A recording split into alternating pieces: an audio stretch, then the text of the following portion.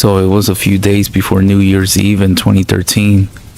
I decided to go camping with my friend, and I'm 26, or at the time I was, and he was 20. He's the real outdoors type, so he just loves to go camping. And I never actually been camping before, so I pretty much don't know anything. He convinces me that it'll be fun, and we'll make friends at the campsite and all that stuff. So we're going on his motorbike. I can ride, but I don't have a license or anything. I also have to pack the bare minimum, plus the alcohol and weed. You know, you kinda need that for a camping trip here. He lives in Ballarat, so I'll take the train up there, and we ride down to Forest, which is where we will be staying at. The campsite is in Lake Elizabeth, if you know it. Not too many people were there on that day. There were like 2 couples and a dog, a family with children, and a family of Chinese people. And so when I see all these people, I'm like, what the hell is this? I thought we were gonna have a big New Year's Eve party. But my friend says, don't worry, I've been here before. Closer to New Year's Eve, all the younger people will get here, and it's gonna be great. But at this point, I kinda just wanna go and find a place to stay in Lorne. But that'll be all booked out by now. So we stay for 2 days, and the next day will be New Year's Eve. So during those 2 days, the only other people that showed up were a bunch of 20-year-olds. But they all turned out to be a young group led by a church, and they're all the religious type. All they do at night is have a barbecue, and they don't even drink or anything. At least we talked to them, and I got a few snags off of them. Yeah, I'm aware of how Aussie this sounds. Finally, my friend agrees that this place is actually kinda shit. So we pack up our stuff, and just in case, we tell the religious group to please save our spot in case more people come. We end up leaving and decide to try our luck in Lorne anyways. And if we can't find anywhere there, we can always just come back to Forest. Spend a few hours in Lorne. Everywhere is completely booked up. We could try Apollo Bay, but it's already getting late, and it will most likely be full too. So we end up coming back to Forest, and the campsite is absolutely full. And the religious group that was there, they're actually nowhere to be found now, nowhere to be seen. So it's like 7 p.m. and we're trying to find a tiny place to squeeze in. But I'm not even kidding, it's really full. We asked the family who was there when we got there, what the hell is up with all that stuff? They tell us that they come up every year. It always gets full right before New Year's Eve, apparently. So I'm pretty pissed off at this point, and I'm like having a small breakdown to myself. My friend tells me that I just need to chill out, and we'll camp somewhere illegally. It won't be a big deal, he says. He does it all the time. I'm a bit of a scary cat, but we have no other choice at this point. In between Forest and Moore, there's some pretty dense woods, but there's no good road going through it. So you kinda have to go around and then go off the road. The good thing is that the bike is built for off-road. So right around this time is when things start to get a little weird. We get maybe about a mile out into the bush when we find a clearing. We make sure that we knew what direction we were going on the compass. It's like 8:30 p.m. now, and it's daylight savings, so it doesn't really get dark until 9:30. We put up our tent and stuff, so we eat dinner, smoke some weed, and we go to bed a little bit after that. I wake up at some point. I have no idea what time it is, and I'm not even sure why I woke up until I hear it. Something is walking around the campsite, and it sounds big. There's also this kind of weird smell, kind of like you'll smell if meat has been in the sun for a while. I'm frozen in fear at this point, and I'm staring at the entrance of the tent. My friend is fast asleep, and then this thing brushes against the entrance of the tent, and it sounds like it's sniffing. Suddenly, I hear it leave. I'm frozen in the same spot for like 40 minutes before I wake my friend up. My friend looks angry, but wakes up and I tell him what happened. And he just ignores it. Calls me a little bitch. and says that it's probably just a kangaroo or something. I said, but what about that smell? And he said, you're probably just shitting your pants. I can't smell anything. Just go to sleep. So the next day, it's New Year's Eve. The incident from the previous night is kind of forgotten by this point, and I decided that it actually was just a kangaroo that kind of rolled in something dead or something. My friend says that by now, there's no chance of us finding any other accommodations, so we should just stay there again that night. But during the day, we're getting the motorbike ready when this random guy walks into the clearing. I nearly shitted myself because I thought it was like a forest ranger guy, but he wasn't wearing a uniform. He introduces himself as Jack and says that he's been camping out here illegally too, and that he can't believe he found other people. He says he heard the motorbike last night and came to check this morning, and his camp was just a little over 300 meters away. We end up talking to him for a while, and he actually seems like a pretty nice guy. So while we're talking to him, he asks how we met each other. It's actually a funny story, because when we met, we found that we were actually dating the same girl, and instead of fighting each other for the two-timing girl, we just ended up becoming good mates instead. He finds it very funny, and we tell him that we're going to the beach for the day and that we're coming back, but that he probably won't find the same spot, so I guess that this is goodbye. He then says, I wouldn't be so sure of that. Humans have an excellent sense of direction when they are needed. To be honest, something about that statement just really creeped me out. It was just the way he said humans and not we. We go to the beach for the day and meet some chicks, but that's not really relevant to the story. We end up coming back around 4 p.m. and then we go off the road once again. I'll make it a little way in and find a clearing, and my friend says that this is the exact same clearing we were at before, but I'm pretty sure it wasn't. The other clearing had a tree stump on the side, and this one doesn't. My friend says there wasn't a tree stump on the other one, and then suddenly, Jack just appears out of nowhere again, and he actually agrees with me and says this actually isn't the same clearing, but it happens to be nearby, and his camp is pretty close to us now. And he says that he just knew we were here because he could hear a sound just through the trees. So my friend is just chilling, talking to Jack about camping stuff. I tell them that I have to go to the toilet. So as I'm walking into the woods, I decide to try and find Jack's campsite. He wasn't lying about it being close. I stumbled upon it after like 100 meters or so. And to be honest, it was super messy. There were pots and pans and stuff all over the place. The tent zipper was half down, which any camper would know not to do because bugs get in. And I noticed that there's no car or bike or anything. But I just draw the conclusion that he's probably a hiker or something. And then, suddenly, I noticed that the same smell, like the smell of weird dry meat, it's the same smell that I noticed the night before, and it's back here. I started getting a specific kind of fear, and I started backing away the same way I came in.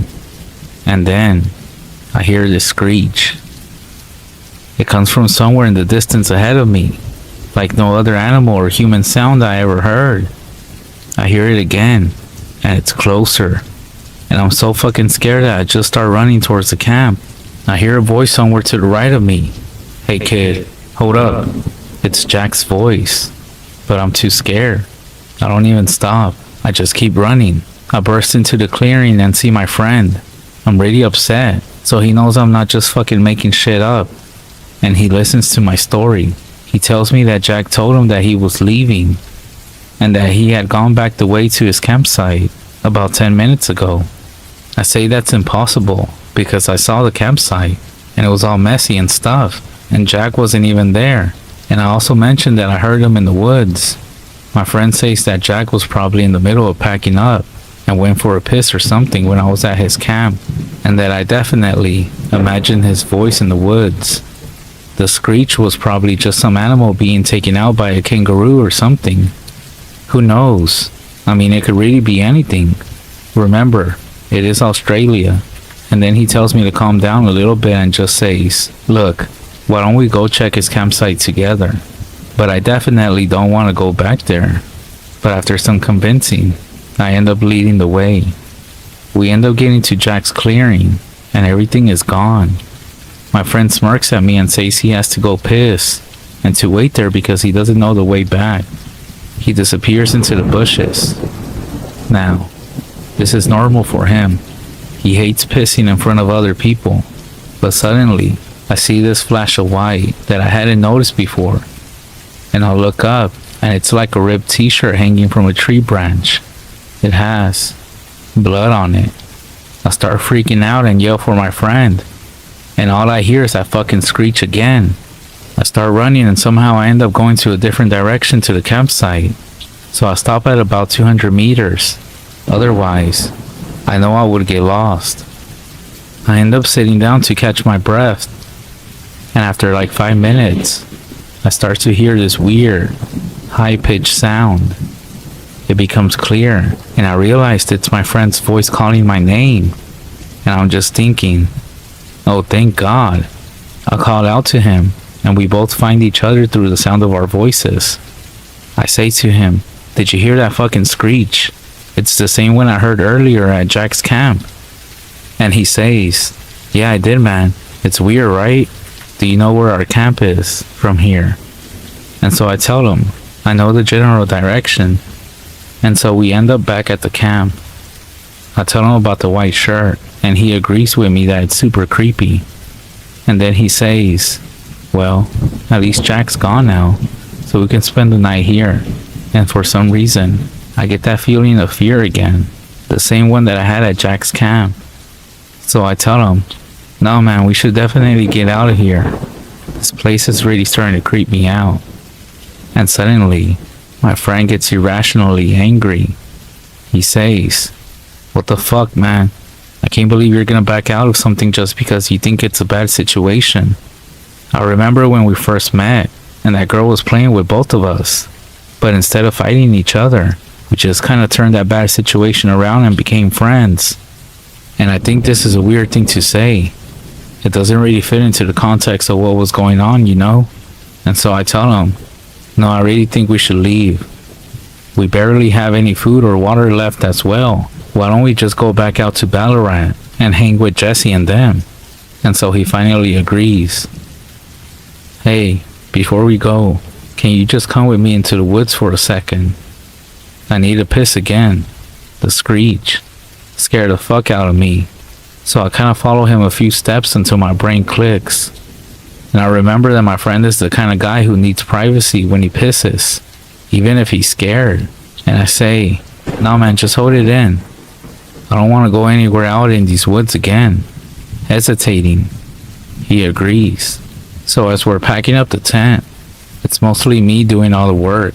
He's just sitting there watching me, which is actually weird because it's his stuff, and he's really protective over his camping gear. I pack the saddlebag for the bike and wait for him to get on. He then gives me this weird look, and he says, can you ride this time? I'm feeling really weird now. I tell him he knows I can ride, but I don't fucking have my license. And he just says, I'm really tired. Can you just ride today? We'll be fine. And so I agree and just want to get the fuck out of there. He gets on behind me and puts his hands tightly around my waist, which he knows you don't do because we have a back plate. I make sure to keep an eye on the compass, and after a while, we get onto the road. And after about an hour, I'll pull over because we'll be getting onto the highway soon. I tell him we need a switch in case I get pulled over. He gets on but then is asking where we're going. And I'm thinking, I can't believe this. We're going back to his house. I end up having to direct him back. I knew something seriously weird was going down with him. And he also knew that I knew. Because what kind of person forgets where they live? Basically, after we got back to his house, I just left because I couldn't stand to be in the same room as him anymore. But on the trip, things kind of clicked together in my brain. Like he only knew things after I said them. And he only knew about how we met because he told Jack. And I feel like Jack is definitely involved in this somehow. He's also been really different since that camping trip. Like he's had this dog which is there for 12 years. And he loves that dog like it's his best friend. And when we get to his house, he didn't even greet it or pat it. Seriously, just not right for him at all. And also, he's like a really social guy. But after our camping trip, he just didn't go out on New Year's at all. And when I was leaving the house, he didn't try and convince me to stay or anything. And my real friend would have. But whoever it is now, it knew at that point that I knew that something was going on. And he's tried texting me since then. But they're all full of spelling mistakes and stuff. Everything's just really weird. At this point, I don't even reply to him because it just pisses me off. And I even deleted some of them because they just make me upset.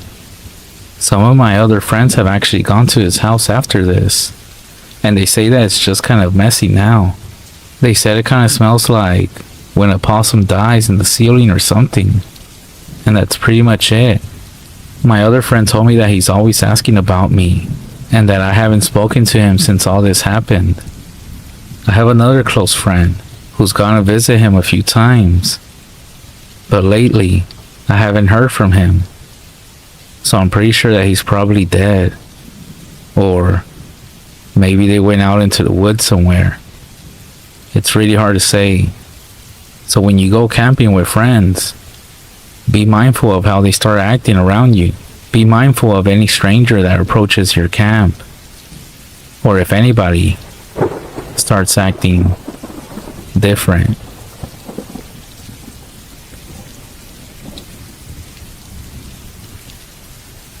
I don't like to use the term skinwalker to describe the hellspawn that wandered the Appalachian Mountains.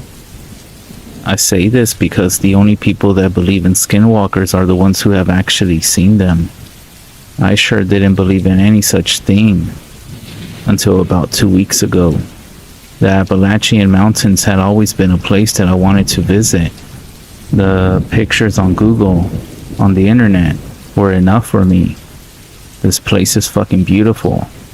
I heard a few stories about skinwalkers that roam around the mountains during the night, which actually made it just a little bit more interesting. So I ended up saving some money. I rented a cabin, and I flew out here for a few weeks to experience the mountain lifestyle. The first few days were completely normal. I arrived and I felt completely fine. Hiking some surrounding trails is all that I can recall for the first 3 or 4 days. It was on that 5th day that everything began going to shit. The cabin that I had rented had 2 big floodlights facing the backyard, and every night a coyote would walk past my cabin, causing the lights to go off. I didn't think too much of it. On the 5th night of my stay, I was sitting in the living room watching some satellite TV. In the corner of my eye, I saw the floodlights flick on. I jumped up to go see my new coyote friend through the window. Let's just say that whatever caused my floodlights to turn on that night was not a fucking coyote. Its body looked completely normal.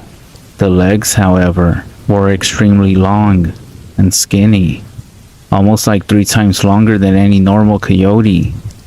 And this thing was just staring at me. My fight or flight didn't kick in. All I could do was stare back into its empty eyes. This fucking creature then let out the loudest, most horrible scream I have ever heard. Then got even closer to the window. I turned around to grab my phone so I could call the police. As I was walking to the couch, the lights turned off. The glow of the old TV screen was the only thing lighting up the living room. I grabbed my phone and ran upstairs to my room. My first reaction was to hide in the closet, so I did just that. The closet doors had little slits in them, so I could kind of see what was going on outside. I picked up my phone and tried to call the police. However, there was only one issue. My phone was fucking dead. It was around this point that I heard knocking coming from my front door. The knocking continued for what felt like an hour. I had no idea what to do, so I just sat there, hoping that it would stop. And then, it eventually did stop. But shortly after, I heard the door open. No kicking the door in or anything. It just opened. That's when I started to cry. I could hear faint footsteps getting louder and faster as it went up the stairs. It eventually got to my room, where I thought I was dead for sure. I could hear it opening the drawers and messing with my bed sheets. I peered through one of the slits in the door, but I couldn't really see anything. That was until the creature put its disgusting, rotting face right up against the door. It was breathing so loud that it was hurting my ears. I pushed myself into a corner and used one of my jackets to cover me. It was my last option. I'm not sure how long I sat there, but it felt like an eternity. I eventually peeked out from behind my jacket to see some light coming through the doors. I stood up and looked out. It was daytime. I couldn't hear the creature anymore. I assumed that it got scared by the sunlight and left. I slowly opened my closet door. It was finally safe. Needless to say, I got the fuck out of there, and I'm never going back. I don't want to see my psychologist, because they won't believe me. They'll think that I'm crazy. Maybe that I'm insane. I'm not sure. All I know is that whenever the locals of the Appalachian Mountains talk about these things, they're not lying.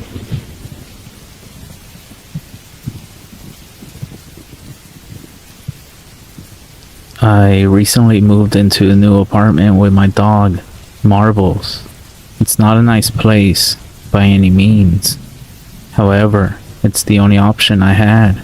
I'm just now starting a new job, and I barely have enough money to cover rent, ramen, dog food, and of course, Netflix. So I moved to this small dirt cheap apartment on the outskirts of town because it's cheap and also because it's pet friendly. No, it's not the best thing, but it's only temporary. The apartment is small with only 3 rooms. The first room you enter is the kitchen living room with a hallway in the back. The door at the end of the hall leads to the bathroom, and the hallway is the door on the right side to the bedroom. I don't have anything or personal belongings, so the apartment is very bare. I never even bothered to decorate the place because I wasn't planning on staying here long. We've been in the apartment for a few weeks, and everything seems fine. As we got comfy, Marbles took a liking to the couch in the living room. It wasn't a couch that belonged to me. It actually came with the apartment. Well, Marbles started sleeping on the couch at night. With that said, Marbles likes to get up and move around in the middle of the night. She would get up and come to the bedroom door and hope to get inside. I always sleep with the door closed, so she would stay to whine and paw at the door. Marbles had long nails that she hated getting cut, so you could hear her walking throughout the apartment if you were awake. After a few nights of this, I just started leaving the door open for her. From then on, she would come and get in the bed with me at all times of the night. This never bothered me. Many more weeks went by with nothing happening. However, one weekend, my Netflix session lasted a little bit longer than it normally does, and I was still up at around 2 a.m. in the morning. I was just wrapping up Stranger Things Season 2 when out of the corner of my eye, I saw it in the doorway to the hall. There was something peeking at me. I turned to look directly at it. It looked like the top half of a face, peeking from the left side of the doorway. The only thing I could see were 2 eyes, beady and black, staring at me. I was frozen. Not sure if it was fear or shock stopping me from moving. I blinked, and it was still there. After a few more seconds, I started panicking and yelled out, "Who the fuck are you? Get out!" For a few more seconds, it kept staring, and then slowly began to pull away and out of view. Once I could no longer see it, it took a few moments to regain control of my body. Once I had, I jumped up and slammed the door, locking it. Marbles, who had been laying on the bed with me, was now sitting up and alert. I called the police and told them someone had broken into my apartment. After a while, I heard them knocking on the front door. Eventually, I mustered the courage to step out from the room and run to the front door. They investigated, and the landlord was called. No one was found in the apartment, and when the police had arrived, the front door was still locked from when I got home. There were no signs of breaking and entering, but I insisted that I saw someone. The police did one more sweep of the apartment before leaving, telling me that there was nothing more they could do. The landlord, to whom I must give credit, swapped out the locks the next day, giving me all new keys. He told me that it was possible that a previous renter still had a set of keys to the room and had possibly come in. The thought of that unnerved me, but the more I thought back on it, the less human the thing seemed to be. It took a few weeks and many sleepless nights to go back to normal, if you could call it that. I told myself that I could handle the stress, that we would only be here a little bit longer. During that time, I also bought a baseball bat, which I now kept beside my bed. Now, I still kept the door to the bedroom open at night, but only slightly open, so that Marbles could slip in or out. I didn't feel comfortable seeing the doorway where that thing had been, but one night, Marbles came in and hopped in the bed like she normally does. She settled down and rested her head on my thigh, which is very common. I had been asleep and never bothered to open my eyes. I started drifting back off to sleep when I heard a sound. It was the sound of the nails of Marble as she walked. It came from the living room and was approaching the bedroom door. I was facing the side of the room with the door, and I opened my eyes, and Marbles was there, pushing the door open and coming in. A chill ran up my spine. Slowly, I looked over and down at the bed. It was there. The thing was resting its head on my thigh, looking right into my eyes. For a quick second, I got a look at it. It had a humanoid form, but it was impossibly inhuman.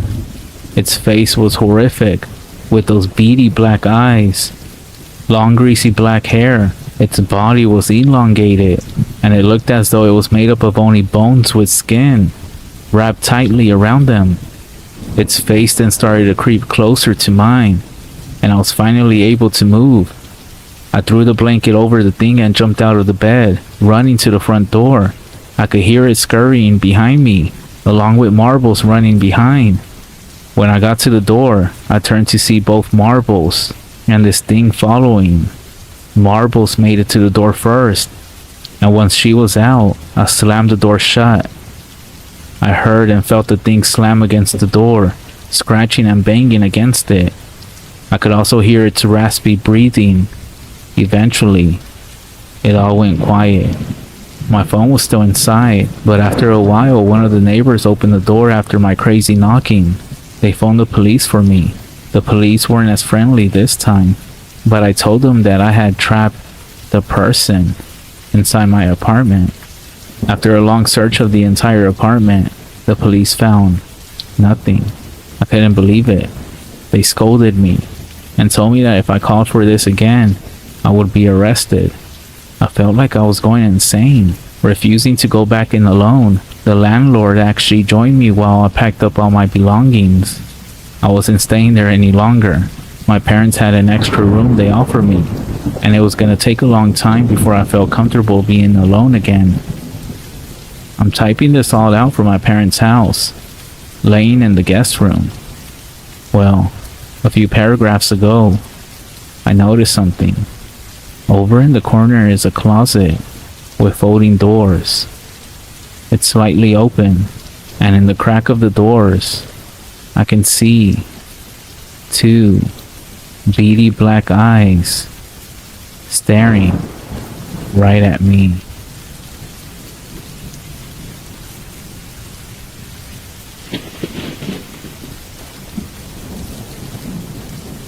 If the time stops at 1:09 a.m., roll over and pray that they think that you're asleep. If you're wondering who they are, well, that's the weird part. It's your family, or your roommate, or whoever you live with. I never heard of this happening before, so I'm not sure what I can really do about it, other than pretend I'm sleeping, of course. That's the only thing that really seems to keep them docile. Let me explain what's been happening in a little more detail. This has been going on for the past 3 nights now. I didn't really think too much of it the first night, because honestly, I thought my family was pulling some prank on me. That is, until last night, when I was attacked by my own wife. The first night was a pretty early night for my wife Kelsey, and my twin boys Eric and Aaron. All of us were out cold by 9 p.m. We had a pretty long day of splitting wood to stock up for the upcoming winter. That night, I woke up to an odd silence in the house, like everyone had left and I was alone in the house. I grabbed my phone and checked the time. It was 1:09 a.m. I looked over just to check if my wife was still asleep, and when I found the bed empty, I sat up and looked around. The house was pitch black other than the hall light by my boy's room that we left on, and with that light, I could see 3 shadows cast along the hallway wall as my bedroom was left open. Kelsey, I called out. That's when I saw the 3 shadows twitch at the sound of my voice, like they were startled. Kels, I called just a bit louder. This time, a shiver went down my spine as all 3 heads of the shadows looked in my direction. What the fuck? I whispered to myself, tossing the blankets off from me as I got up to investigate. I tiptoed to my door with a feeling of unease growing in the pit of my stomach. Once I got to the door, I peeked around and was pretty creeped out at what I saw. Kelsey and the boys were all standing still, with their bodies turned towards the boys' room. Their necks, however, were straining to stare directly at me. Huge smiles that looked painful to maintain were on all of their faces. What the hell are you guys doing? I asked with a chuckle, thinking they were playing a joke on me. Now that I think back at it, it doesn't even make much sense thinking they were joking. After all, why would they get up in the middle of the night for that, when there's no guarantee that I would even wake up? Their bodies made a twitchy, unnatural movement at the sound of my voice, which made me jump back in surprise. This was when I really started to think something might be wrong. A feeling of dread washed over me, and I began to sweat. Then, the sound of the clock on the microwave began to beep, and as it rang through the house, it made me jump in the air as I let out a startled yelp. My boys turned instantly and walked back into their room, Kelsey doing the same. Her smile disappeared and she walked by me like a zombie and crawled back in bed, snoring as if she were sleeping the whole time. Confused as hell, I walked back to my side of the bed and checked the time on my phone. What the fuck? I said to myself as I noticed the time. 1:10 a.m. No way that only a minute had passed since I first woke up. It had to have been at a very minimum of 5 minutes. Still though, I shook it off and got back into bed, deciding to bring it up to Kelsey in the morning. The next morning I woke up and everything was back to normal. I could hear the boys playing in the living room and smell bacon and eggs as Kelsey cooked breakfast.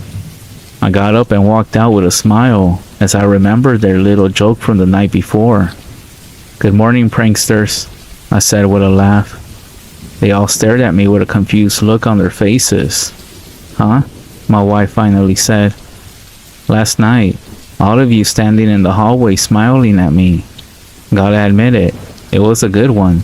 It sure creeped me out a little bit though," I said, shaking my head. Ryan, don't even joke like that. You know those creepy smiling people stories freak me out.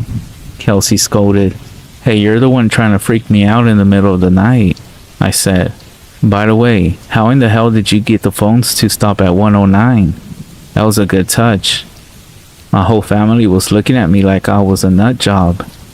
Then, they all started shouting it wasn't funny and that I was scaring them. I was shocked. I didn't know if they were still in on the joke, or if somehow they had all been sleepwalking. That wouldn't explain the time though. Alright y'all, I shouted. I must have been having a damn dream. Don't freak out on me, shit. I turned and walked back into the room even more confused than ever. I knew I wasn't dreaming. Were they serious about their little prank? Or did they not actually remember? Either way, I figured I would settle it that night. I would simply record them with my phone. If they try to do it again, that's gonna ruin their joke pretty quick. Satisfied with my plan, I went about my day.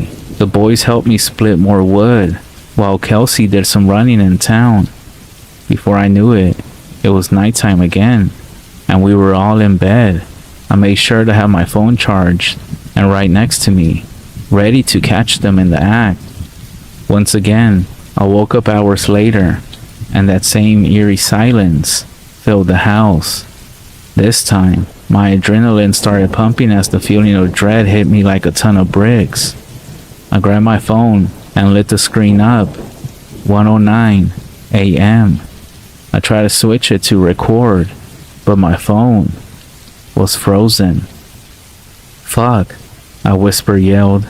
I looked over to the hall and saw the same shadows as the night before, but this time a little bit closer.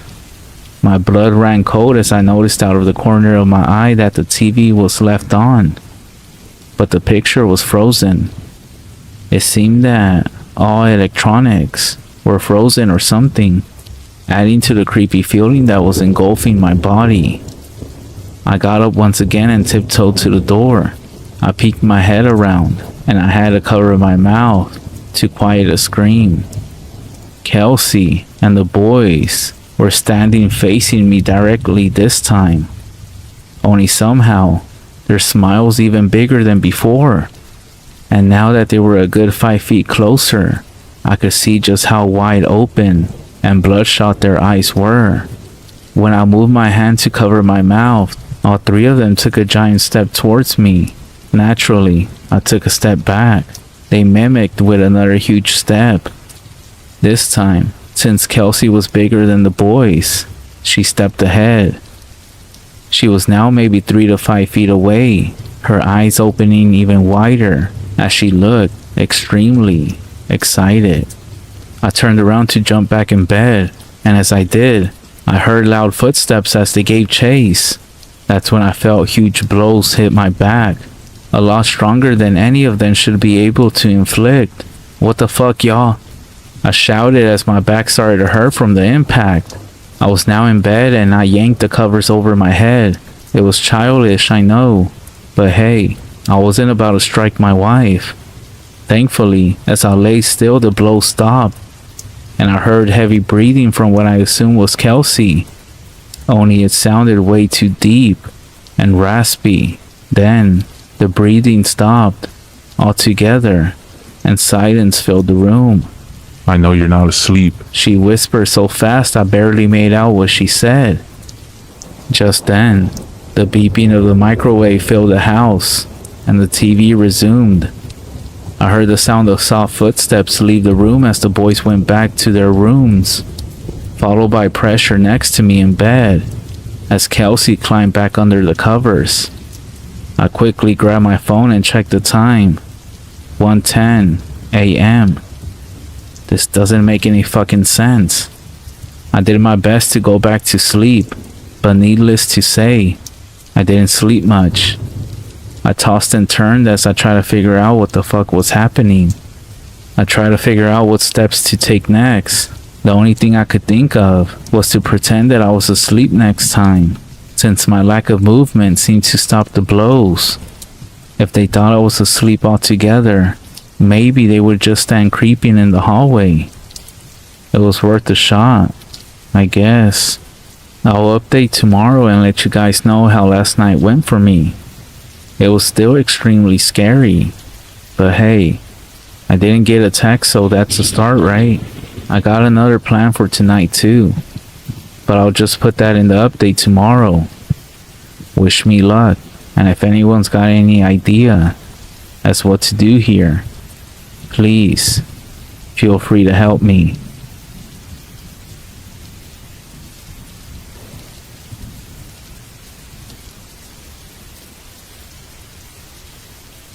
This is my first post, and it's a true story.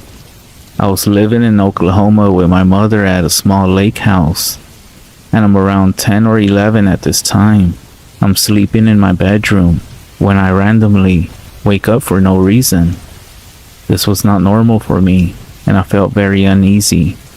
The only sound I could hear was my mother snoring in the next room. I turned over and tried to go back to sleep, but my need to use the bathroom was growing, so I forced myself to head that way. The bathroom is on the other side of the house, around a corner, and past the kitchen, and finally down a long hallway on the right. So after I made the trip and finished my business, I flipped off the light switch and started heading back to bed. That's when I heard the distant click of the light switch, and I saw the glow of the bathroom light in the hallway. Terrified, I slowly turned around just to witness the light in the bathroom start clicking on and off. Finally, it turned completely off. In the dark of the hallway, my eyes began to make out a white shape near the end of the hall. It was around my size and crouched to the floor. At this point, I'm frozen to the spot as my mind begins realizing that no one else is home except for my mom and myself. Then, this white figure began to whisper in a quiet voice of a man, "Help me. I'm lost." I remember wanting to scream for my mom, but I couldn't, and instead, I barely said no before this thing starts running at me on what sounded like all fours. I quickly ran through the kitchen and around the corner before running to my sleeping mother, shaking her awake. I remember saying, "It's coming, Mom, it's coming," and my mother's eyes going from dazed to alert in an instant. She asked me what was going on, and I saw her eyes look over my shoulder before she screamed. Remembering her scream still makes my blood run cold. Never had I heard pure fear like that in my life, even to this day. She then grabs me by the arms and pulls me into my room and slams the door shut. She holds me in her arms with her back pressed against the door as we listen. It sounded like this thing was running around in circles in the kitchen. We could hear hands and feet slapping against the tile. The kitchen had a sliding glass door to the outside, which sounded like it was thrown open then slammed. We sat there horrified until daybreak. I was sent to my grandmother's in the next town for a while after that, and never set foot in that house again. Years later, my mother said she went walking around the property after the incident and came across a small burial site with 3 headstones that each belonged to children from the early 1900s. It freaks me out because what I heard that night was a man's voice, but it was very unnatural. My mom still won't tell me what she saw behind me and what it was that made her scream. She tells me that she's afraid it will know that we're talking about it and it will come back. This is the first of many weird things that have happened in my life.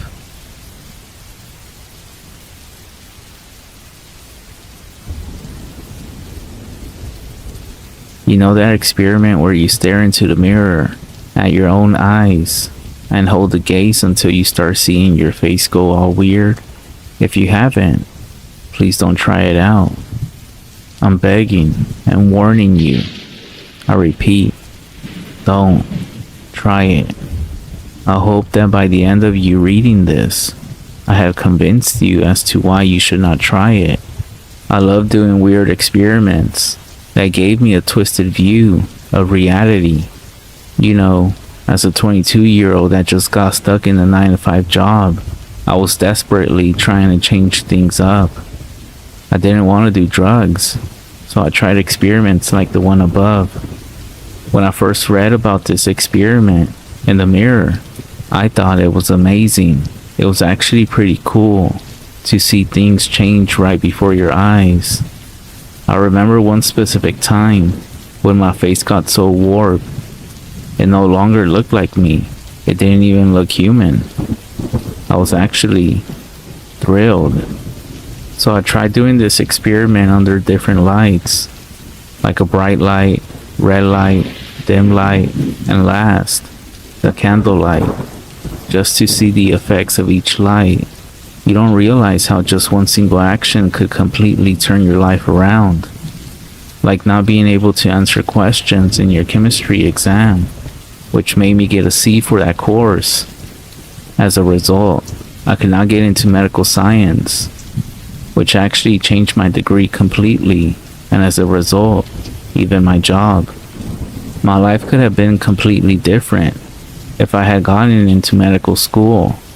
Anyways, the point is, it's always the smallest of things that can have a major impact. And for me, it was 3 simple lit candles. So one day I decided to try out the experiment in candlelight. Strange. This time I felt scared. Don't ignore your gut feeling. Honestly, it's like a second brain. In fact, I think studies have proved it. So I felt quite strange, but I decided to go ahead anyways. I lit up 3 candles, enough to illuminate just my face. I started the experiment as usual and stared into my eyes. 20 seconds had passed, and instead of my face changing, as usual, it remained the same. I decided to continue for longer, despite the sensation of unease. Then, my face started changing. Slowly and clearly, my eyes came too close to each other. They had become red. I didn't realize I had been smiling, but I could see myself smiling wide. It was one of those smiles where you can see the gums in your teeth. They looked so red. I got so freaked out and closed my eyes.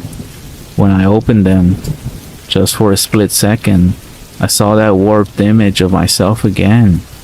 I thought it must have been one of those images that are sort of retained in your memory and then played after.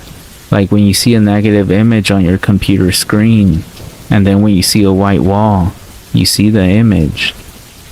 I brushed it off and did not see myself in the mirror the whole day. But that night, I decided to brush my hair in front of my mirror, and I swear, for a second, I saw my twisted version standing behind me with that same smile. I quickly turned around, almost screaming, but I didn't see anything, thankfully. After that, I didn't see anything strange for a while. I did end up stopping that stupid experiment. Then, after a while, at my friend's house, I saw it.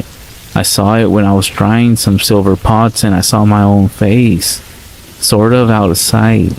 But then, I also saw that warped image of myself. I almost dropped my pot. From then on, this image made a daily appearance on any reflective surface. Windows at work, puddles on the street, bathroom mirrors, laptop reflection. If it reflected an image, that warped image of myself would make an appearance. If you're wondering how I kept my sanity, well, to be honest, I'm not sure.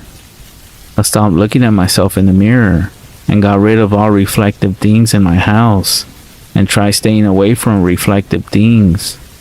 I got my best friend to come stay with me, telling her that I was just feeling lonely.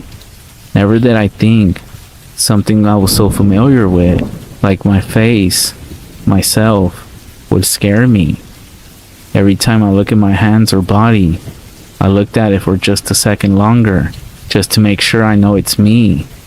You know the phrase, I know it like it's the back of my hand. That's pretty stupid, because until this time, I had not paid much attention to the back of my hand. And now, every time that I do, I question if it's the same hands I saw the last time.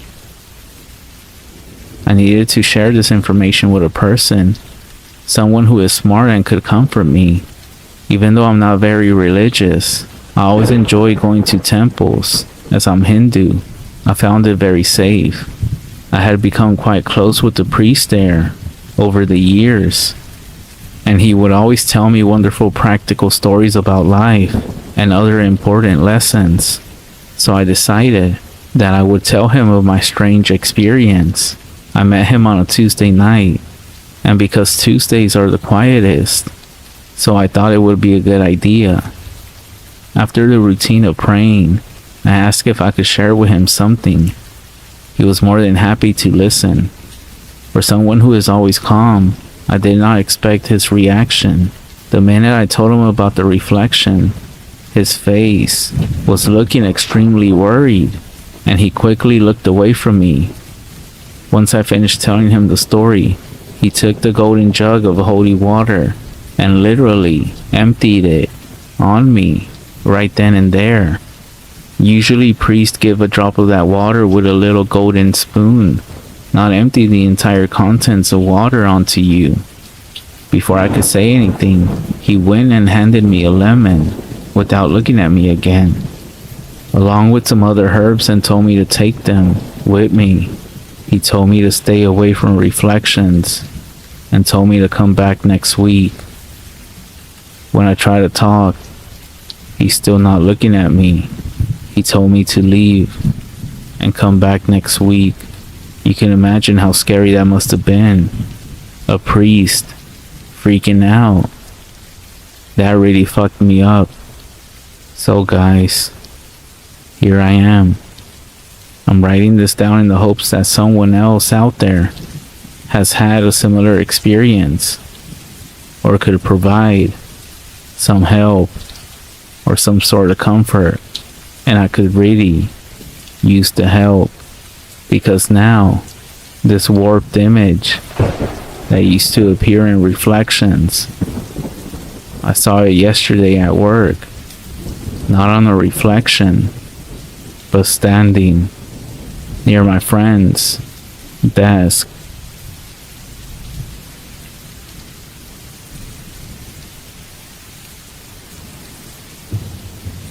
We made a huge mistake. We thought it would be a fun idea, I promise. Me and my roommate Nolan, we like collecting random weird stuff. Nolan likes thrifting and dumpster diving. I like to build stuff in the garage or collect weird trinkets. If you had asked me a week ago what the worst thing we had ever found when looking through the garbage was, I would have told you that it was a bag of dog shit. That was until we found these things. It was a few days ago, and me and Nolan were cruising through some local alleys in my car, looking for treasure. We had found a few small things, some cool old plates, a busted painting, and a nice wooden side table. We were driving behind a strip mall, passing some dumpsters, when Nolan grabbed me by the shoulder. "Dude, look," he said, pointing to a dumpster just ahead of us, where a set of white feet were poking up from the top. I immediately pulled the car over and parked it in front of the dumpster. We got out, hopped up on the ledge of the dumpster, and peered inside. Mannequins. Sick. I grinned. "You think we can actually fit them?" Nolan asked, looking at me. "We'll make them fit. Here, you fish them out, and I'll make space," I said, as I stepped down and popped the trunk of the car. I moved a few things we had found so far into the trunk, and pointed out that the mannequins could actually be stacked horizontally in the back seat. There were 3 of them. Definitely not brand new, but not too bad for a dumpster find. A few scuffs and scratches here and there, but it wouldn't be an issue. This was a good enough find to make us return home satisfied with what we got, which we actually did. We unloaded and stacked everything in the garage. and brushed off our new treasure, the mannequins. What should we do with them? Nolan asked. We both pondered for a moment. You know what would be hilarious? I started. What if we put speakers in them and made them say creepy shit to scare people? That's fucking genius, Nolan smiled, nodding his head. We spent the next hour or two cutting holes in the backs of the mannequins' heads and taping some small Bluetooth speakers into them. We found an app that would let us broadcast our voices from our phones directly to the speakers. So we spent the rest of the afternoon playing around with that until we got bored. We sent a few pictures and videos of them to our friends, who actually all thought that we were crazy. The other two roommates we had were not thrilled at the idea of the weird speaking mannequins being part of the household, but we waved them off and told them that they would get used to it. However, I wish we would have listened to them. It was the next morning, as I was having a cup of coffee and browsing Instagram at the kitchen table that Nolan had brought, laughing as soon as he saw me. Yeah, you got me good with that one last night, man, he said. Huh? You know, the mannequin you put outside my bedroom door. Real spooky, huh? He said. Wasn't me, I said. It must have been Amy or Sunny. Yeah, sure, whatever. I'm gonna get you back though, just you wait, Nolan said with a dismissive wave of his hand, as he took a cup of coffee for himself and went back upstairs. That day passed as any Saturday would, mostly doing nothing. A bit of cleaning around the house. Later in the evening, we invited a couple of friends over so that we could crack open a few beers and have a fire in the backyard. We showed off the mannequins, and everyone actually hated them except for me and Nolan. We didn't really care though, but we actually put them back inside so that they wouldn't bother people too much. I'm going to the bathroom, y'all. Does anyone need anything? I asked everybody standing up from the fire. One or two people wanted beers, so I nodded and went inside. The bathroom door was slightly open and the lights were off, so I figured that nobody was in there. I pushed the bathroom door open. I jumped back suddenly as I saw one of the mannequins standing in the middle of the bathroom. Boo, Came a voice from the speaker in its head. Oh, fuck off, man, I said as my fear turned into laughing. I picked up the mannequin and carried it to the living room. put me down, put me down. The mannequin cried as I carried it. Unhand me, Rylan. Shut it, Nolan, I said as I propped the mannequin in the corner of the living room. I went back outside with the requested beers and flipped Nolan off as I stepped down the deck stairs. He laughed and waved me off. We spent the rest of the night drinking and laughing. The fire was turning into coals and most of our friends had left by about 2 in the morning. I finished my final beer and I told everyone good night as I threw the can on our pile of empties. I stumbled back inside and pushed my bedroom door open. I was too drunk to be scared this time, so I merely chuckled to see all 3 mannequins lined up on the far side of my bed. One of them had its arm extended, the hand pointing to the bed. Sleepy time. Said one of the mannequins. I sighed and moved all of them back out to the living room, wondering if rescuing these things was going to make more of a hassle than worth it. I went back to the room and closed my door and crawled into bed, falling asleep to the peaceful hum of the air conditioner. I woke up late and rolled over to check my phone. I scrolled through a few Instagram notifications, checked the news on Reddit, and then almost had a heart attack when I got out of my bed to make my way to the bathroom. Rise and shine. Said the mannequin standing at the foot of my bed. The faces of the mannequins we had found were now blank, almost very smooth, without details. But Nolan had drawn a smiley face in Sharpie on this one. I reached over to my nightstand and I threw a copy of the Game of Thrones at the mannequin, which hit it square in the chest and made it fall over backwards to the ground. Ouchie. It said from the floor. I threw on a bathrobe and left the room. I showered and went about my Sunday.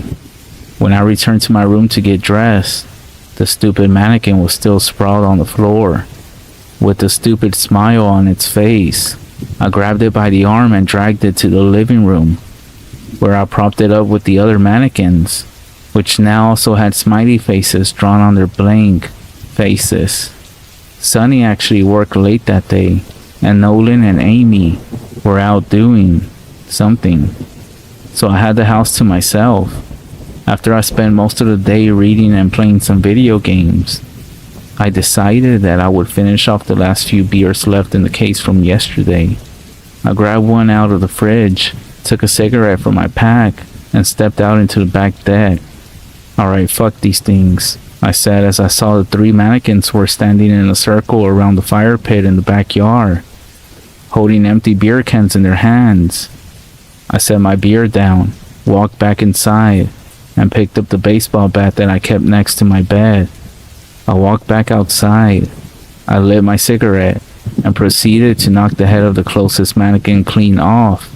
The white head went flying across the backyard. Home run. Said one of the mannequins behind me, after which I immediately turned and slashed it across the torso with the bat. I laid into the mannequins, caving in the chest, knocking the heads off and bashing the limbs apart. I picked up the remains of the mannequins and carried them into the alley, where I dropped it all next to the garbage. From garbage you came, and to garbage you shall return, I said to the mannequin parts, and flicked my cigarette into the pile. How the fuck did Nolan do this? I said to myself as I walked back into the backyard. I then smoked another cigarette on the deck. I chugged my beer, grabbed another, and went back to my computer to play some more games. About an hour passed when the nicotine started to call me again, and I went back to the deck for another cigarette. I couldn't tell if I wanted to cry, scream, run, or rage as I stepped outside and saw all 3 of those fucking mannequins standing around the fire pit again. Their heads, however, were all now turned to face me, and where before they had smiley faces, all 3 of them now had frowning faces drawn by a Sharpie. The worst part, however, was that they all had duct tape wrapped around themselves, reattaching their arms, heads, patching holes, and holding them together where I had smashed them apart. I stood in stunned silence, blinking, pinching myself, hoping I was dreaming for a good minute. I actually felt afraid to even take my eyes off these stupid things. So, staring straight at them, I put the cigarette to my mouth, puffing out the initial cloud of smoke. Ouchie. Said one of the mannequins. Breaking our staring contest, I immediately strolled down the stairs, yanking the garage door open and grabbing the jerry can of gasoline that I kept for my lawnmower. I went back into the yard, snapped each of the mannequins in half, threw them in the fire pit, doused them all in gas, and threw my cigarette into the pile. The entire thing went up in a great rush of smoke, and the heat flashed against me so suddenly, I stumbled back from the fire pit. I did flip off the burning pile, and actually sat on one of our deck chairs, silently watching the fire burn. I knew on the inside that Nolan was most likely watching me from somewhere in secret, laughing his ass off at my reaction to these stupid dumpster mannequins. But I didn't care. I hated them at this point, and I didn't give a shit if I looked like an idiot. Once the fire had burned itself all out, all that was left were a few charred pieces that weren't really made out of anything, and a pile of molten, black, something. Plastic maybe. I don't know what they make mannequins out of. I made my way back inside the house, heading for my office. I was walking by the living room when I heard it. Pop. I stepped dead, too afraid to look. I slowly turned my head, and in the darkness of the living room, I saw 3 still humanoid shapes. They were charred black, with a wisp of smoke rising off of them to the ceiling. I felt my legs go weak and my heart started racing. I ran back to the bedroom and slammed the door. I threw everything on the top of my dresser to the floor and pitched the whole thing on its side against my door. I sat down on the floor of my room and started to write this. Please, I know that mannequins can't come to life. It's impossible. I know it is. How did Nolan do it? Why did he do it? They're not real. It's a joke. It has to be a joke. Please. You guys are the only ones who know about supernatural, creepy things. I need to know what's happening or what's going on. I need to know that this isn't real, that I'm dreaming. It has to be that. But I never had a dream like this before. They're right outside the door. I know it, because all they're saying now, over and over, is Sleepy time.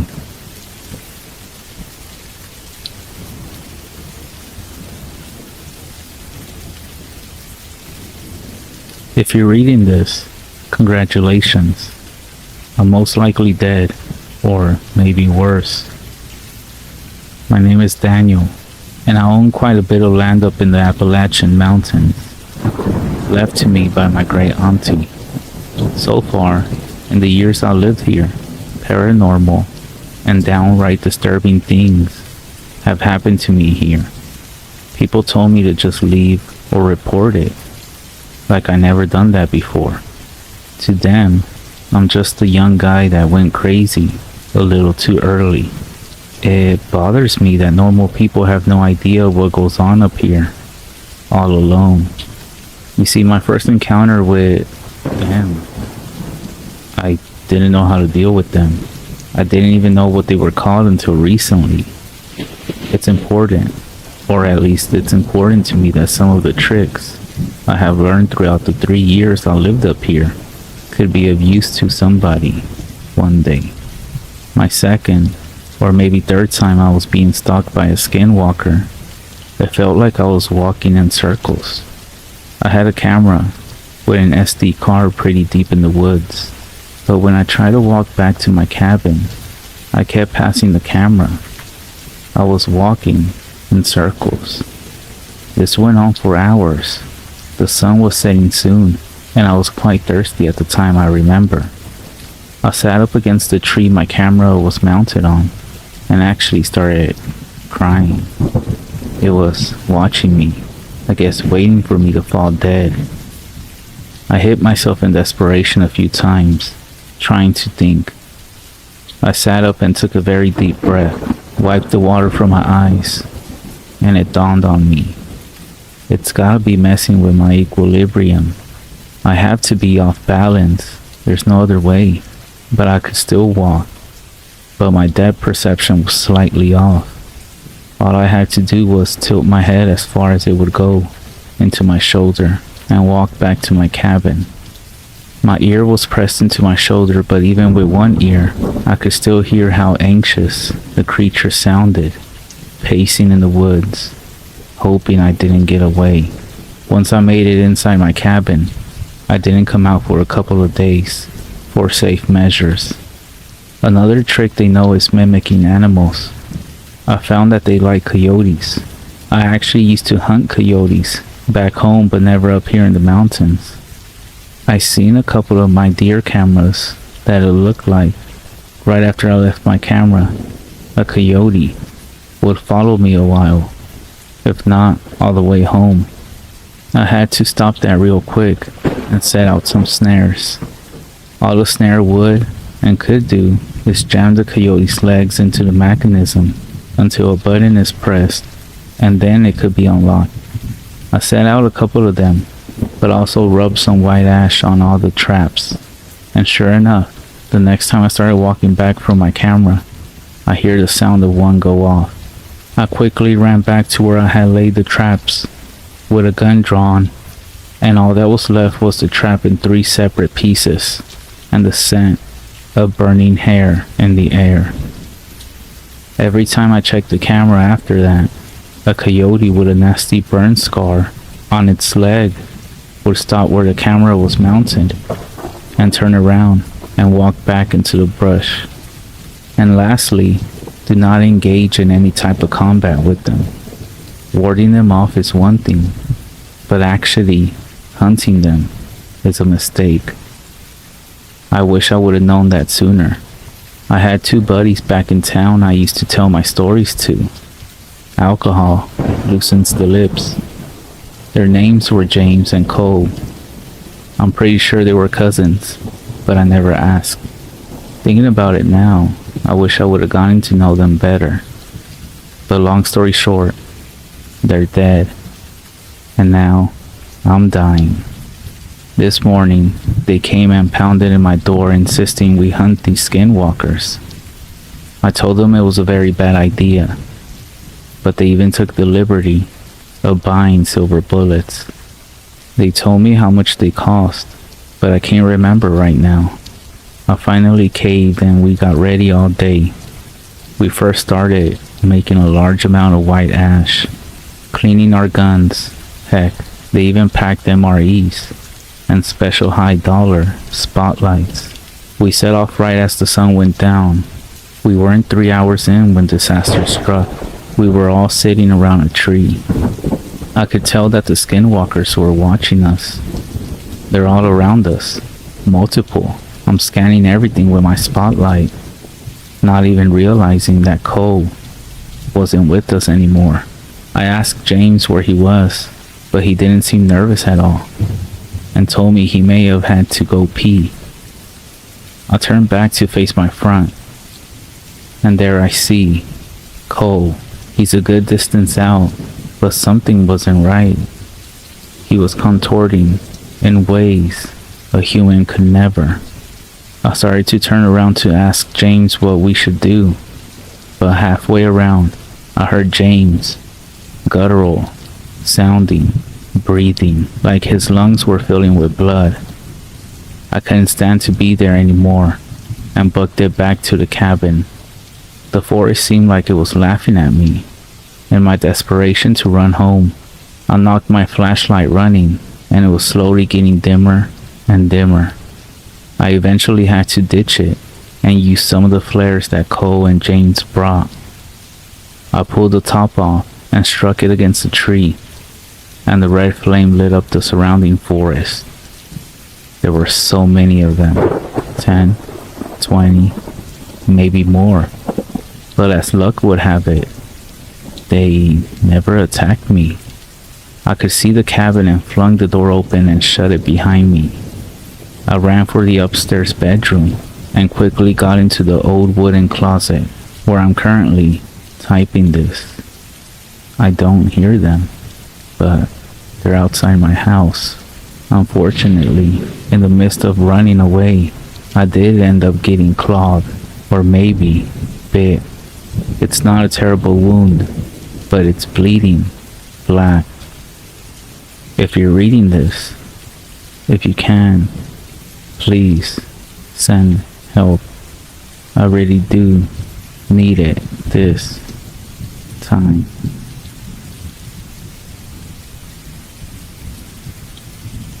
This story comes from Gallup, New Mexico. Family members are inside their home and getting ready for bed. All of a sudden, the dogs outside start raising a ruckus. The man of the family, including an uncle and some nephews, go outside to investigate, concerned about coyotes getting into the hen house. They think they see something moving about within the trees to the back of the house. The uncle picks up a handful of rocks and throws one after another into the trees. However, they hear or see nothing further outside of the ordinary, and so they end up returning to the house. With everything normal, the night is quiet and the dogs have stopped barking. They decide it's safe to go into bed. Just then, they hear a loud rustle from the trees, from the limbs whipping and branches snapping. They rush back out to the yard. All is quiet again. For 30 minutes or so, they stand guard, but not even the wind is blowing. The next morning, they go back outside and see that the gate to the hen house, as well as the door, is wide open. All of the birds are gone, The men end up searching the yard, and out by the outhouse, they discover, instead, an odd set of tracks going back and forth, as if something upon 2 feet was pacing between there and the trees. Finding no signs of the chickens, they return to the area around the hen house to look for similar tracks, knowing that only one person or someone similar could have opened the gate and the door. But the only marks they find are within the pen, and they all belong to chickens. The grandmother, who is standing at the back door of the house, tells them that it was a skinwalker. She says a prayer, and together they yell in a loud voice and in Navajo, "Go away, go bother someone else."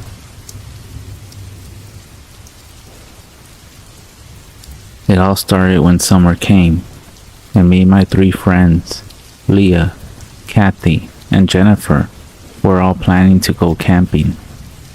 Leah asked her dad if he could drop us off, and he agreed. When the next day came, we started heading up. Leah's dad had set up the camper that we were using.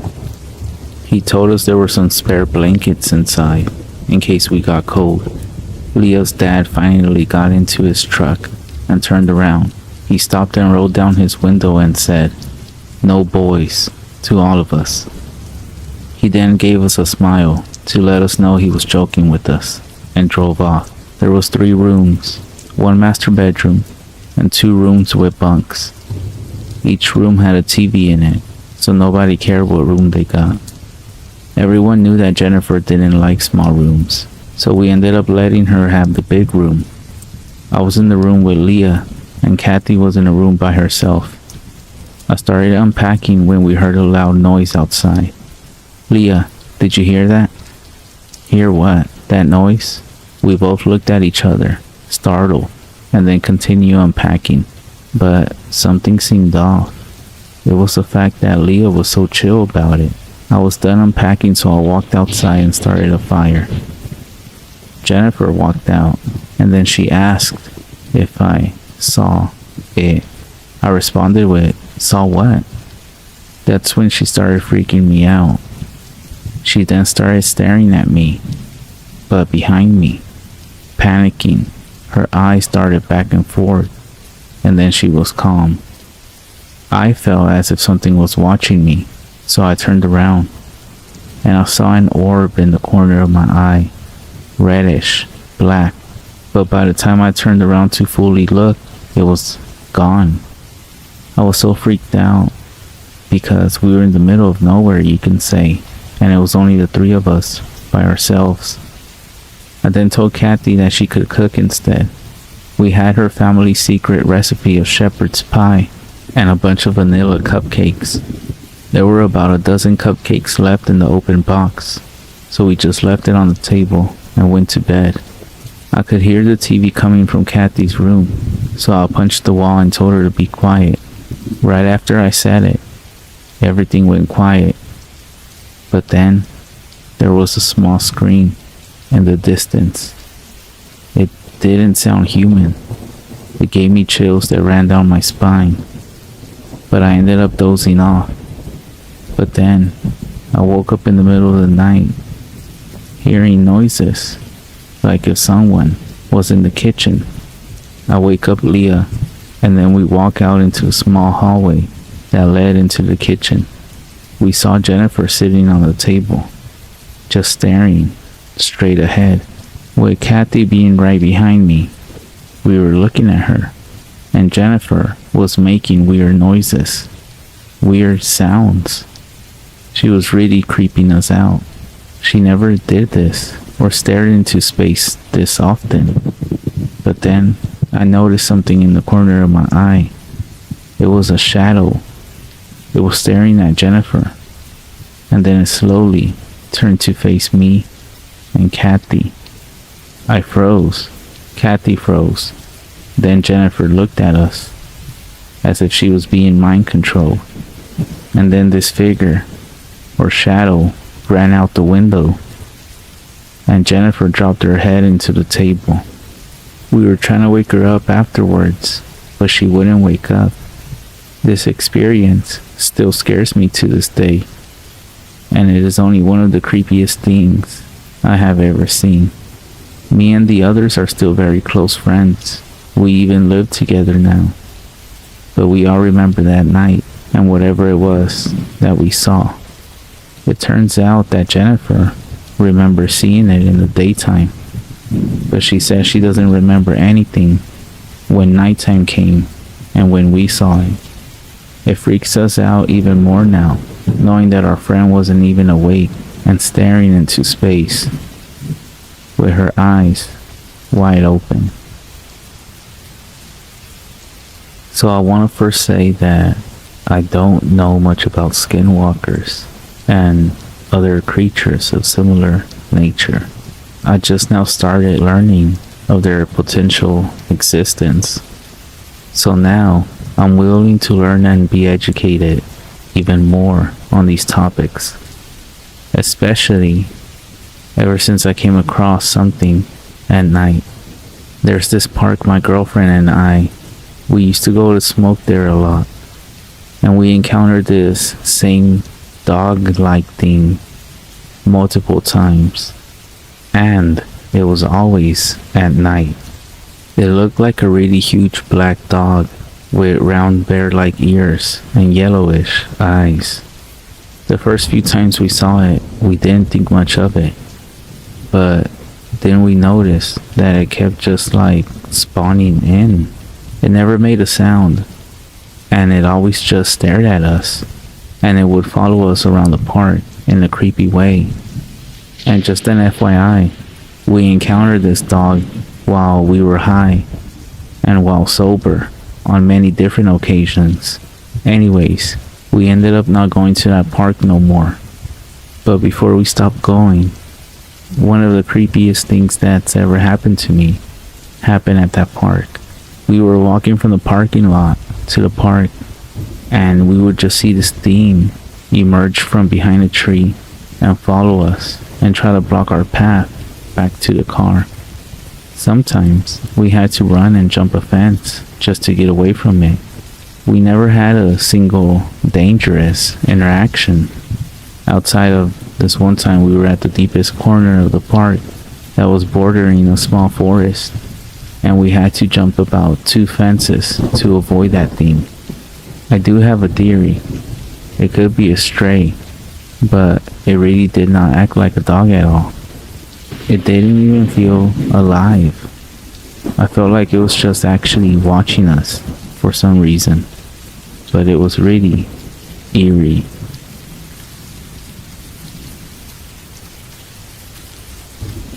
I'm going to start this off by saying it's a long read, but it's worth it. My friend and I were talking about this creepy experience we had, and I'm trying to get to the bottom of it. So I figured I'll turn to Reddit for some answers, if there are any. People might think that this is fake, but I don't care whether you believe it or not. I have no clue if this animal or creature is a skinwalker or just a very creepy animal. This took place around 2019, and I do live in Tennessee, right on the outskirts of the Appalachian Mountains. So here it goes. 2 of my friends and I were driving on a desolated back road at night. We were jamming to music and talking. Everything was normal. I was driving. My friend Hannah was in the passenger seat, being the DJ, and our friend Chris was in the back seat behind me. Hannah was trying to pull up a song on YouTube that wasn't on Spotify, so it was silent for a bit. While she was waiting on the website to load, Chris and I were still talking. We then came up on a small animal in the road, but I didn't think anything of it. Well, I expected the animal to move pretty quickly once it saw us coming down the road, but it didn't. As I got closer, I slowed down to let the animal have enough time to run off, but it still stayed very still. It almost looked frozen, and the closer I got, I could make out that it looked like some kind of cat. The only thing was, it didn't look like any sort of cat I ever seen. It looked like it had fur, but the fur was flesh colored. Its ears were very small, almost like the ears of a kitten, even though it was only a tiny bit bigger than a house cat. It was laying in a way that looked like the Sphinx was facing us. The scariest thing about it, though, was its eyes. Not to sound over dramatic, but its eyes literally looked like the pits of hell were burning inside of them. They were bright red, orange-like, and had twinkles of yellow in them that reflected off the headlights. As we got closer, the whole car was silent, and I just stared ahead. This cat scared the shit out of me, and it still wasn't moving. I felt a huge pit in my stomach and began having intense anxiety. It was almost like I was frozen, but I was not about to stop to figure out what this cat was. At this point, I had to steer around a bit to pass it without hitting it. I was like 3 inches away from touching this thing, and as I slowly crept by it, I watched it through the window the entire time. And it didn't even flinch, and the eyes still had the same glow, even without my headlights directly on it. After we passed it, about 5 seconds later, Chris yells, "What the fuck was that?" I immediately start freaking out and shout, "I don't know." Hannah looks up from her phone and says, What did y'all see?" She looked behind us and kept asking. We explained what happened, and she said, "I didn't see anything behind us." Chris and I looked back, and sure enough, it was gone. We drove up the road to a church and turned around in the parking lot. We now wanted to get back to Hannah's as soon as possible. When we got back, we rushed in and told her mom what we saw. But we didn't mention that it looked like a cat. We described it as a small animal. Her mother stops for a minute and says, "Was it a cat?" We were blown away. We told her it was. And she said that her and a cousin came across the same exact thing when they were teens, only it was in a different area, and they saw it peeking out of the bushes. She still to this day doesn't know what it was, and she said that she thinks about it from time to time, even after 30 years. So I guess I want to know a few things. What was this? It didn't look like a bobcat, mountain lion, or fox. Is it a demon, skinwalker, wendigo, or unknown creature? I heard all of the legends regarding the woods at night. Don't look up in the trees. Don't respond if your mother calls your name. But everyone I have told this to tells me it was most likely a scared bobcat, or that they never heard of anything else before. So if anyone makes it this far and has some answers, I would greatly appreciate any answers.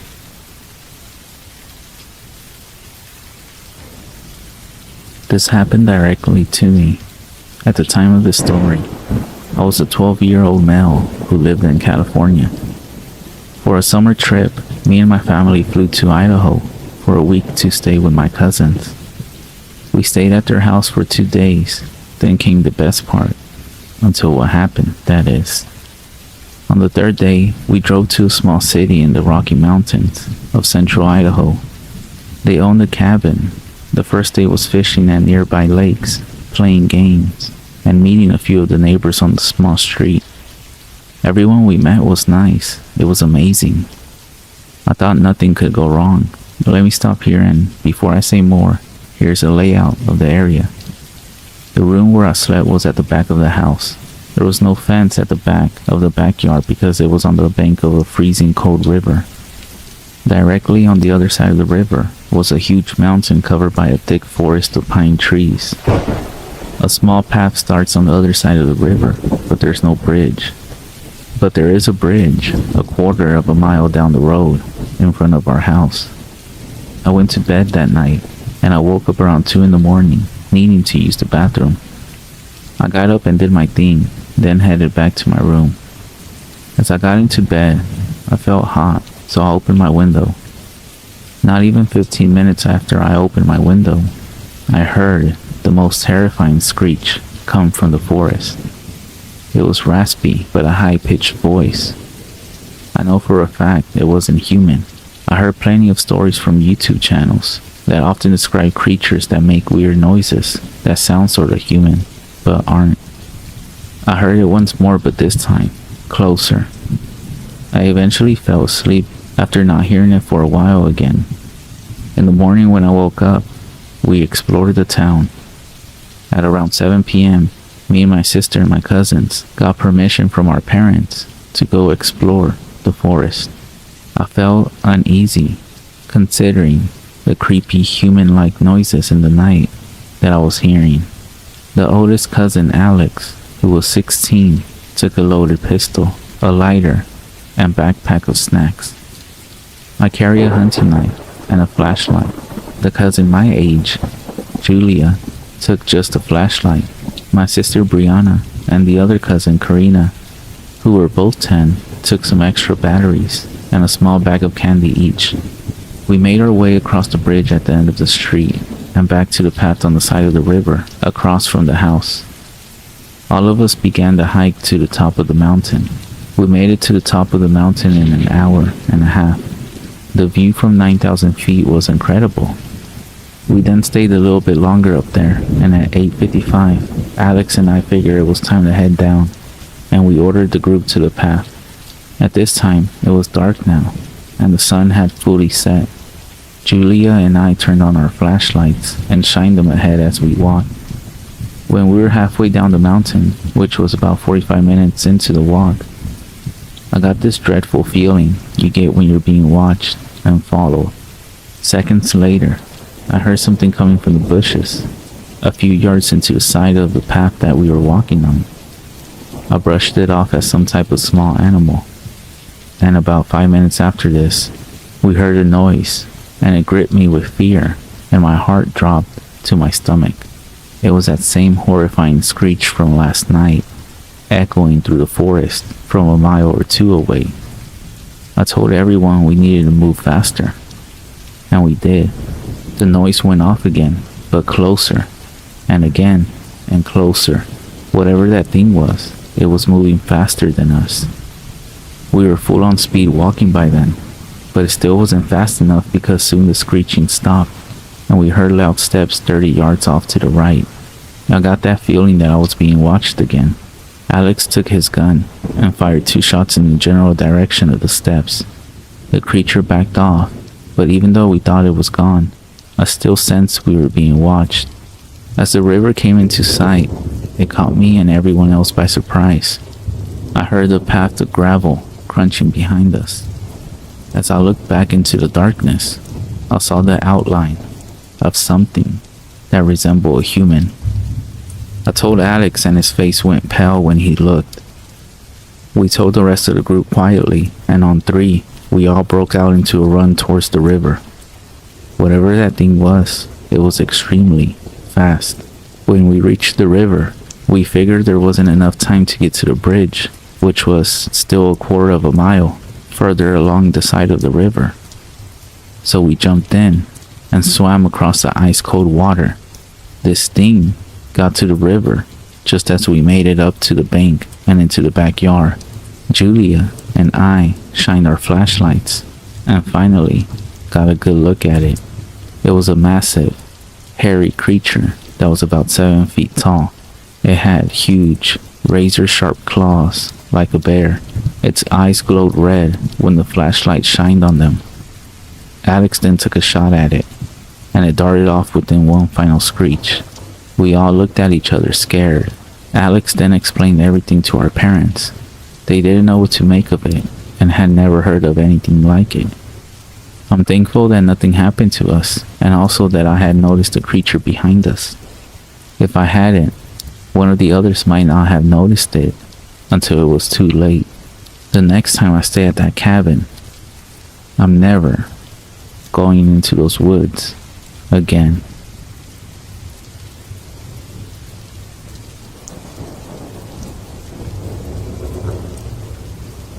My father told me a story once. I'll never forget it. For a few reasons, that is. I think it's the first story he ever told me as a child. It's also the story of how my grandfather died. But to be honest, that isn't the reason. You hear stories on TV, or sometimes you overhear something in a public place. People talk about a ghost, aliens, and you think to yourself, this isn't real. You're making it up. Or you're mistaken. Or they're crazy. Or something along those lines. You just can't believe it until something happens. Something that brings it all together. Connects the dots in a way you didn't think of before. Maybe it happens to you. Maybe you hear the same story again and again, happening to different people. It doesn't take long for the world to become a lot bigger than you thought it was. As I said, this is a story my father told me, but I never believed it, even though he swore up and down it was real. It wasn't until I started clicking around the internet that I started to believe. I started to hear other stories just like the one my father told me. It didn't take me long to believe in the rake. That's not what my father called it, of course. He's never used the internet in his life. He wouldn't know what the consensus has taken to naming it. When he chose to call it something other than it or that thing, he called it Skinwalker, after an old Navajo tale his grandfather told him. But I'm gonna tell you the story exactly the same way he told it to me. We were out hunting one night, he would tell me. Coyotes. We would kill them for $50 a skin. They lived on a dairy farm in Ohio. We would do it every night because we needed the money. Sometimes, while we were out, we would come on a deer and kill it. The landlord didn't mind it, and it could feed our family for a few nights and save us some money. Anyway, we were done making our rounds and heading home, walking, because we didn't have a car or some four-wheeler back then. We would cut through the woods. That's when we came up on it. Blood everywhere.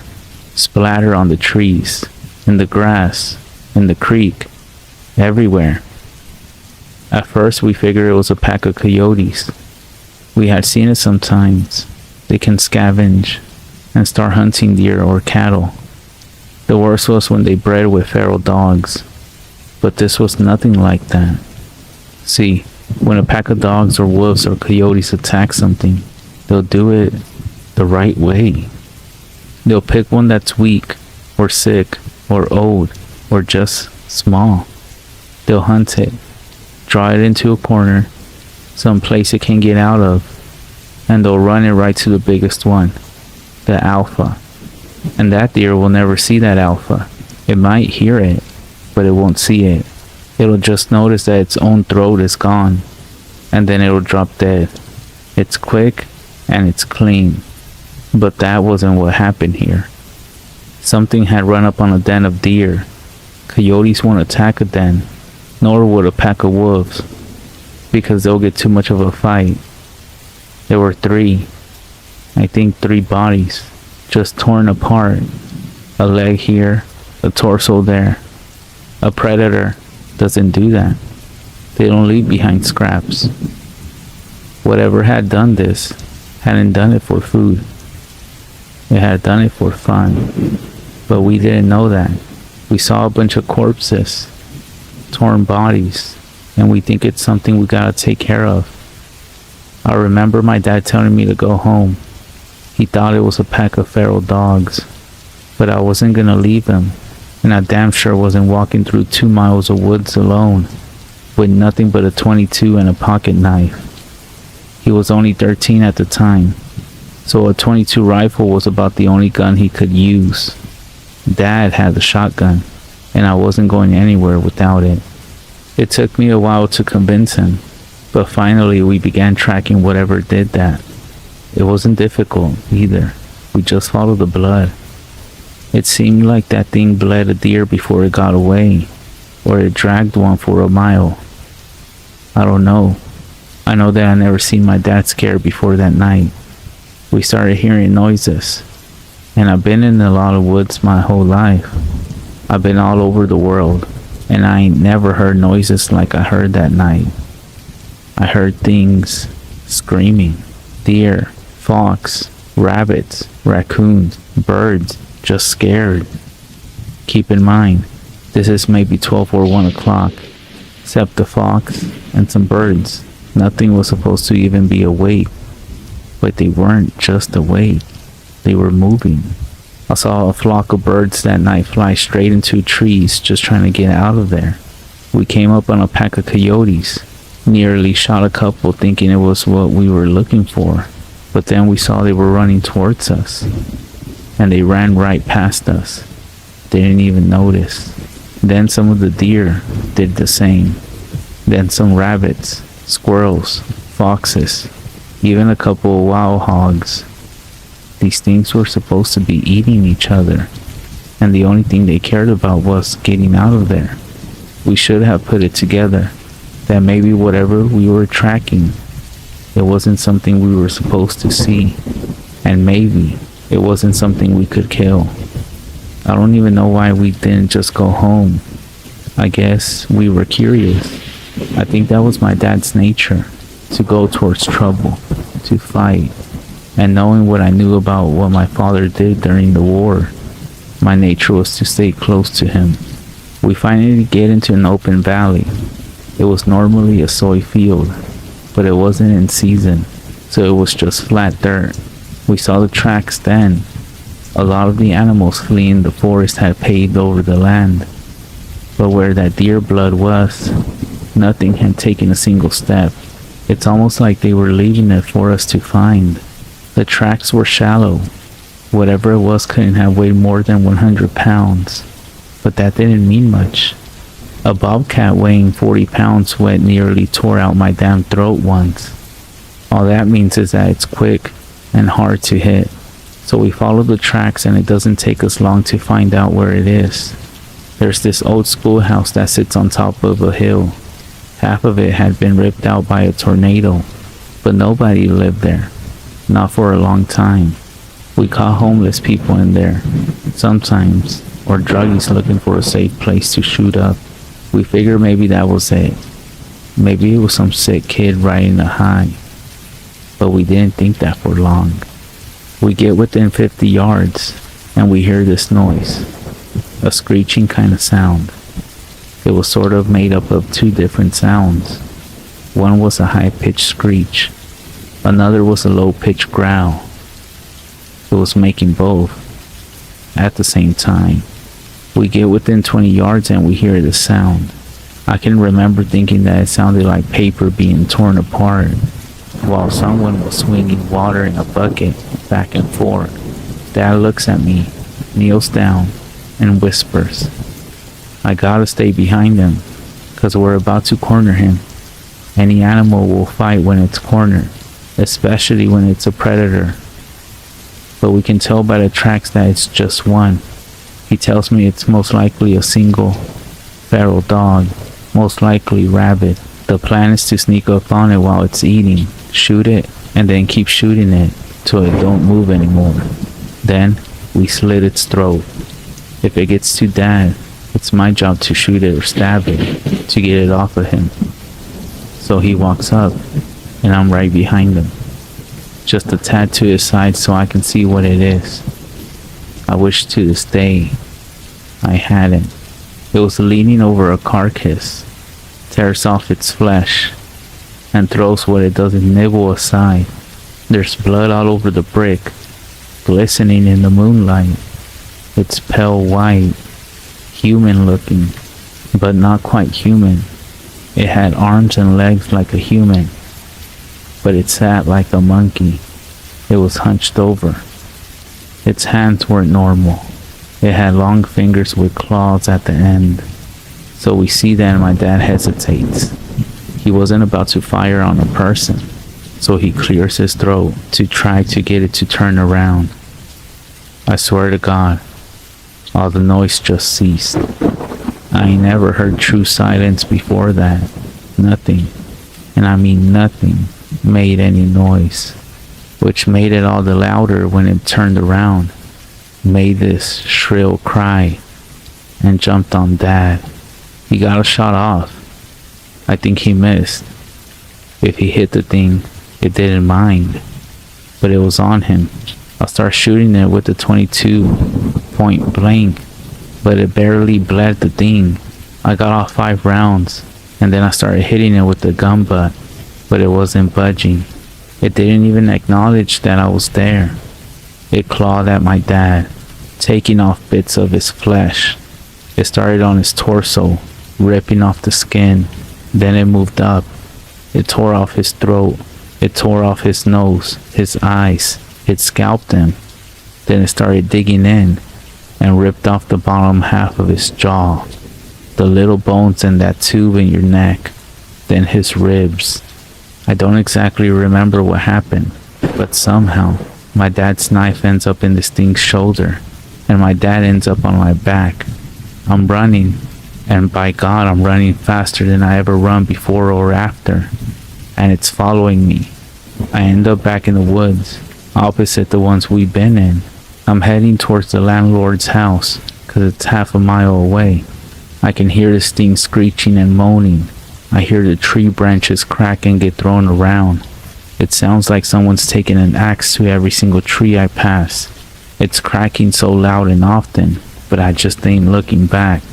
Finally, I trip into gravel.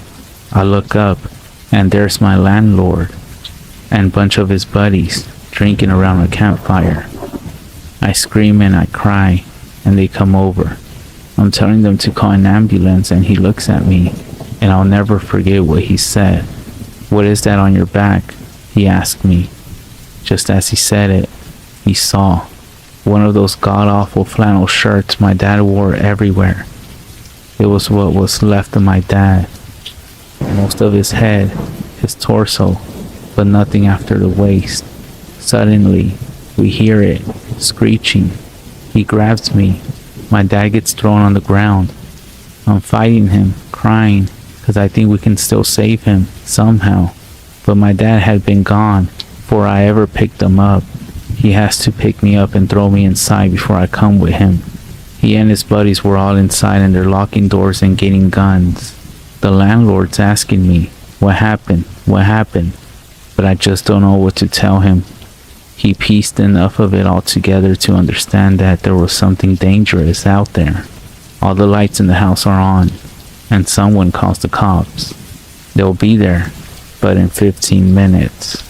We look outside and see it walk in front of the fire they made. Don't know what it is. One of them says it looks like an ape. Suddenly, something goes through the window. We shoot at it, but it ain't the thing. It's a dog. My landlord's dog. Just the body though, not his head or legs. We start pushing things in front of doors and windows when we hear something in the garage. I remember one of his friends saying that the doors were open. We hear metal and glass just get ripped apart. We put a couch and a TV in front of the door to the garage. It banged around some more, but then it got quiet. Not silent like it was before. We could hear it move around some, and the guys were talking, making sure the guns were ready. Someone hands me a pistol. No sooner did I cock the hammer back did we hear something shatter upstairs. Then we heard it screech again, except now it was louder, and it didn't echo and fade out, because now it was inside the house. We all rushed to the one door leading upstairs, and we got to it just as that thing did. It opened it just a bit, and 4 or 5 men just slammed into it. It got its hand through. Someone with a shotgun took care of that, put the barrel right up to its wrist and pulled the trigger. Cut its hand off, clean. That only pissed it off though. It started pushing on the door, clawing. We were on one side pushing as best as we could, and it was on the other side doing the same. That wood wasn't just going to hold it, so someone tells us to keep our heads down. Suddenly, The top half of the door is just gone. My ears are ringing, and there are splinters everywhere. 2 or 3 of them just unloaded on the top of that door. I don't really know where it went after that. The police got there. I was still glued to that door, what was left of it. The sun was up before they got me off of it. They put me in a hospital for a while. A lot of people talked to me, but I didn't talk back. Not for a long time. When I got back home, I got a job from the landlord, working on the farm. We didn't talk much, not about that thing, but I signed up for the army when I was 19, and he sat me down to drink some scotch as a send-off. I then asked, right away, what the police told him. The story that they told was that it was a wild animal, most likely a wolf, or maybe a bear that had migrated north. I then asked them how they could say that when they had the hand. He looks at me, stunned. He tells me that the hand never made it back to the station. The cop who had it in his car wrecked, drove into a tree, and died on impact. The hand was never found, most likely taken away by an animal. The cops, when they would acknowledge the hand that existed at all, said it was simply the paw of a bear that looked like a human hand. I never talked to the landlord again. He went missing when I was in basic. The cops never found him. They said he owed some people some money and just ran away. But I don't think it's that simple. I never went back to those woods. I wouldn't even if I had the whole goddamn US Army on my back. But that was a lie.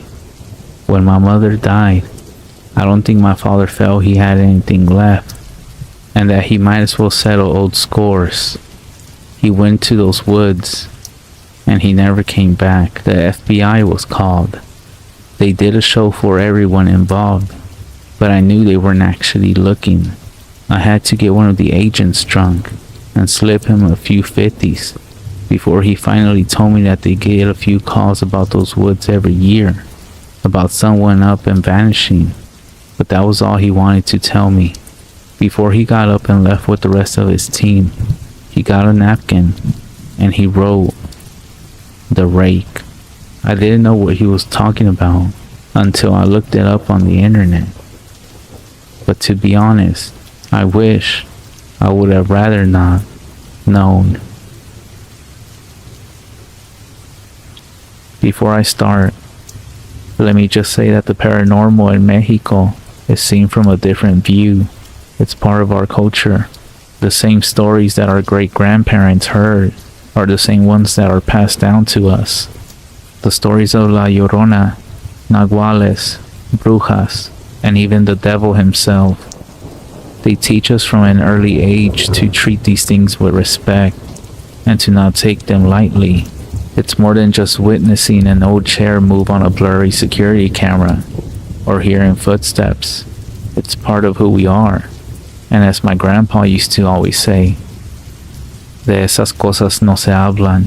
We don't talk about those things. So this happened in the early 90s, when cell phones still weren't around.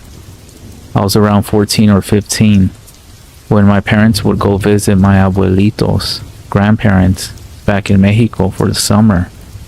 They would of course take us with them. We would go over every summer when we weren't in school. And just as a side note, any siblings that my parents had were all living in Mexico, as we did not have family over here in Texas. My family actually migrated from Mexico and became first-gen Mexicans. Anyways, when we went to Mexico, it was almost a grand festival because my abuelito, grandpa, who owned the ranch, would slaughter a cow and get it prepped for everyone to enjoy those weeks we were in town. It was exciting to see all my family and see all my grandparents. So we stayed in a rancho that was owned by my grandpa. It was a huge terreno, a land full of goats, sheep, cows, and all kinds of livestock. We would sometimes drift out into the woods to play hide and seek, just be kids, climb up trees, and enjoy the nature as much as we could. Even though we were all poor, we knew how to enjoy the little bit that we had. simply by playing with sticks and just whatever objects we could find. Sometimes even get yelled at by family for playing with the animals. But the best times out of all this was just being outside, enjoying the nature late at night, letting the cool air hit you, and just being surrounded by family.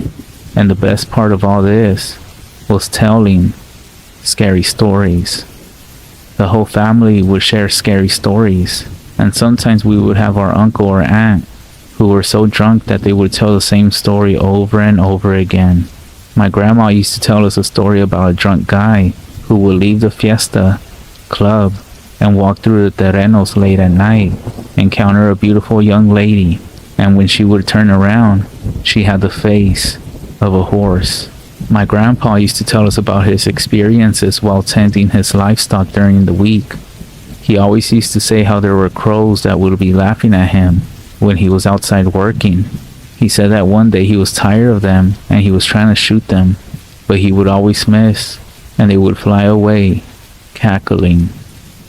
But one of those nights when we were outside telling scary stories around the campfire, my uncle busted out with, "Oye, platícales de la historia del Nagual. Tell them about the story of the Nagual, Skinwalker." My grandpa just stared at him. Let me explain that the word Skinwalker is tied to the Navajo Nation, which is basically a witch with the power to shapeshift. Well, in Mexico, we have what you call the Nagual, which comes from the Aztec language family of my ancestors, including the Nagual language. In summary, a lot of people say the Skinwalker belongs to natives, and I agree. The Nagual is a native in Mexico.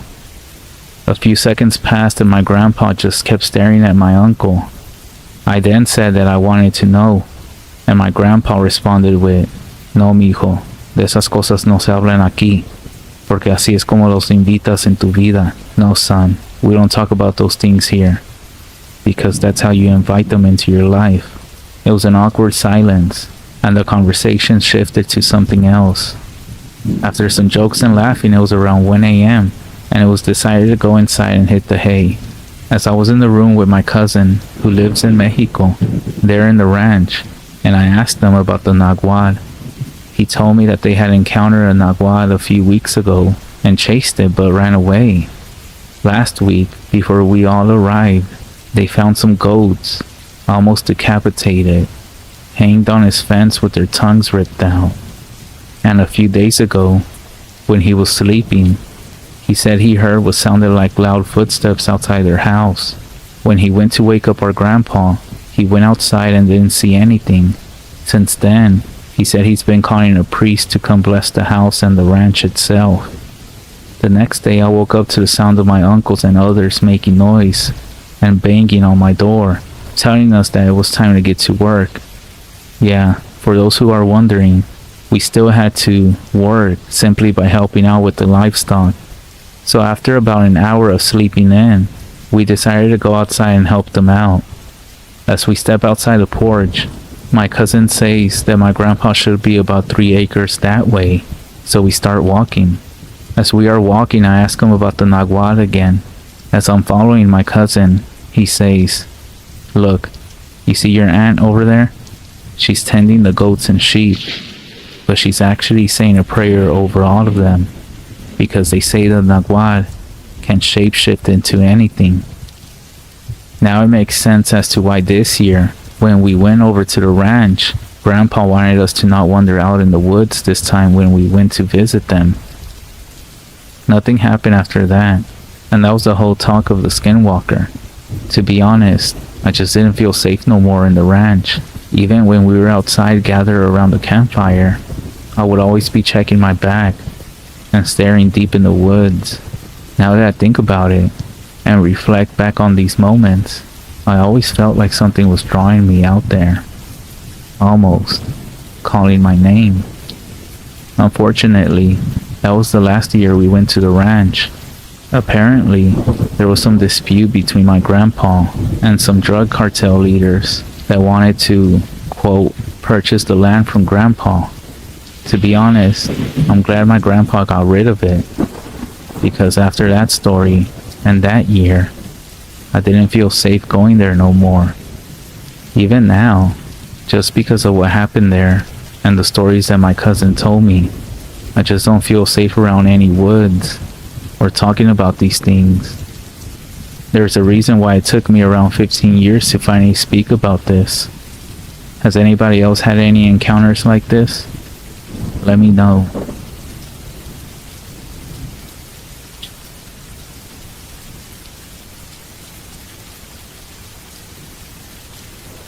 These incidents occurred over a period of time when I was younger. However, it was only until recently that I connected the dots. I grew up in Louisiana, right on the outskirts of New Orleans. The city itself has so much history, stories and intrigue surrounding it, that I would be remiss to say that I didn't have other experiences involving spirits and all that. But that's a story for another time. Right after Hurricane Katrina, I was displaced by the storm and ended up staying in Florida for a little while. While there, it seemed as though every channel on the news had coverage on the horrific event. People's houses were flooded, the roads were blocked, businesses were destroyed, and to make things even worse, there were many reports of people committing some serious crimes. Part of the news covered people trying to escape the storm and the resulting aftermath, and the other half seemed to cover the dark side of humanity, vandalism, theft, looting, violence. All of that occurred while others were simply trying to survive. To make matters worse, the prisons were destroyed, and a lot of the city's unmentionables started roaming the area, causing more trouble for the people who were trying to survive. Some really, really horrible stuff went on. Like, sure, this experience involved the aftermath of a horrible storm and the possible encounter with a dangerous cryptid, but I'll never put it past humans to be the darkest, most cruel creatures in existence. The news covered up a lot of it. Of course, this is where people began to say, then how do you know what really happened if there was a cover-up? And to you, I'll say this. I was there, in the Superdome. I hid from the prisoners when they broke in, and I, being one of the able-bodied people in the area, was able to help deal with the people who weren't as fortunate and being able to hide. Coverage about the swamps flooding, animals escaping the zoo, as well as creatures like the alligators and such, made their way into the same broken streets as the ones where people simply trying to get back to their homes. The news covered this as well. It seemed as though all manners of beasts were displaced from the storm. Not just us humans, but what about the things that we are told don't exist? Is it possible that the storm impacted them as well? A few months after the storm, I eventually moved back to Louisiana and tried to put back the pieces of my life. I lost a dear friend to people who were looting. My house was in shambles, and the majority of my classmates were off in different cities. Thankfully, I started dating my now wife, who is from Florida. We would take turns visiting each other every other weekend. It was a long-distance thing, but we made it work. This is relevant to the story. Just trust me.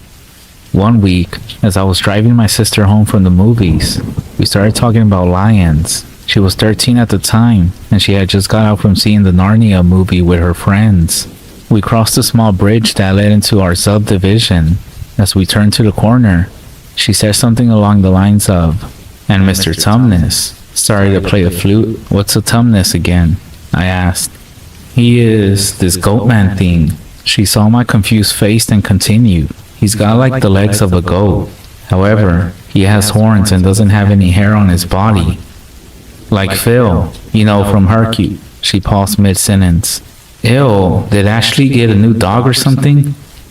And motioned towards our neighbor's yard. I glanced to the left and saw what looked like a grayish dog, sort of like a greyhound, sitting in their front lawn. But something about it didn't feel right. It was skinny, like a little too skinny. Its muzzle looked too flat, and its legs were longer than I thought they should be. But I wasn't an expert in dogs, so I didn't think much of it at the time. Not sure," I said as we drove past their house. but I'll ask her later. We drove off with it looking in the direction of my car, almost as if it were following us with its eyes. But I mean, that's what animals do, and casted it off as nothing. In passing, I texted Ashley, asking about her new creepy puppy, but she had no idea what I was talking about. She said it was most likely some stray that got a whiff of her dogs. Poor thing was probably malnourished, if it was as thin as you described, she said. I just wrote it off as whatever, and forgot all about it. A few weeks later, I was on the phone with my girlfriend, just talking about our respective days at school. As I walked into the kitchen to grab a Coke, Robin, my sister, was browsing her friend's MySpace page and listening to Lil Wayne on Pandora. As soon as I walked into the kitchen, I could barely hear what my girlfriend was saying, so I asked Robin if she would lower the music. I grabbed my Coke, a whole bag of chips, and was making my way back upstairs when I heard Robin call to me, "Kuya, what's that?" As a side note, Kuya in Tagalog means elder brother. She squeaked as I rounded the steps. "What do you mean?" "I heard something from outside." I groaned. I told my girlfriend to hold on a moment as I went back down into the kitchen to see Robin peeking out through the blinds. "Ew, that dog is back," she said, closing up the laptop and heading towards the stairs. "I'll be in my room. That thing really gives me the creeps." Sure enough, it was there, sitting at the edge of our property, trying to sound tough. I told my girlfriend I was going to go outside to scare off the dog, and that I would call her off. In reality, I wanted to see the thing up close, and actually bring it some food if it wasn't aggressive. However, if it was dangerous, I didn't want her to hear me scream like a baby. So I opened the sliding glass door that led towards my backyard, and proceeded to walk over to where Robin saw the dog sitting. Now, to get an understanding of our backyard, it had a cement patio that connected to the grass, and at the very end of the yard was a canal. We had cement bases for a fence, but due to the hurricane, all work stopped there. As I approached closer, its silhouette started to make me feel uncomfortable. It did that thing with its eyes that nocturnal animals do when they reflect light, you know, making it look even more creepy. I took a deep breath and was about to let out a, "Hey boy, you hungry?" But before those words could leave my mouth, it quickly jolted up and turned its head back towards the canal. For some reason, this caused me to freeze. I mean, the way it moved was off. It let out this moan, or maybe it was a growl. It sounded like the combination between a dog howling and a screaming goat, but more in sync, if that makes sense. I saw its eyes flash that eerie glow again as it spun its body around and darted down towards the canal. It was creepy, sure, but once more I wrote it off as whatever. Another week or so, one of Ashley's dogs was found dead in her backyard. Now, I didn't see it myself, but from the way she described it, the poor thing was torn to shreds, with pieces of its fur scattered all over. The general consensus was that a bobcat or some other wildcat, but she wasn't convinced. Jackus was a mastiff, she kept repeating. There was no way some bobcat got to him like that. Now I know what you're thinking. It's most likely related to this thing, right? It was outside of her house that one night too. I mean, the thought crossed my mind, but I didn't want to bring it up around her. Later that same day, I was sitting on my roof.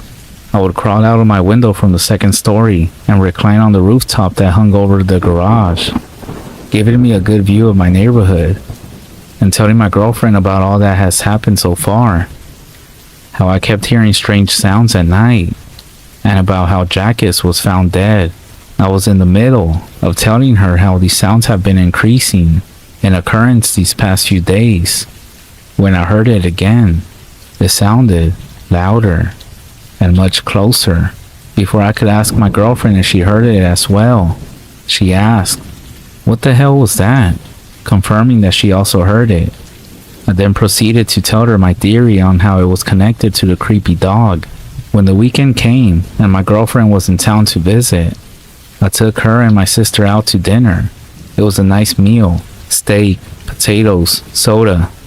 The latter isn't important because none of us had any alcohol during this meal.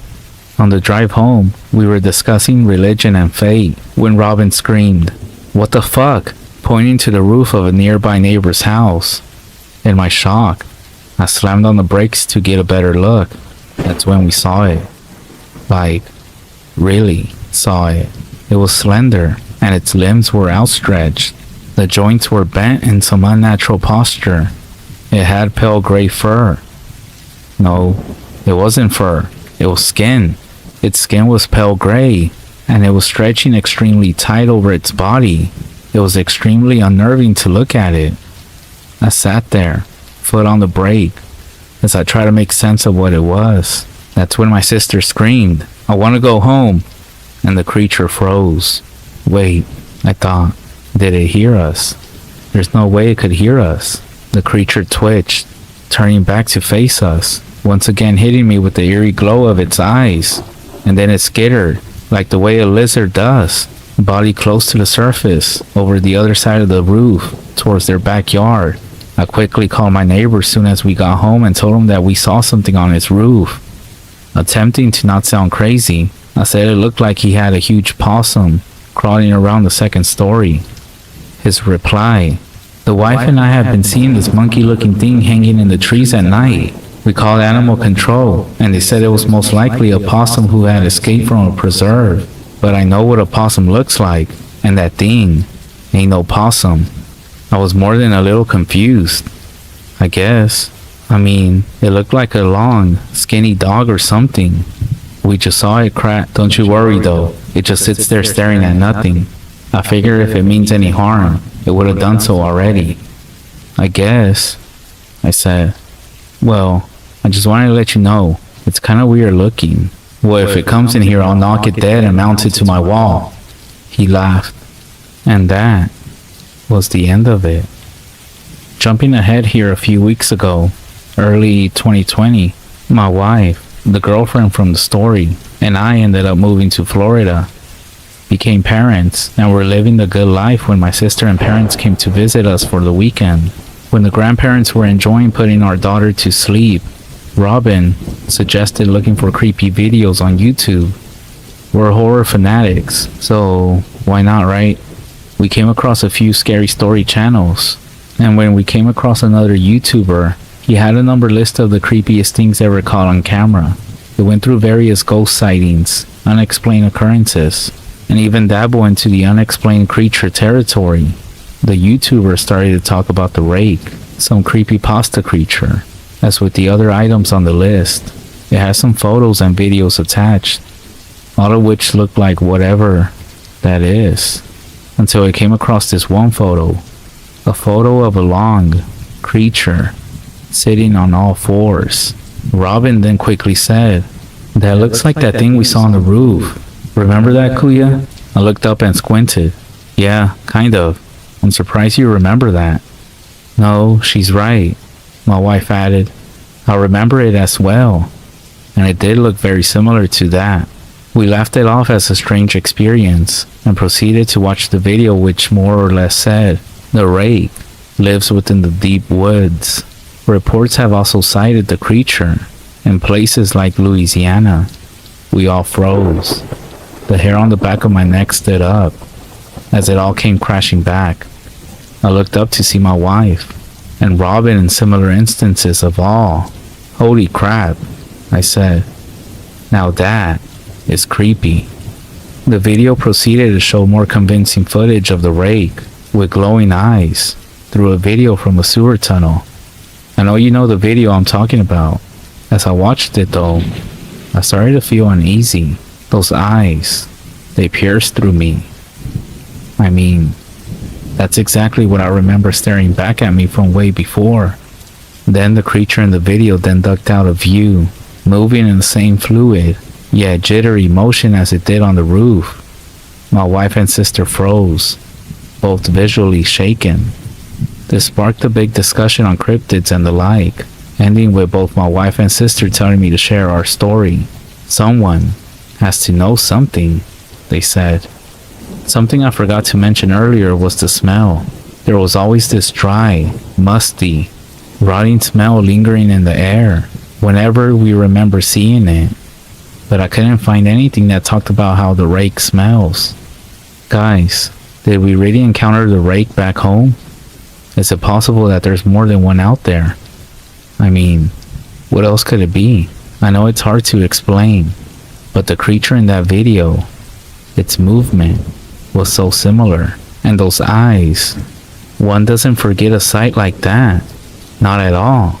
Especially once you've seen it on your neighbor's roof.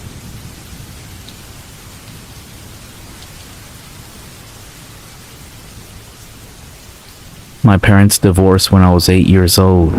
They had just bought a house together in the woods in Walker, Louisiana. After seeing his relationships, I realized that this is something my father does when his marriage is rocky. He sells his house and then buys or builds a new one for the sake of distraction. I actually seen it work for him. Once engaged in a new project and excited by the possibilities, his wife might forget to ask why he was out so late, who he was with, and why he smells like another woman's perfume. Except at this time, his trick didn't work. My mother finally had enough. I don't even think we lived in that house in the woods for a full year before my mother suggested he go stay with his whore instead. I wasn't terribly upset by this.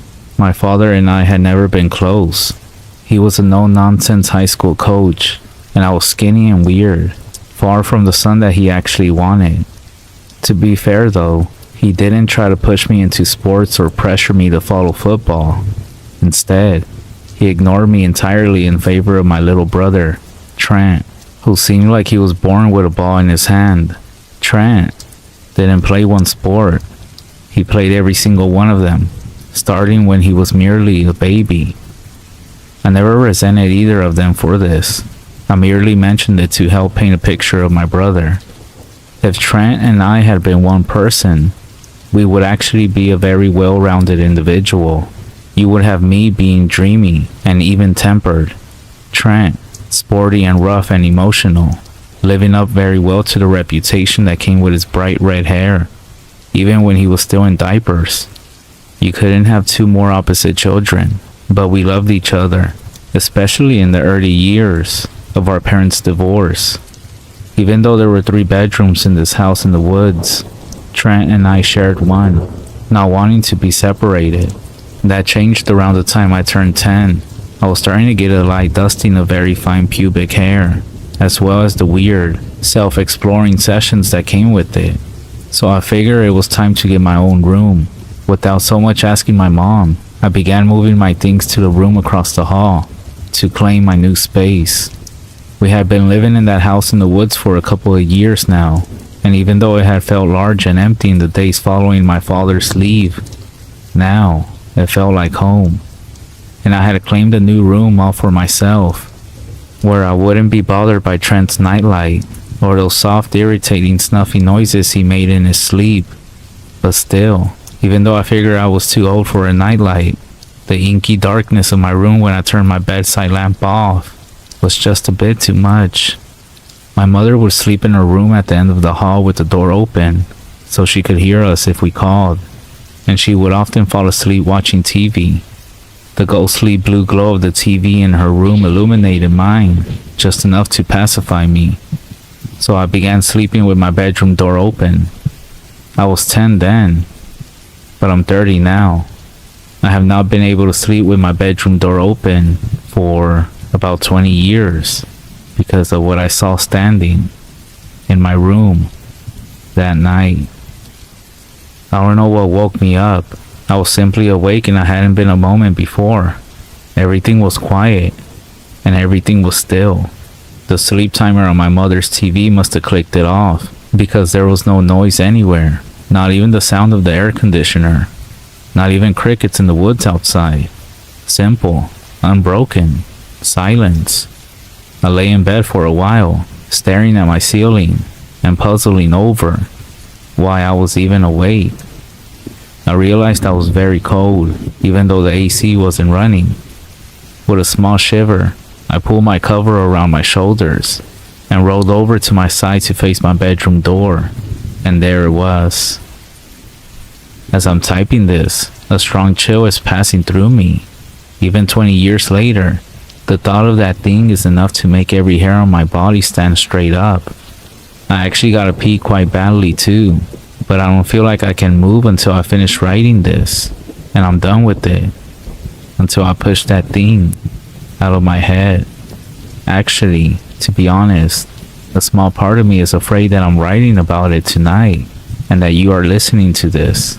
Because what if I have somehow summoned it, and it's gonna be waiting for me in the hallway when I go to the bathroom?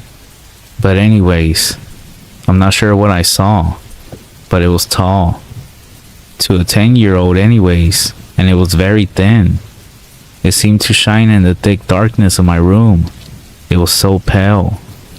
Its skin seemed white and thinner than paper. Its head was round, hairless, a hairless dome. It was naked, I think, and even though I could see no privates, I could make out the sharp ridges and curves of its hips, its fingers, which hung limply at the end of flat, large hands like giant white spiders. It seemed unusually long and alien to me. Whether or not it had a mouth or even a nose, I could not say. The darkness was too deep and the thing too wide to even make such distinctions. The worst part about it, though, was its eyes. I could see those. Or maybe it had no eyes. Maybe those round black holes in its face were empty sockets. Or maybe its brow was so heavy it was hiding them in its shadow. Whether they were there or not, I knew those eyes were looking at me. I froze. A scream rose up in me, but I didn't move. I couldn't move. The thing saw me. I knew, but maybe it didn't realize that I was looking at it. Maybe if I just kept pretending to be asleep, it would leave me alone. I dared not to close my eyes, but I couldn't let the thing out of my sight for a moment. What if it was attempting to come closer? We stared at each other for what felt like forever, but in reality, it was no more than a minute or two. Neither of us moving, neither of us making a sound, both of us just staring. Then, as suddenly as it had appeared, it was gone. It didn't acknowledge me. It didn't even attack me. It didn't even make a sound, except for the odd popping of its joints and the creaking of the floorboards under its feet as it strolled down the hall to the kitchen. It was gone. But still, I couldn't move. The thing was still out there somewhere, and it was even more terrible out of sight than from when it was standing in front of me. At least when I could see it, I knew where it was and what it was up to.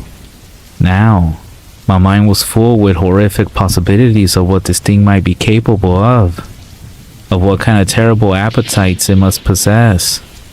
I lay there in the dark for over an hour, fretting over this strange creature and listening to the dark, looking for any sign that it was still around, but nothing came.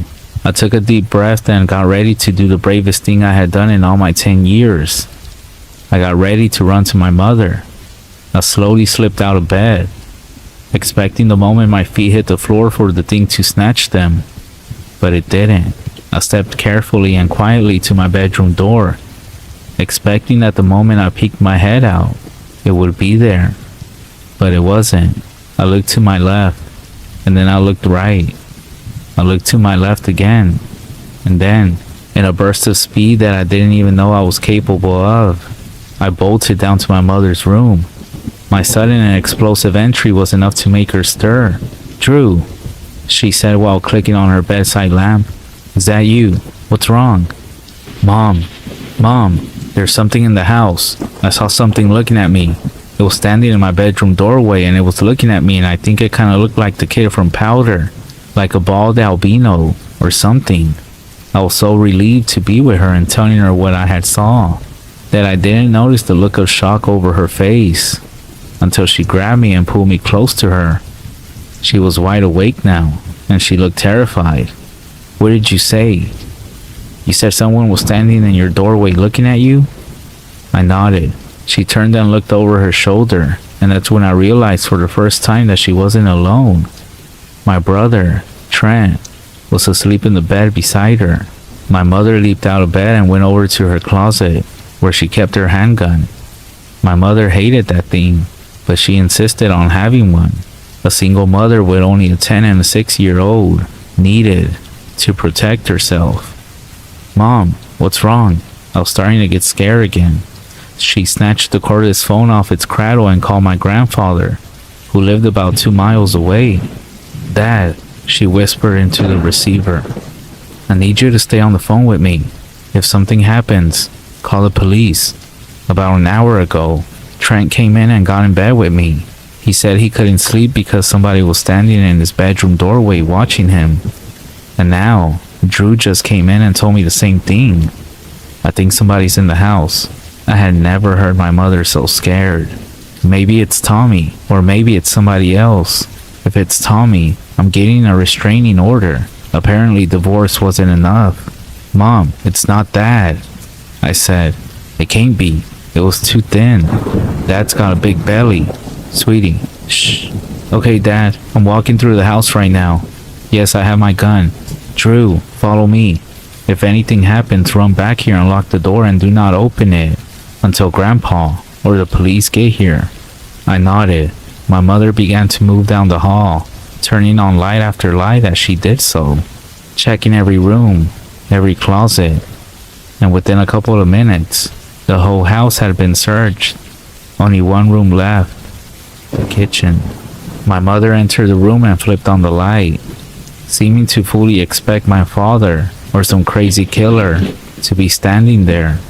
But no, the kitchen was empty too, and we were alone. We were safe. With a sigh of relief, my mother said goodbye to my grandfather and put the phone down on the kitchen counter.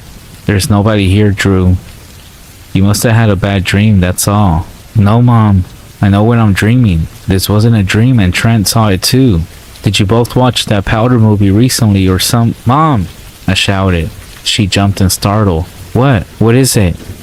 I pointed. The kitchen door, which led out to the backyard and to the thick, old woods beyond it, stood slightly open. I'm still not sure what I saw that night. I have thought about it and discussed it with my brother and my mother. In recent years, I even questioned my father about it. He wasn't doing too well for a couple of years following the divorce. He was doing some weird and creepy things. But no, he wasn't there that night. And to be honest, I never even thought he had. But I still had to ask, because the other options are too frightening to consider. I don't suppose I'll ever know what that thing was. Maybe that's for the best. What I do know is, I haven't slept with my bedroom door open since that night. Even if for some reason I forget to shut it all the way before I climb in bed, I won't be able to sleep until I go and close it. Because now, in every dark doorway, I see that white face. And I also see those terrible, dark eyes staring at me.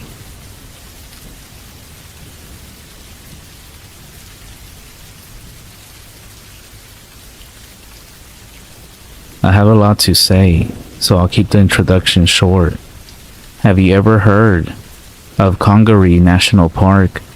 It's a beautiful res, bordered by a large body of water in the south side of South Carolina.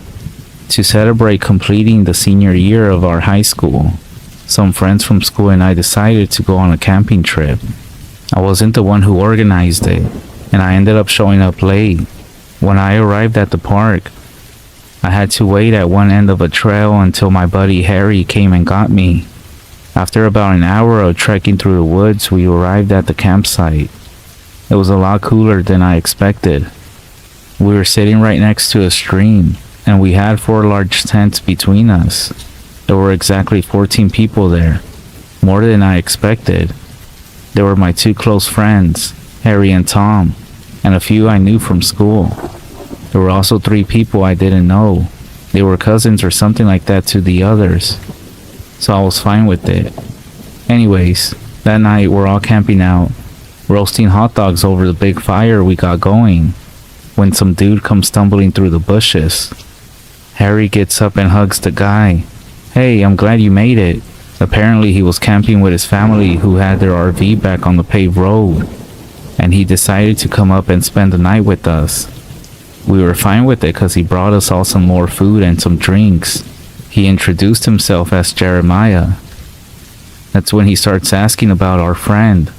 He said on his way up he saw some girl off the trail a few feet in the woods, just sort of standing there. Immediately, we knew something was up, because there was only 3 girls with us, and the rest were guys. None of them were gone at any point. So he continued telling his story about the girl. He went up to her and asked if she was part of our group. He then asked if she was sort of slow or something, because she just stared at him, slack-jawed, with a glazed over look in her eyes. He tried asking her a few more questions, but she never answered. So he just decided, screw it, and continued hiking up the trail. All the while she followed him, only no matter how slow he walked, she was always a little bit behind. He even tried getting her in front of him, but no matter what, she would always fall behind him. Eventually she disappeared, and he figured she just took a different way up to our camp. Anyways, we were like, no, there's no girl with a slack jaw look up here, man. We were all sort of weirded out. He said she must have been from some other camp, and this made us all relax a little bit. The night wore on slowly because it was midsummer, nice and humid. It was around 11 or 12 when we decided to pack it inside the tents. The girls had their own tent, and I was with Tom, Harry, and Jeremiah. The rest of the dudes split off into different groups I can't exactly remember. So we're just chilling, goofing around when the sudden smell hits us. It's real nasty. It smelled like somebody was boiling blood. That's how I would describe it. Or like someone was melting pennies. It was strong as hell. First, Harry gets out, and then me. The smell is even worse outside the tents. It clung to the air like whatever was making it was right nearby. Eventually, everyone else came outside of their tents asking, what the hell is that? Covering their noses with their shirts and just complaining about it. One of the girls even started to get a little sick.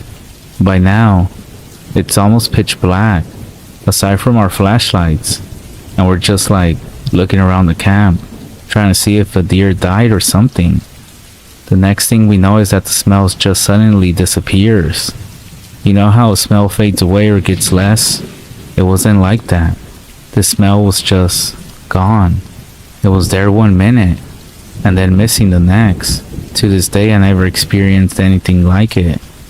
So after a bit of confusion and theory crafting that doesn't go anywhere, we all just get back into our tents. Then one dude starts complaining there wasn't enough space inside, telling the other guys to move over. All of us started laughing. Me, Tom, and Harry were close, and Jeremiah was just an easy guy to vibe with, so we found almost everything funny.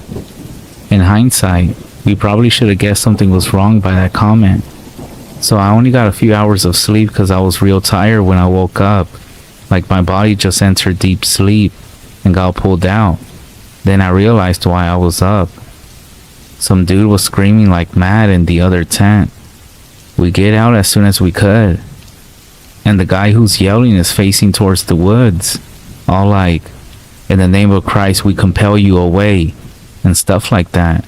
Jeremiah, who's basically you can say the leader of our little group, since he brought all of us some beer, starts talking to the dude. What the hell, bro? What's wrong? He turns around, and there are tears streaming down his face. This guy whispered devil words into my ear. He's cursed. He's cursed. He's an emotional wreck. We sort of look at each other and Harry's like, what do you mean? Devil words.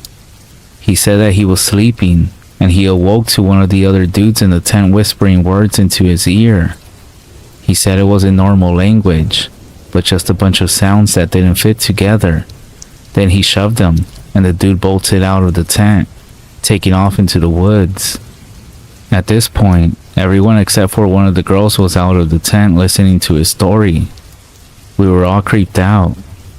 That's when we noticed that the hot blood smell from before was back. This time, it was a lot weaker, but still strong enough to make you think it was nearby. So we're trying to piece this all together as the dude who told our story is calming down. Each of us only knew a few people, and we couldn't really tell who it was that ran into the woods. We got our flashlight set up shooting up into the air so we had a decent amount of light. That's when Harry brings me aside. "Bro," he says, "there's 15 of us." At first I nod, before realization kicked in. Our group had 14 people. Then Jeremiah came, so we had 15. If someone ran into the woods, there should only be 14 of us. Real quiet, we asked the guy if any of the dudes here was the one that said the weird stuff. Right away he's like, "No, definitely not." And so me and Harry kind of freak out. So we decide to tell the group. They're all confused at first. Then Jeremiah stands up. "So you're trying to say when we got into the tents, there was another person with us?" Me and Harry both just sort of nod. That's when one of the girls starts crying. She starts going off about how it was the goat man and we were trespassing into his woods. She starts telling us that she went to school with some First Nation kids who told her about the goat man. He gets into groups of people to mess with them. She starts bawling her eyes out, so the other girls go to comfort her. I'm just hoping she'll shut up about the damn goat man. One of the other guys starts saying that we should just book it out of here, and Harry's like, "No way, not while the sun's still down." Eventually, we agreed to go first thing in the morning, and everyone packed it back into their tents. That night was really weird. Every couple of minutes you would hear this noise from the woods, like a laugh, only it was inverted. It was a really hard to describe sound. Anyways, we made it to the dawn, so we started to get packed up like we promised. Then, of course, one of the kids started being like, "You're not actually serious, right? He thinks we're just playing a joke." Then he starts saying that he wants to stay, and a few other guys are like, "Yeah, me too." So me and my boys were kind of split on what to do. The idea of the goat man, or whatever it was still there in our minds. All of the girls and the dudes that were in the tent, with the one that the goat man had spoken to, decided to go. So there was only the 4 guys and the guys in my tent. Ultimately, we decided we either go or stay as a group. And since it was Tom's friend, we decided to stay another night. We weren't crazy. We didn't want to run into that thing again. So we moved campsites. We trekked back down to where Jeremiah's family was. Real nice folks. We set up our tents about 20 meters away from the RV. We figured whatever it was wouldn't try to mess with us down here, close to other people. With his family in earshot, we began to relax. Just sort of chilling out, drinking, throwing darts, stuff like that. We didn't intend to let the bad night ruin this trip for us. We were able to forget about it, for the most part. We noticed the smell was back. Very slight, but it was definitely the same copper and blood smell from before. It hung around all through sunset. One of Jeremiah's parents came over to our camp asking if we were cooking blood, cause they could smell it too. Eventually, it came time to go to bed. I'm not kidding. As soon as I finished sipping up our tent, the smell just got like 40 times stronger. It was like being hit with a blood-based stink bomb. It was just so rancid. We all climbed out. That's when we saw the damn thing, weaving between the trees outside of the camp. There was just enough light in the sky to make out its figure. It was probably 7 or 8 feet tall. It was so quick, I could barely get a good look and couldn't make out any features. I might have thought it was a person if it wasn't moving so inhumanly fast. We all freaked the fuck out and booked it back towards Jeremiah's RV. We pounded on the door, scared out of our minds as the thing jittered and crashed through trees outside of the camp. Jeremiah's dad opened the RV, looking real pissed as we were all flooded into it. Lucky for us, it was a pretty big thing, and all 10 of us, the boys, and Jeremiah's parents, were able to fit in. "What the hell is wrong with you all?" Jeremiah's dad was really mad at us, and Jeremiah started venting. The goat man, he's out there. The what? Jeremiah was about to reply as there was a loud bang at the door we just locked. It sounded like the door was hit with a metal ram, like the kind that cops used to bust into places. What the hell? Jeremiah's dad was the only one speaking. We were all terrified, including his mom. Jeremiah was hugging her as me and my boys just stood there paralyzed. Then, another bang at the door. This time, it was louder, and it was followed by a voice. Let me in. The words were some of the most unnatural stuff I ever heard. It sounded like when you watch those videos of people who taught their pets to speak. Search up a dog talking. It sounded like that. It was so forced. Whatever was out there definitely wasn't human. Seriously. YouTube some of those cats and dogs. That's what it sounded like. Jeremiah's dad knew it was messed up too. As the thing kept banging on the door, he opened up a cabinet above the steering wheel, pulling out a firearm. He primed it before shooting once through the door. What followed was a terrifying scream, like a fucking demon. We heard quick footsteps, sort of like a horse, run away from the campsite and bolt through the undergrowth. Jeremiah's dad then opened up the door, stepping out into the clearing and shooting a few more shots in the air. That night we all stayed in the RV. We were all splayed about, some of us sleeping on the floor. Jeremiah was in the bed with his mom, and his dad was in the driver's seat, which he spun around to face us. He promised us he would keep watch as we slept, but we never really got any sleep. We would hear the thing running around outside, breaking branches. I could have sworn I even heard it whispering, Let me in different tones. Finally, the sun came out, and with it, all the noise seemed to fade away as well. Even that horrible smell was gone. Jeremiah's dad wouldn't let us out until the sun was fully up. Then he came with me, his son, Harry, and Tom as we went to go pack up our tents. When we got to the tents though, they were ripped to hell. The support rods were all over the place, and the fabric was shredded on both of them. The goat man, or whatever the fuck it was, really hated campers, I guess. Anyways, after we packed all that was undamaged into the camper, Jeremiah's dad told us he would drive us home. The entire drive though, Harry seemed freaked out, and I didn't know why. Near the end of the park, one of the boys I didn't know too well told us that at this point he would get out, cause he needed to take some ferry or something. I don't really remember what he said. Anyways, strangely, the real quiet kid followed him off. Jeremiah's dad told them both to be safe and drove the rest of us into town. It was only when me and Harry were by ourselves, walking home after taking the bus, when he told me what freaked him out. We live on the same street, so we travel home together. Right as we're pulling up our block, he told me that when we had come back from salvaging the tents, there was another kid with the other group that wasn't there before. The real quiet kid, who got off when we were still in the woods. I couldn't believe I didn't notice it. Harry said he was afraid that if he mentioned it, it was most likely gonna attack, so he just played it calm.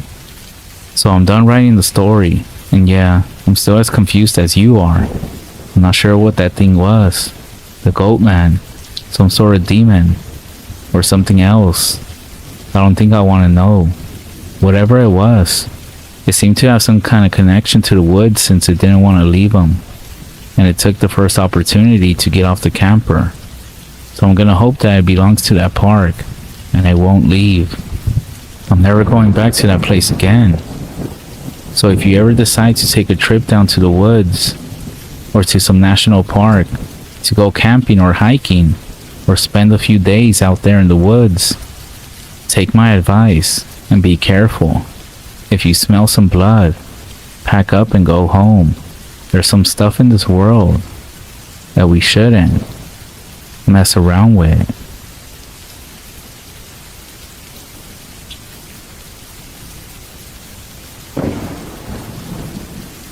My girlfriend talks in her sleep. She's been saying the most horrible things recently. I'm infatuated with her, and it wasn't at a healthy level. Far from it. I would think about her every moment she was away.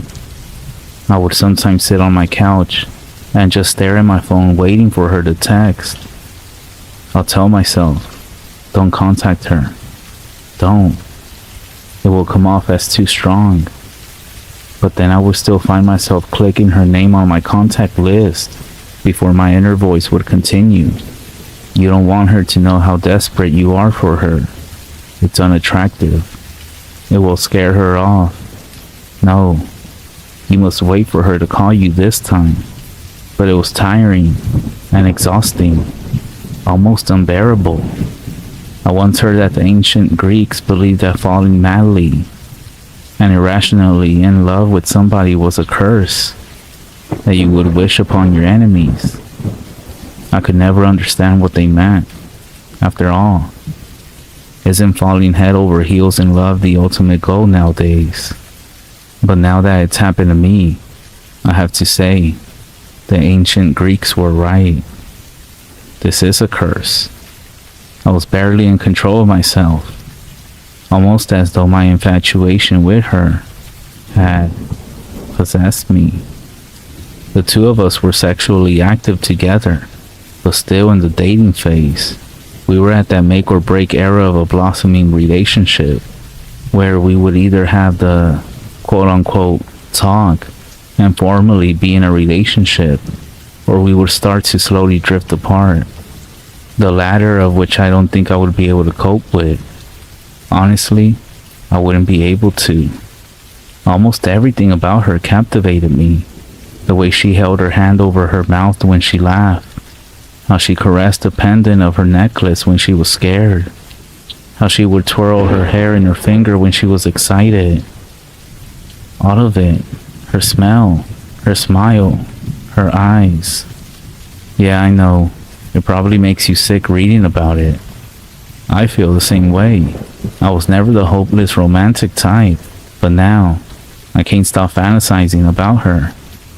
I would think about us doing the long 3-hour hike up to that magnificent view from one of our first dates, to that first kiss as we overlooked the lights of the city. But this time, I would get down on one knee, bring out the ring, and, well, you know what would happen next. Alright, fine, I'll stop. Yeah, this is a girl I only been casually dating for a couple of months. I shouldn't even be thinking about proposing yet. I know that. I'm just barely able to control myself any longer. I feel as though I'm losing power over any decisions that I make. And that brings me to why I'm here writing this out at the moment. It started with the first real thing that troubled me about her. We had never actually spent a night together, no matter how late she was over. Once either of us showed signs of being tired, she would up and leave. She wouldn't leave awkwardly or in anger, just a casual kiss goodnight, a smile, and a call me soon. It was something I didn't really even notice the first few times she did it. But after almost 8 weeks of dating, it was becoming strange. I have to ask her about it. It took drinking almost an entire bottle of wine before I had the courage to do it. She looked almost defeated when I asked and lowered her eyes in embarrassment. I knew this talk would come eventually, she started. She took in a deep breath with a long drawn-out exhale. Recently, she paused again. I started talking in my sleep. She shook her head in embarrassment. It's called somniloquy. I looked it up. I shrugged and laughed out loud. My demeanor seemed to say, "That's it?" "No, Stephen. Listen," she said. She wasn't laughing. "It's bad. It's completely out of control. It's not just random words or gibberish. No, it's horrible. I say horrible, disgusting things." She was starting to raise her voice and started tearing up. I approached her and held her. I told her it couldn't be that bad. I told her to spend the night. I said she was most likely exaggerating. But I was wrong. That night she stayed at my house, but she warned me of something before falling asleep. Whatever you do, don't wake me up. It makes me really scared and confused if that happens. And don't respond to me. Just ignore it. I nodded and agreed. And if it becomes too much, she continued, just leave the room and sleep on the couch. I won't mind. I told her not to worry about it. I told her it wouldn't be a big deal. I told her I wouldn't leave to the couch, that I would stay beside her in bed. But I was wrong. I couldn't even last one night. We both fell asleep without incident. I'm not sure how many hours passed, but I woke up in the dark with the sensation that someone was watching me. And then I remember, she was with me. She was actually spending the night. I smiled, but then I noticed the shadow outline of her sitting up on the bed. She was looking down at me, staring. It creeped me out, I'll admit it. Her posture was entirely different. It was as though it wasn't even her at all. Then, she spoke. It wasn't her voice that I heard. It was much lower, like something out of a scary movie. I'll chew the skin from your bones, she said. I froze. At first, I just kept looking at her. This was not at all what I expected. I thought it would be more like just random swearing and shouting. I honestly thought to myself, what am I going to do if she attacks me right now? What if she really does try to chew the skin from my bones? But then, she just lied down and went back to sleep. I was creeped out. I tried to lie back down and ignore her, but I struggled. I couldn't even close my eyes without thinking, maybe she's sitting up again and staring at me. And then one time I rolled over to look at her, and she was. Her face was pressed right towards mine. Her breath was foul and rotted, something that was not normal for her. She spoke again, in the same voice as before. If you don't move to the couch, you'll be dead by morning. That did it for me. I sat up in a moment and headed for the living room. She made some sort of wheezing sound as I left. I think it was supposed to be her laughing. I was lying on the couch, but I wasn't going to be able to fall back to sleep. I was far too shaken. I was staring out towards the window, hoping to see the first few hints of the sun rising. I thought I heard something from the bedroom. I listened, and then I heard it again. Steven. Steven. It was that same low voice. Steven. I tried to just ignore it at first, but then it continued. Steven. Steven. Steven. Still, I said nothing. I know you can hear me, Steven. You're awake now. Why don't you come back into the bedroom? The voice barely sounded human.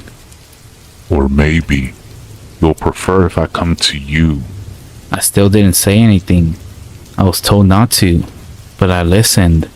If I heard her start walking towards the bedroom door, I'm not even joking, I would have run right out of the apartment. But she asked me not to respond to her sleep talking, so I didn't. And then she spoke once more. Sorry if this spoils your plans. She began laughing. The two of you were supposed to walk that trail again. She started. I wasn't even ready for what she would say next. You would both be so tired when you'll reach the top. You'll look over the city. Then you'll get on one knee and bring out the ring. She began laughing.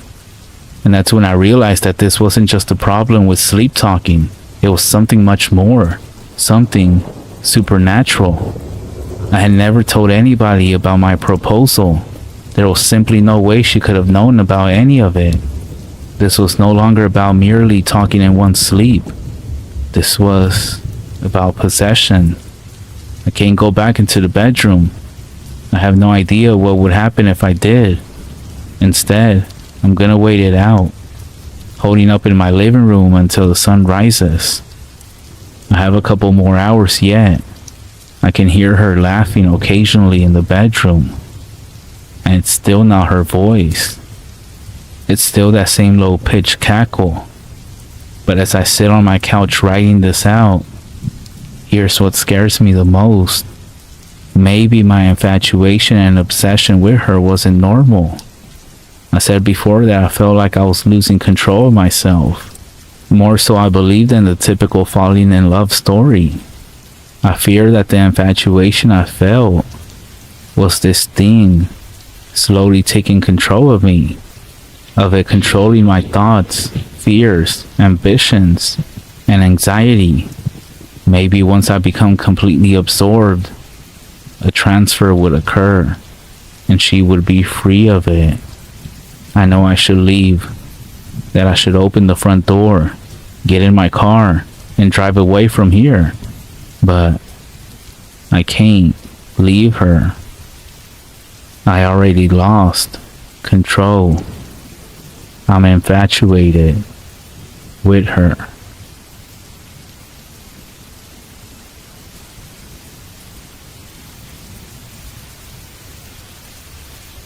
This happened when I was growing up, around 2004 or 2005, when I was about 13 years old.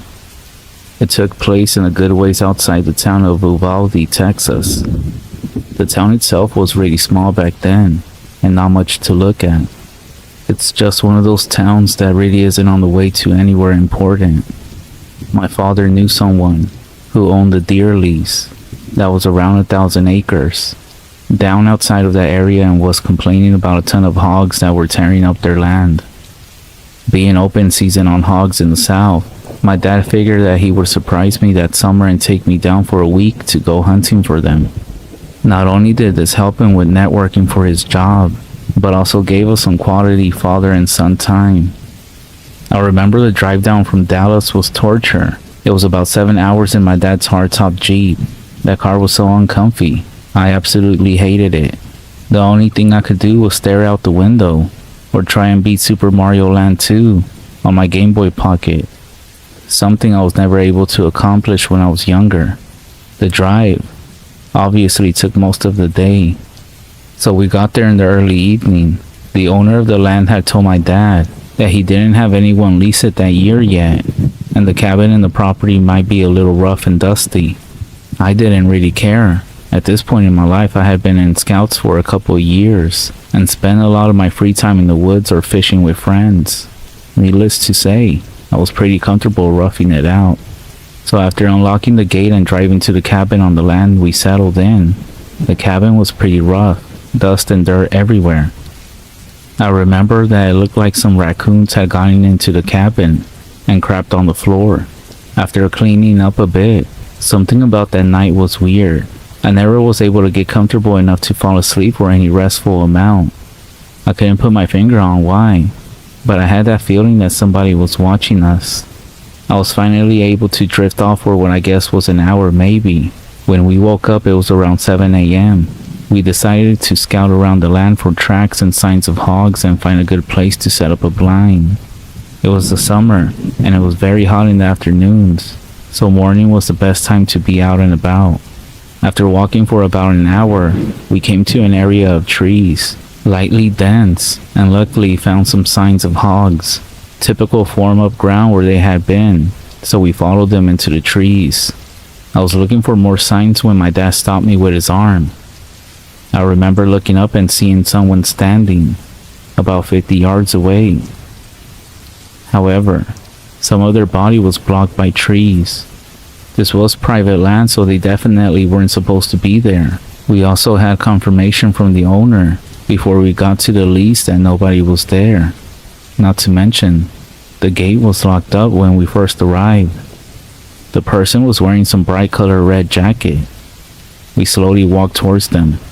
My dad called out something like, "Hey, we're hunting out here.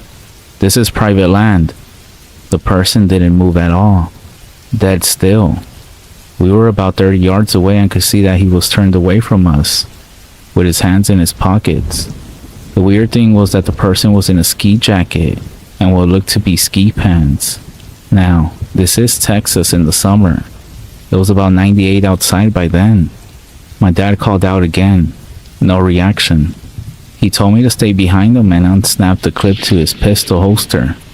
That's all we had at the time since we were only scouting the area. The rifles were back at the cabin. We approached the person's right side, and then my dad told me to stay put about 20 yards away. I stayed and crouched down. I watched them circle around to the form of the man, all the while talking to him, asking if he was okay. He finally passed around to the form of the man, and my dad stood straight up with a confused look on his face. I called out and said, "What's wrong?" And he called back saying, "It's a mannequin." I walked over to it while my dad stood there staring at it, and as I got closer, one thing stood out the most. The clothes it was wearing were brand new. No dust, sap, bird droppings, or signs of it being outside for more than one day, at the most. At that moment, I looked at my dad and could see him get worried.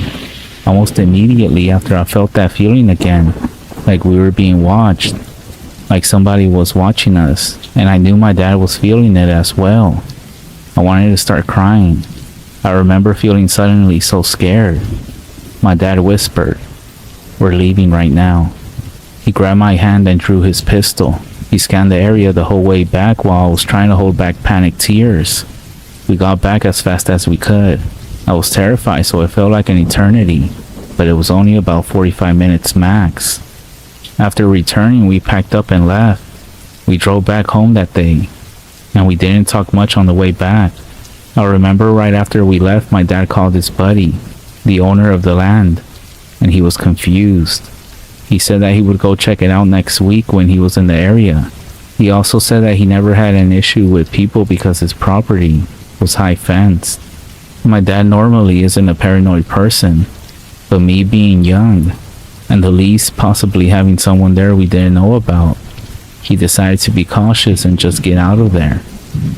After we got back home, we talked, and my dad wasn't able to sleep the night before as well. He had the same feeling but didn't want to wake me up because he thought I was sleeping too. Turns out that next week, he got a call from his buddy and he checked the whole property and never found any trace of anyone. No mannequin or anything. This experience still makes my hair stand on end. I have no idea what that was, but the paranoid man in me thinks it was some kind of trap or something. This isn't the creepiest thing that's happened to me in the woods, but it's definitely in my top 3.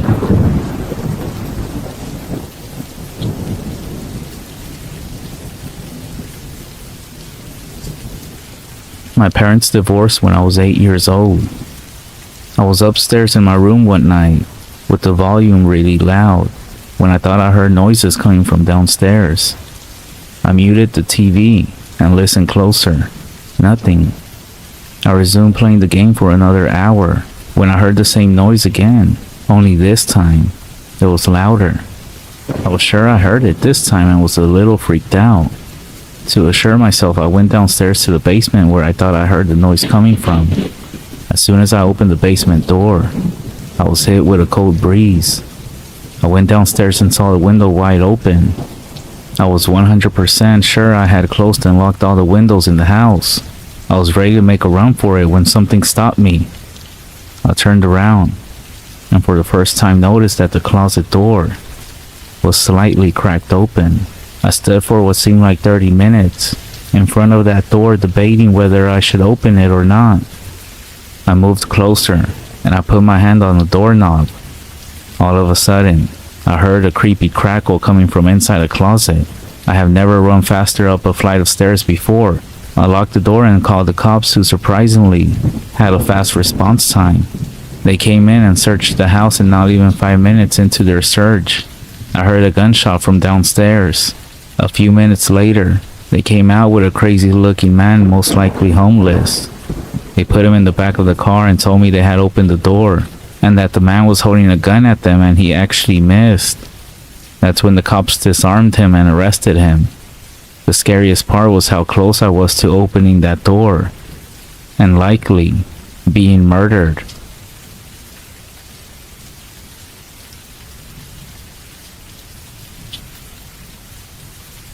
I never told this story to anyone, and I don't really intend to tell it again. I have a pounding migraine today, and this thread has kept me good company as I drifted in and out. I actually don't like talking about this time in my life. When I was around 12, I lived with my mom. We were below the poor level. We lived up in the mountains around Santa Cruz, California. My mom had a friend that owned a large bit of property up there, and he let us stay in a trailer up there. Our trailer was very small and was right beside a garden. A chain link fence ran around the garden to keep the dog the owner had out, along with other animals. All kinds of deer and things are very common in the area. Also, along the fence area was a single room. It was like a tiny house, but it was only a single room on the inside. This room had light, and since our actual trailer didn't, I spent a lot of my time in there. By the way, sorry that the story will be fairly long. I'm actually pretty bad at writing. I just want to say that first, as this will be the only time. So there's this one thing you should know right now. This small fenced-in area was only a small part of the property, but most of it was just a bunch of woods. Also, I refused to leave the fence area because the owner's dog had been mistreated by children in the past and was very sketchy towards me all the time. If I was alone, it would try to bite at me, even through the fence. The fence was tall, at least 7 feet high, and wasn't even movable. So as long as the gate was closed, I was safe. With that being said, there is no one else around us for miles and miles. Now I'm telling you all this because I think it's important that you understand what kind of scene this was before I really get into the story. So we have a fenced-in location that seems fairly safe. It contains a trailer and a single room with power that is not connected to the trailer. Nothing else around for miles. My mom's van is parked out in front of the gate to the fenced-in area, and a single unpaved road runs from this garden for about a mile to the main house. Now then, I would bring friends up there to sleep over here and there. We all thought it was pretty cool, you know. Besides, we would get our own room to stay in, to play video games all night long. It was like a dream come true. The only downside was simple. When it would get dark outside, it would get really dark. No city around, and the trailer would not be lit up. There was no bathroom to use in the room, and you would have to walk through the dark garden in order to get to the trailer to use it. Strange things would happen out here from time to time. It was always something that could be somewhat easily explained away though. Noises like people working at night, or once me and a friend were sitting out in the garden and we saw a shadow as big as a small bear bound up a tree, but the tree didn't shake like there was weight on it. The dog also creeped me out, but you know, angry dog, and I was a kid. It happens. Now, I do get scared pretty fast. I always been that way. For example, I have trouble walking through a lit house if I'm alone. My friends, however, tend to be more outgoing, just the kinds of people I get along with. This time, I had a friend over. His name was Jacob. We were staying up all night and playing Sonic the Hedgehog 3 on my Sega Genesis. We started playing as the sun went down, and by the time we were finishing up the game, it was around 2 a.m. That's when we heard it.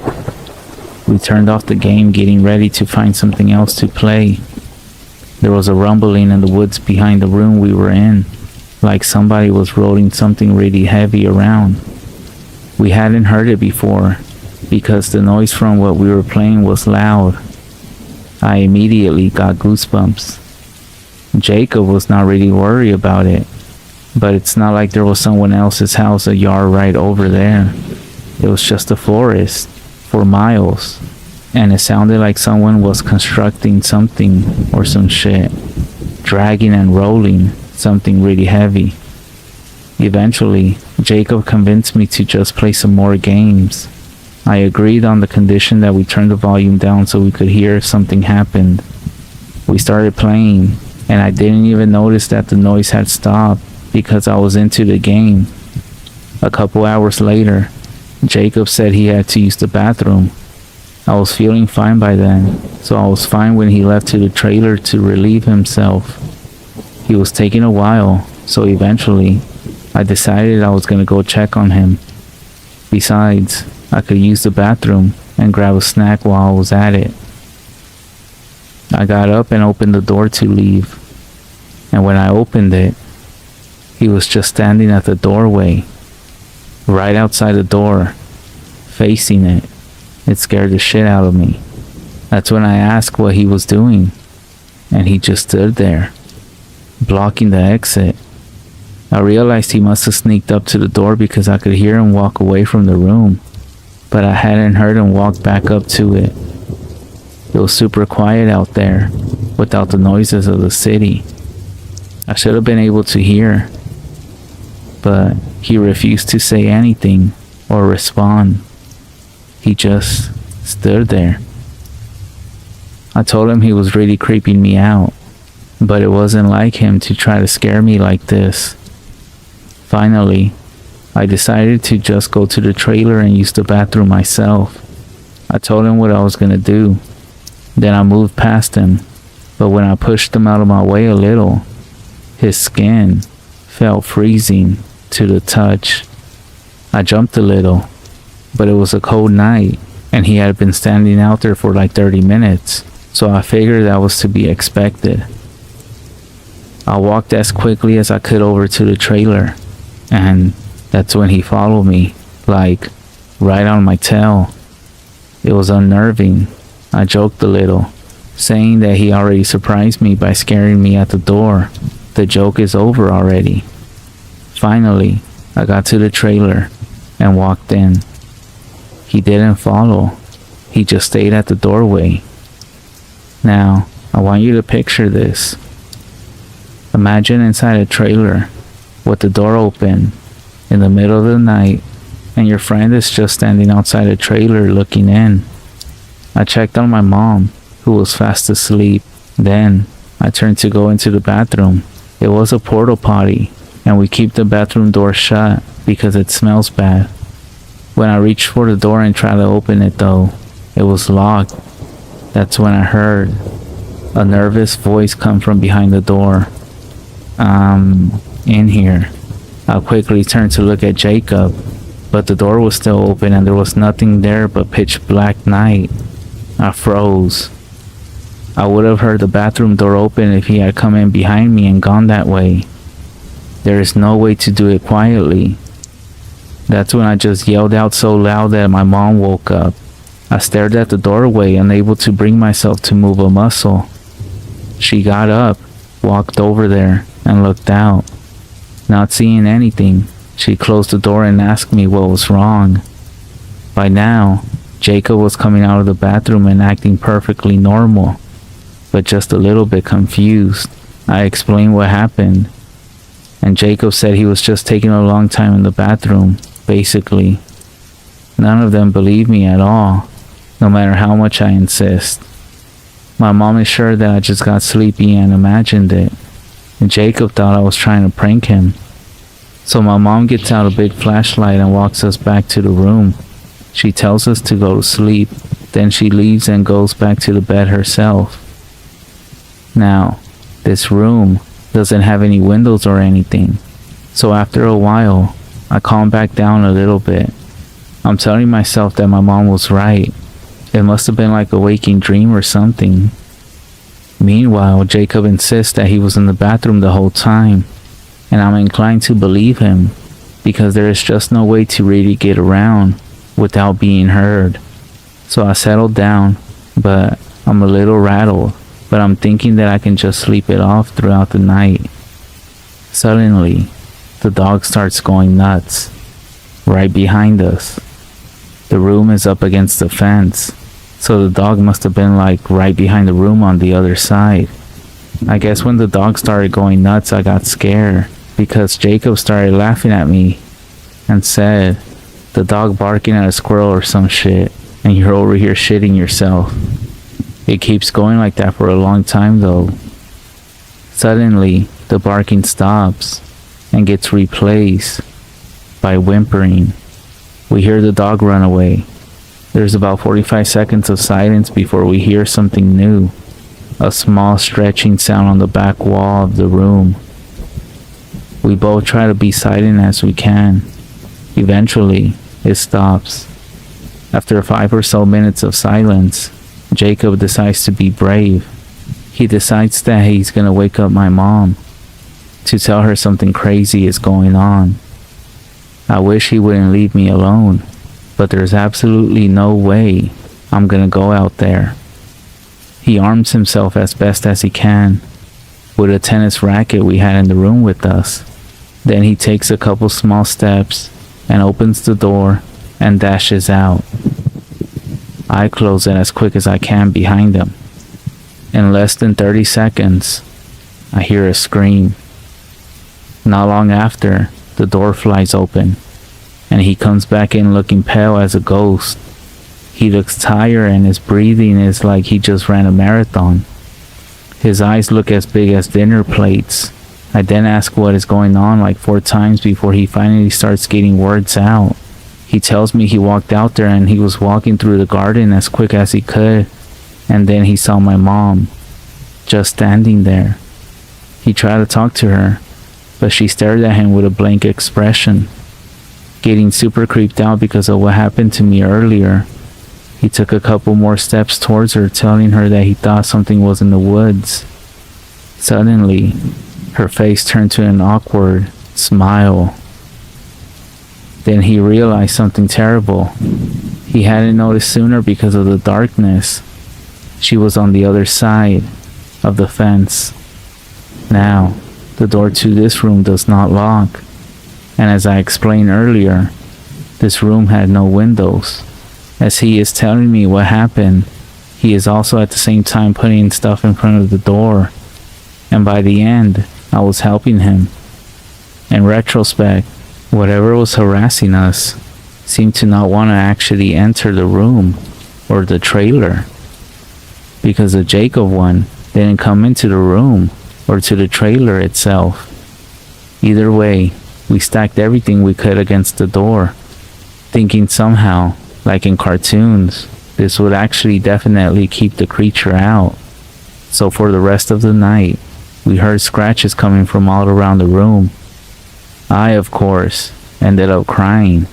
Jacob looked like his mind had left his body with fear. At one point, whatever was out there was speaking as well.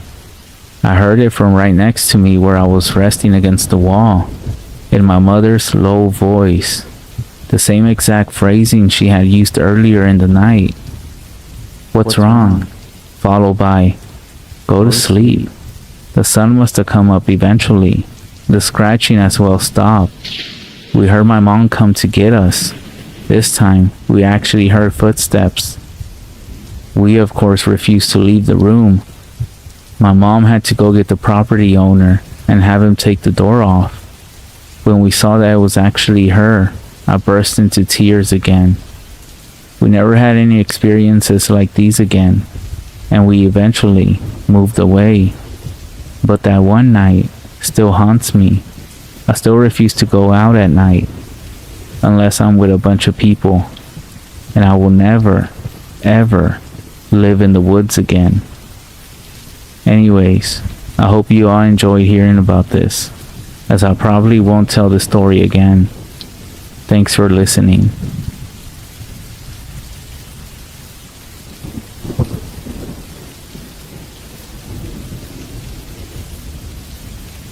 I was a kid when this happened. My uncle and I were finishing up chopping, gathering firewood for my grandmother, because it was getting dark outside. Driving back on a dirt road at about 30 miles per hour, I started getting this awful sense of being watched. Before I could turn to look out my window, my uncle quickly shouted, "Don't." I completely froze. My heart felt like it was beating out of my chest. Then, it completely stopped when I heard a tap tap on my window. My uncle sped up and started praying in my native language. I didn't know what was going on until our truck suddenly dipped from the bed. My uncle then started saying, "Look at me," and "Don't turn away," over and over. Then I heard it again, but from the window behind me. It was getting harder for me to breathe, and I wanted to cry. A minute or two passed and the truck dipped again. My uncle looked around. It was quiet, besides the truck and the road. He looked at me and said, "We will ask your father to do a prayer in the morning, so the evil will forget our faces." I remember curling up on the seat and just staring at the radio, watching the time, listening to my uncle sing an old prayer until we got to my grandmother's house. I called my uncle because I had a nightmare about that night. We talked about it for a bit, and he said, "I didn't see faces, just eyes, like brake lights that you see on the road. It was looking at you." Before hanging up, I tried joking with him about it. "Why didn't you just step on the brake when it was in the back?" But he didn't laugh. He just stayed silent and said, "Because it wasn't alone."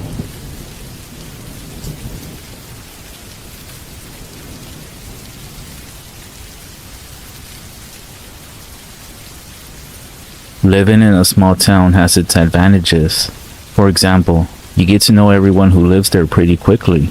If you ever have a problem, chances are that there's someone in town with the expertise to help you. Like Jimmy, our local handyman, electrician, and plumber. If you have a household problem, Jimmy's your guy. If you got a more difficult problem, then you probably want Mac. He's our town sheriff, the only law enforcement we have for a few miles. Are you feeling hungry? Then Sherry's the gal for you. She runs a diner in the center of town, and her pie is out of this world. What I'm trying to say is that it pays to know people. Another thing I find fantastic about living in a small town is the sheer amount of nature that surrounds us, untouched by man. The trees seem to grow endlessly into the sky. The nearby creek is crystal clear, not like those contaminated ones I hear about in the city. But I think the best part about living so far away from the city is the peace and quiet. It's intoxicating. Occasionally, sometimes you'll hear the rumbling of a semi-truck passing by, but that's about it. You could step outside your door at any given time and be greeted with pure silence. I have always found the silence peaceful, like our town was secretly tucked away from the rest of the world. Even though I do enjoy the peace and quiet, that's not always the case for a lot of people. I work in the only gas station for miles, and we often get a lot of people stopping by there to refuel before heading back onto the road. Even though most of the people tend to fill up at the pump and continue their journey, sometimes I'll still get people to come inside, and they'll mention how unnaturally quiet it is in this town. Since I only lived in this town my entire life, I never noticed how different it is from the rest of the world. But I'll just take their word for it. It just makes me uneasy, is what one of the customers said to me when I inquired. They said they couldn't put their finger on it. Just something about the silence of our town made them uncomfortable. Well, this town makes me uncomfortable too. But it's not the silence that drives my fear. It's something that happened to me when I was a kid. My friend Tommy and I were always together as children. We would do everything together. Explore the forest, fish in the creek, play in one of the many meadows that littered our town until the moon signaled our curfew. It was early October when it happened. We were playing together as usual, riding bikes up and down the town, until he got the bright idea to pay a visit to the Blackbriar farm. Now, this farm has a bit of history, but I'll try to sum it up. Basically, the Blackbriars were the first to settle in this town. They were a working class family, and their main export was corn. They had cornfields as far as the eye could see. The town itself was in the early stages of forming next to the farm. Then one day, in the middle of October, the entire Blackbriar family disappeared. Nobody knew why. Some people said that the head of the household, Michael Blackbriar, took sick and passed away, and at that point, the farm was too much to maintain without him, so his family left the farm for greener fields. Others think a pack of wolves or some other animal got to the family and tore them apart, and they were never seen again. Regardless of what happened, the farm was abandoned and had been left untouched for decades. For some reason, our town either didn't have the will or the means to tear the farm down and start something new. So the old farmhouse was just left, standing there. Even though the house remained empty, the cornfield seemed to continue to grow year after year. They would produce, and even our local market owner would pick fresh corn from the field and use it. There's no point in letting it go to waste, they would say. Then the field would wither and die, only to regrow all over again the following year. So Tommy wanted to go exploring in the field. He had this absurd notion that the Blackbriars had a stash of treasure somewhere on the farm itself. After all, they were a supplier of produce for a while, and the town didn't have a bank during those times, so they had to do something with all that money. Well, the sun was quickly setting as we approached the edge of the farm. Reluctantly, I followed Tommy into the looming forest of dried corn husk. Our footsteps crunched beneath us as we marched further inward. It was deafening how loud our footsteps were in comparison to the rest of our surroundings. As we pressed on, we began to hear a new sound. It was faint, over the crunch of our footfalls at first, but as we walked closer, the sound grew louder. It was crying. Someone was sitting in the cornfield, softly crying to themselves. Unsure of the situation, I asked Tommy if we could head back, but he shook his head, mentioning that someone might need our help. We found ourselves in a small clearing in the field. On the other side from where we entered, we saw it, or I should say, her. It was a woman. She was sitting on the cold ground. She was wearing a silky white dress, which had been stained by the dirt she rested on. Long brownish black hair covered her face and shoulders. She sat facing away from us, and the sobs that she was doing seemed to reverberate off the surrounding stalks of corn. Tommy fearlessly approached her and asked her if she was alright. When he did, her sobs instantly stopped, and the overwhelming silence returned. She rose to her feet, still facing away from us. I took a step backward, while Tommy took a step ahead. Then she turned, but how she did it triggered alarms off in my head. 1 second, she was facing away, and in the blink of an eye, she was turned towards us, as if she were a glitch in a video game. She raised her head, and her hair parted from her face, revealing a gory facade. Its flesh clung to her skull-like tape. Half of her jawbone was exposed. Her eyes were gray and lifeless. Dirt seemed to pepper the remaining parts of her skin, which combined to form a sickly brownish color. Tommy and I both screamed. I immediately turned to run away, but then I heard Tommy call out to me. My body reacted on its own, and I turned back. Tommy had been grabbed. Her hand gripped his wrist so tight that even from where I was standing, I could hear the bones in Tommy's wrist begin to splinter. Her mouth began to open and separate, as if she were some sort of snake-like creature. She pulled him closer and raised him up. Tommy struggled to turn his head away from the creature to look at me, and managed to say one thing to me, the last thing I would ever hear from my best friend. "Run!" And I did. I ran through the cornfield as fast as I could. Tears streamed down my face like a waterfall as I realized I left my best friend behind to die. I made it to my bike and pedaled as fast as I could to the police station. I told Mac everything that happened. He quickly gathered up a search party, and it was almost every single person in town. After going through the cornfield for hours, they found no trace of the woman, and the only thing they found of Tommy's was a shoe. Weeks turned into months, which turned into years. Eventually, everyone in the town started to forget. It was just another tragic missing child's case to everyone, aside from Tommy's parents and myself, that is. New children began telling stories about the cornfield, how anyone who goes in is never heard from again. Those stories aren't entirely accurate, because I was there with Tommy that day, and I made it out, alive. Not a single day goes by that I don't regret what I did, and not a single night goes by that I don't have to drink myself into a drunken slumber.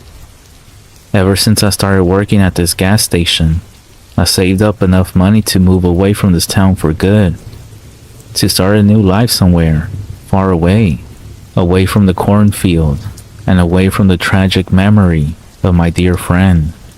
I plan on leaving at the end of October, but 2 nights ago, after I was closing up the gas station, I heard it.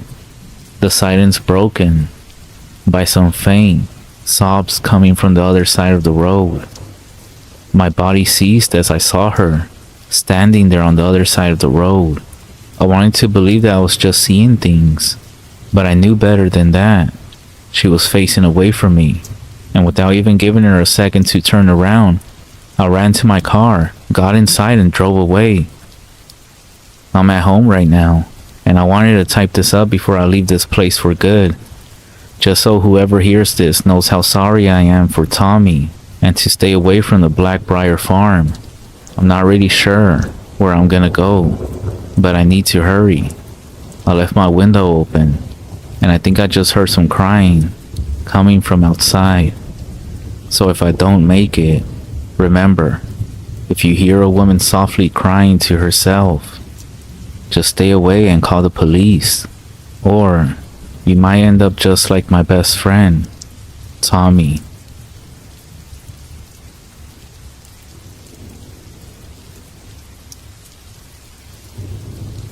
Hey everyone, in the upcoming story, I just want to give everybody a fair warning that strong language is used throughout the story. As you all know, this isn't my typical style. I have chosen to preserve the original writer's words, to maintain the story the most original that I can. So again, please be aware that the story contains strong language. If you feel like skipping the story, I have included some timestamps down below in the description.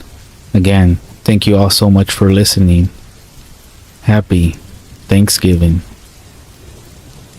I think there is something living or walking around in my ex-best friend's skin. I will tell the tale and the nopes that led up to it. It was July last year. Me and my friend are both 18, decided to go camping for a week. End up not liking any of the lame, paid campsites. We are doing this the old way, goddammit. Illegally camping in this amazing area, far away from houses and properties. The nearest town is at least half an hour drive away. Fuck snakes and spiders. We're both Australian. The first few days of camping are great though. It was pretty rainy. Every night we end up talking for hours and being hilarious, then go to sleep in a massive swag that I brought. The place is great, but for some reason we stick together. It made me uneasy to be alone, and for some reason, we always made sure we were within viewing distance of one another. One night, we ended up huddled in fear. We could hear something walking around the fucking swag. Walks around us for hours while we both nope the fuck out of there. Then we hear a fucked up screech from a distance. Noise like wind going past really fast and footsteps stomping. We're camped in a clearing. No wind can get through the trees like that. It hasn't this whole time. My friend then starts laughing. Holy fuck, man. That was scary as fuck. We end up eventually going to sleep. The next day I'm cooking. Oh shit, we need more firewood. Can't leave this food because it'll burn really fast. My friend volunteers. First time one of us has gone into the wooded area alone. My friend pauses before going in. Finally summons some fucking courage and disappears from sight. I'm a fucking master chef. Not wearing my watch, but it's been like an hour. I'm nearly done cooking the stuff. I assume he's taking a shit, so I'll give that fucker some privacy. The fire begins to fail, so I have to ninja get some wood and finish the meal. Eventually, I realize maybe some inbred fuckers have raped and ate my friend. Damn it, I spent ages cooking this meal. I grab my big ass knife, rifle, torch, and a bite of my delicious damper. I walk into the woods yelling for my friend, but I feel something watching me. I begin to get scared, but I'm not about to admit it. Come out, you fucker. It doesn't take that long to shit. Then I see someone in the woods in front of me. And then I hear my friend laugh. But at the same time, I hear a screech behind me. Oh, fuck that. I started running straight towards where I saw my friend. That fucker is unarmed. As I'm running, I lose sight of my friend. I called out to him, "Motherfucker, if you're dead, I will kill you." I end up breaking through the wooded area into a padlock. I see something move in the woods across the padlock. It looks big. Bigger than me. I start to consider how many bullets I have. Probably not enough. I run back through the woods to get to the campsite. And my friend is sitting there, wearing a change of clothes. Holy fuck, man. That was scary as fuck. He laughs. Oh wait, did you hear the screech? He shakes his head. Fuck, I must be paranoid. So we dig into some delicious food. I tell him about the huge thing that I saw, and he just starts laughing again and says, I wouldn't worry about it. That night, I'm sitting across from my friend in front of a fire. I decided to teach myself whittling, so I start to whittle away. I cut my thumb. I stick a band-aid on that shit and continue to whittle. He's reading a book and has a little light with him. The wood start rustling and shit. The crickets start chirping, but they start chirping away. My friend then starts to laugh at something that he's reading. Then I think about his laugh in the woods. I realize it's the same exact laugh as the one when the thing walked around the swag.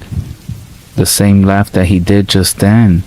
Same as the first thing he said when I found him with different clothes on back at the camp. He also said the same words. Weird. I eventually decide to drink a bit, but he's a lightweight. We both crawl into the swag laughing. I have the knife attached to my belt. Then, at some point in the night, I wake up and I find him staring at me. My drunk brain suddenly worried that he might be going homo for a second while drunk. I start to talk about this girl that I really like. He seems to be really aware and listening to everything I say. Suddenly, I feel like my bladder is gonna burst. I stagger out this little river that goes past our campsite. I take a piss in the early morning light while I'm in awe of the majesty of nature. That's when I see something gray sticking out of the riverbed. I go over and pull it out. It's the shirt that my friend was wearing yesterday before going into the woods. It's torn up pretty bad with a little bit of blood on it. But I'm too drunk to really put anything together. I rebury it because my drunk brain thinks putting the cotton back to nature to decompose is a great idea. I clean my hands on my pants. I climb back into the swag. And I realize that my friend has fucking gone to La La Land. I pass out and wake up a couple of hours later. My friend is still asleep. I begin to have a feeling about weird shit that's been happening. I realize that the fire needs restarting, while pushing the coals and ashes around to add more wood. I find the button of the pants that he was wearing yesterday, and a bit of a gray cotton fabric, like the stuff from his shirt. What the fuck? Today is the day we pack up and leave. When my friend wakes up, he's being as weird as he was yesterday. I start to pack, and he gives me a weird look. So I just tell him to start helping me. He then gets to asking if I can go get some firewood because he's hungry. I tell the bitch once we're done packing, I hold his hand and go into the woods with him. Once we packed up, we both carry shit up to the car, which is heading up near the bush track to get out of here. I check my car every day, and he follows the whole way because the dumb fuck has probably forgotten where it's at. We load up the car. I turn it on to make sure it's all good. I'm able to tune the radio, but there's a weather warning about storms hitting the area. We go back to the campsite to grab the last stuff. Can we go get firewood now? He asked. My friend is standing just inside the edge of the woods. Suddenly, I get this feeling deep in my stomach, like fear or something. I really want to get the fuck out of here. Nah, I don't think so. There's a weather warning. We can eat some food we got left over, and we'll buy something hot when we hit the next town. It's an 8-hour drive home. While I finish up packing, he doesn't even eat anything, but the fucker has been acting weird. I then ask him if he's alright. Yeah, I'm fine. Are you sure we can't stay another night though? I don't think the storm is gonna hit here. That's when I see something move in the woods behind him. What the fuck is that? He doesn't turn around. I pull out my knife and for some reason he goes almost into a defensive pose. He gives me a weird look. Dude, there was something fucking behind you. He turns around and says, I'm sure it was nothing. While we walk up to the car, he looks behind us a few times. So I'm trying to act normal because he sure isn't. So when I was cleaning up the fire, I noticed bits of your clothes in there. He says he wrecked them while collecting firewood and didn't want to add to the rubbish to bring back. Fucking weirdo, dude. He never done shit like that before. He shrugs and looks around as we get up to the car. That's when I feel like something is watching me. But once we're in the car and back out the road, I started to feel better. I keep trying to make conversation, but he doesn't put much into the conversation. I turn on the radio. Every so often he repeats things some of the radio presenters say. While we aren't talking, I have time to think about it. Him not worry about anything is what starts to worry me. I start to think about the weird looks he's been giving me in different situations. I feel sick and horrified, and I realize the faces are most likely the faces I was putting at him at those moments. He's been mimicking my expressions. Realize he's been repeating phrases I say, and his laugh doesn't even change. His clothes all torn up and him trying to bury them, finding them burnt after I found them, wanting me to go back into the creepy fucking woods for some reason. I decide to give a little test, talk about some stupid shit we did as kids.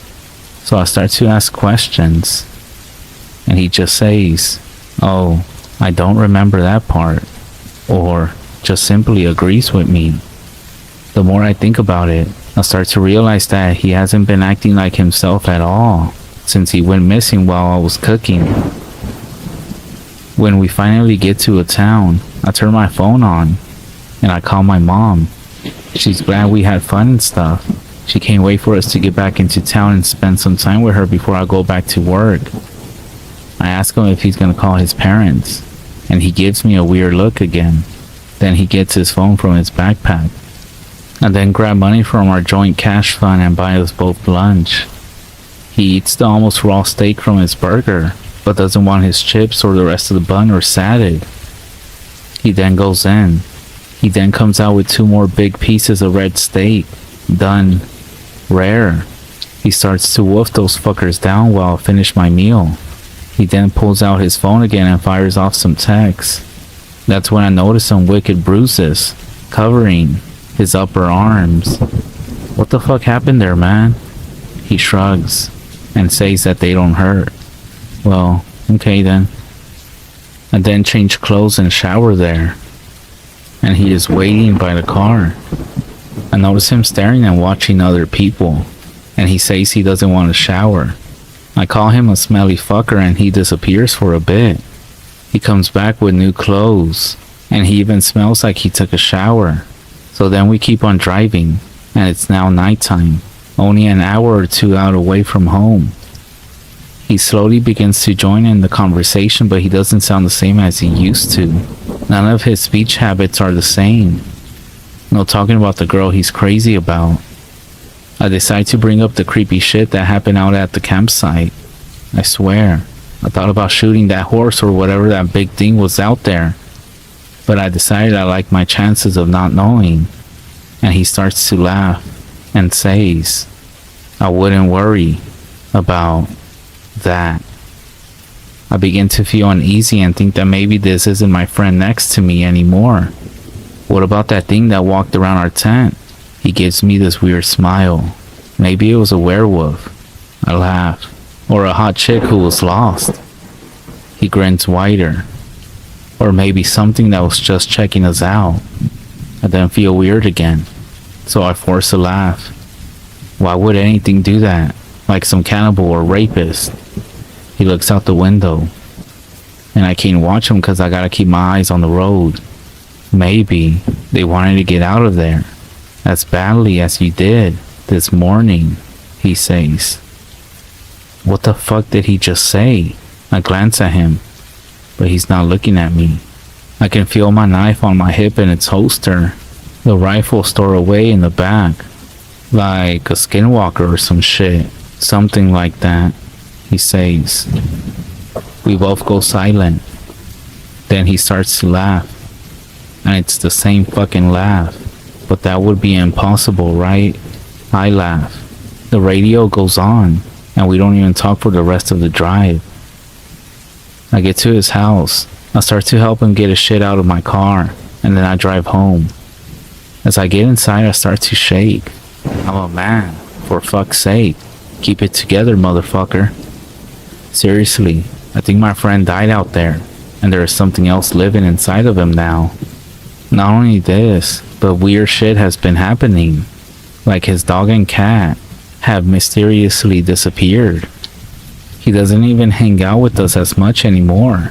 And even the girl he liked tried to hang out with him, and she says he was really fucking weird. He apparently acts almost robotic and only eats hardly cooked meat like a fucking caveman. His mom even asked him if he had gotten into any fights because his skin is always bruised. Now he could have joined a fight club or something, but honestly, my best friend is a totally different guy now. The craziest thing is that he recently invited me to go camping again, to the same fucking spot. I had to say I was busy, but I'm terrified that maybe there was more than one, and when he tried to get me to go out into the woods with him, he was trying to draw me out there for the same thing to happen to me. This shit's so fucked. I ignore his calls now, and whenever I get back from a swing at work, all I get is complaints about his weird behavior and people asking if he's on drugs or some shit. For God's sake, I told my friends to never take him up on a camping idea, and I told the girl I liked, who is now my girlfriend, that all this weird shit that's happened, and she agrees that he is a totally different person. He was a stand-up guy who was hilarious and laid back, and now he is almost malicious and uncaring, and sometimes I can hear that fucking laugh in my head and that fucking screech, and it sucks. Being terrified of some asshole that I used to love like my own brother. And so this concludes this fucked up story of me being convinced that my friend is no longer human or who he used to be. I have never in my life seen anyone change like that. Some days I just fucking nope the whole thing and hope that I'm just crazy and that he's just gone on some sort of hardcore drugs. I should have asked him things that only he would know. Lie about something. Make him agree with you. And there you go. A better way to tell. Or just come clean with everything and see if he admits it in arrogance. That's pretty much what I did, and that's what set it off for me. The stupid shit we did as kids was like putting this purple goo into these girls' hair. He loves to tell that story because in order to get rid of the blame on us, we put it in our own hair so we wouldn't get in trouble and they wouldn't tell. While we were driving, I asked him if he remembered putting goo into girls' hair. He said yes. I asked him if he remembered if it was green or blue or purple, and he said he didn't remember, but was pretty sure it was green. Now, there is no fucking way he forgot. No fucking way. He fucking told that story a couple of weeks before we went down there. I also decided to ask him about his first dog, Mo. He didn't remember shit about Mo. In fact, it made me so fucking sick of his vague fucking responses that I stopped before he realized I was getting upset. And God knows what would have happened if it realized what I was doing. But I assume it can read, and it also learns very fast, like his phone. When I told him to call his parents, he treated his phone like he had no fucking idea. But then, by the time that I bought food, he was already texting people.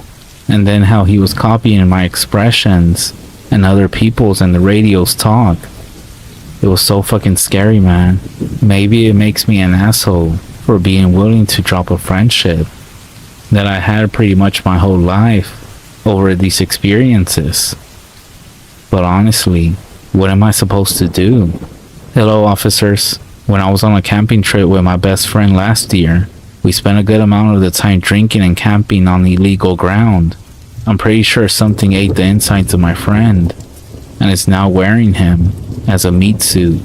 You can just imagine the laugh that I would get, right? From what I know, he hasn't attacked anyone physically or asked anyone else to go camping with him. So be careful if somebody ever goes into the woods and they come back a different person.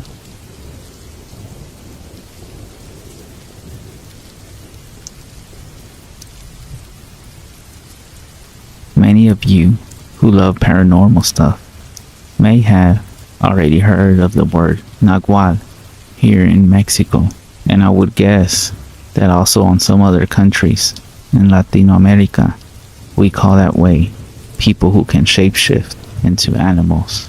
Well, here's my story. It was a cold night, I remember, because it was really weird for it to get cold on that side of the country. This was in my parents' house, in a small pueblo, or small town. And back in the day, it was one of the last houses outside of town. Not so many neighbors, but a lot of trees and nature around.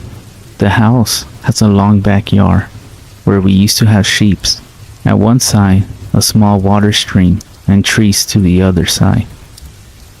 The sheep then started to bleat very loud, something we could call screams. My father then went to give a check on a window in the back side of the house. I still recall his face when he came back quickly, and in a low, urgent voice, he told my mom, "Ve agarra a tu padre y a tus hermanos y diles que vengan ya ahorita. Go ask your father and brothers to come here immediately." There were 4 brothers, my grandfather and my father. When everyone was there, a few minutes later, my father started to tell us what he saw. In the barn, we had 10 sheep. At the moment my father gave a look, all of them were together in just one corner. At the center, there was some kind of big animal. My father described it as a bear, which makes totally no sense, but he said it was big, hairy, and it seemed to be eating one sheep there. This one sheep was screaming really bad. Then, my grandfather told my mom to keep us inside of the house and to keep me in there also with her. If you go outside now, you may catch a bad air. So he made some kind of prayer holding his machete. So his prayer, I remember he said the names of my uncles and also my father's. He then went outside. That's when my grandfather started to yell at the darkness, telling things like, "Vete de aquí, no tienes nada que ver aquí. Deja esta casa. Go away. You have nothing to do here. Leave this house." My father told me that he saw how this thing was in a pose, eating the sheep, which was laying on the ground, still screaming by the way. And when my grandfather yelled at it, this thing seemed to stop and raise its head up towards my family. This thing was only staring at them. Not a single noise, and also no red or shining eyes, only the shadow looked like it was looking at them. So my father decided to do something at last. He took a big rock, he picked it up from the ground and threw it at this thing. Maybe not the best thing to do in this situation, but I guess this thing was not that strong. Or maybe because it was 6 of us and we all had machetes. But when the rock hit it, this being turned his back and ran away to the forest, running on all 4 legs like an animal would. They then approached the sheep, and my grandpa said how the sheep was on the ground, but it was still alive, but it was completely unskinned. It was horrifying, at least. My grandfather then sacrificed it to stop the suffering. After that night, a family friend told us a story about someone new in town that apparently was a Nahuatl. He told us he spoke to that man and he told him to leave the town. Indeed, we never happened to live something similar after that.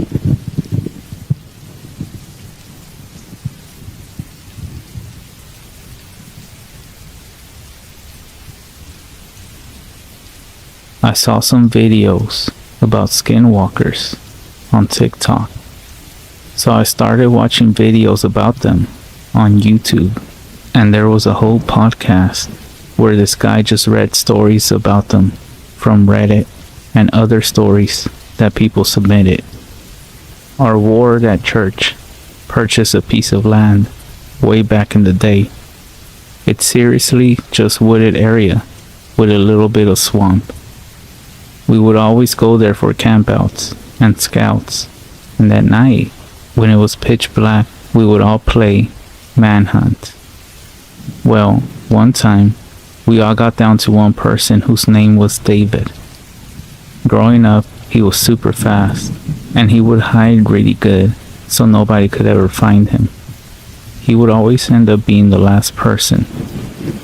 Well, one time, it was down to David, and we had split up and gone way deep in the forest towards the swamp because it seems like it was impossible to find him. We thought he might have gone a little bit further than we normally go. We started getting into some more muddy and wet terrain as we get closer to a swamp-like area where the water is most likely shin deep. And we saw David way out in the swamp, and he wasn't wearing a shirt. And with the spotlight on him, he looked super pale, but he just stood there and didn't say a word. You could seriously tell something was off. Then, all of a sudden, we heard David from behind us, yelling, trying to get our attention, so we would keep trying to chase him down. Meaning, what we saw in front of us was definitely not him. So being a bunch of 12 to 17-year-old boys, we started yelling and running back to the campsite as fast as we could. Nobody believed us.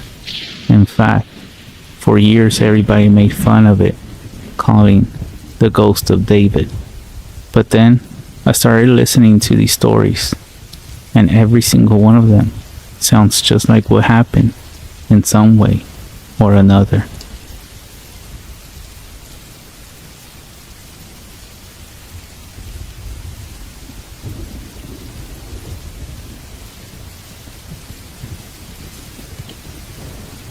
I'm gonna start this off by saying it's a long read, but it's worth it. My friend and I were talking about this creepy experience we had, and I'm trying to get to the bottom of it. So I figured I'll turn to Reddit for some answers, if there are any. People might think that this is fake, but I don't care whether you believe it or not. I have no clue if this animal or creature is a skinwalker or just a very creepy animal. This took place around 2019, and I do live in Tennessee, right on the outskirts of the Appalachian Mountains. So here it goes. 2 of my friends and I were driving on a desolated back road at night. We were jamming to music and talking. Everything was normal.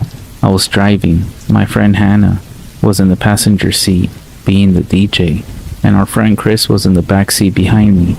Hannah was trying to pull up a song on YouTube that wasn't on Spotify, so it was silent for a bit. While she was waiting on the website to load, Chris and I were still talking. We then came up on a small animal in the road, but I didn't think anything of it. Well, I expected the animal to move pretty quickly once it saw us coming down the road, but it didn't. As I got closer, I slowed down to let the animal have enough time to run off, but it still stayed, very still. It almost looked frozen, and the closer I got, I could make out that it looked like some kind of cat. The only thing was, it didn't look like any sort of cat I ever seen. It looked like it had fur, but the fur was flesh colored. Its ears were very small, almost like the ears of a kitten, even though it was only a tiny bit bigger than a house cat.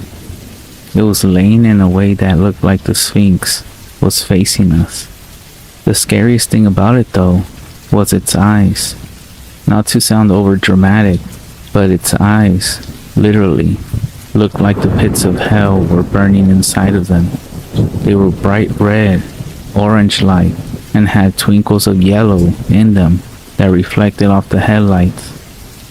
As we got closer, the whole car was silent, and I just stared ahead. This cat scared the shit out of me, and it still wasn't moving. I felt a huge pit in my stomach and began having intense anxiety. It was almost like I was frozen, but I was not about to stop to figure out what this cat was. At this point, I had to steer around a bit to pass it without hitting it. I was like 3 inches away from touching this thing, and as I slowly crept by it, I watched it through the window the entire time. And it didn't even flinch, and the eyes still had the same glow, even without my headlights directly on it.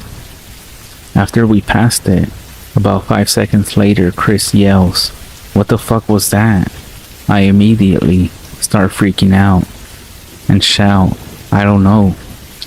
Hannah looks up from her phone and says, What did y'all see?"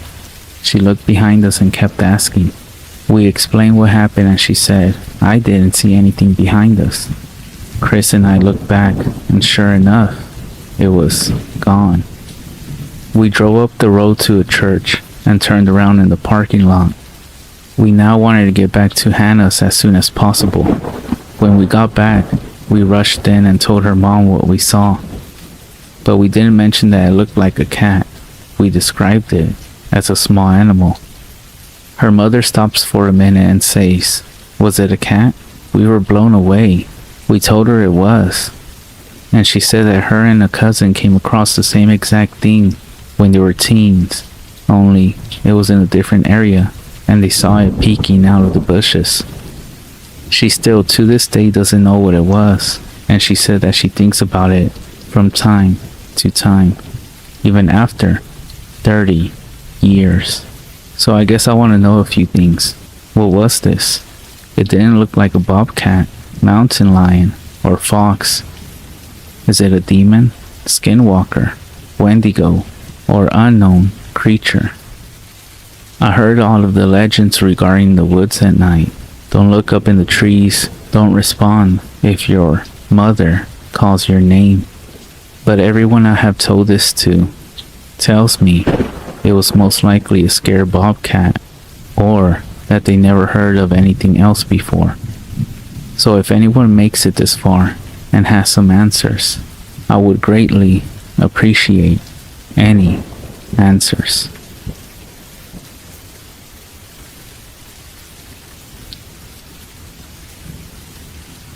I was out camping in the Northeast, and this one specific time that I'm talking about, I ventured off the main trail to try to find a more comfy spot to set up.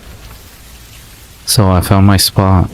I ate, and I did everything that I had to do before going to bed. In the middle of the night, something wakes me up. I figure it's some sort of animal, But then I hear something else. It sounds like kids. I figure there must be a family camping out, but I think it's kind of messed up that a kid would be on their own in the middle of the night, away from their parents' sight. So I get up. I follow the sounds of the kid, maybe 50 meters from camp through the woods. The kid is hiding beneath the brush. I can hear him. And then I get around it, and there's nobody there. Then I hear this loud animal snort behind me, and then branches breaking and something on two legs tearing ass off to the right. I couldn't see anything. I was scared, but I realized that maybe it was some sort of animal, and I could be hearing it wrong because I got startled. But then I got scared again when I realized that there was no kid. So I walked back to my tent, and I'm a few steps away from when I realized that there are now huge claw marks. I'm talking like 3 claws that were an inch apart on some of the closest trees to my tent. They were just above the height of my head, and I'm 6'1". That's when I hide in my tent, and nothing happens for the rest of the night, especially me sleeping. I decide to leave as soon as it's light outside. I stop at the very first local bar that I can find for some day drinking. The old man at the bar is Mexican, and he says, "Oye, ¿estás bien, mijo? You okay, son?" I tell him that I was camping and I got no sleep. Then he said, "¿Y eso por qué? Why is that?" And I tell him what happened, and he gets a serious face and says, "My people tell legends of things in the forest, but this is weird. They don't really bother people. I'm telling you, don't go into the woods without protection. I know I don't, because you never know what's out there. Cuídate. Take care of yourself."